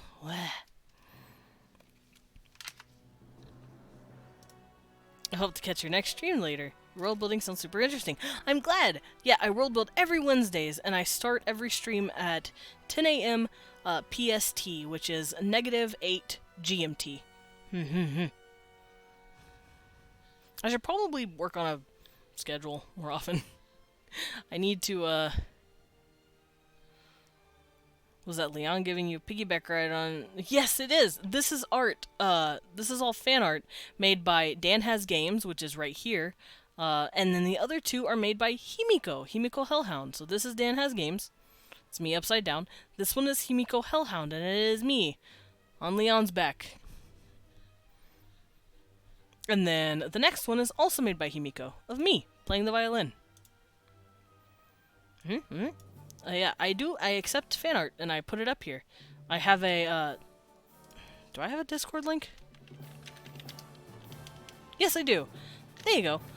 You can actually join the Discord, and you can see the fan art there, too. It gets dropped in there. There's a fan art tab.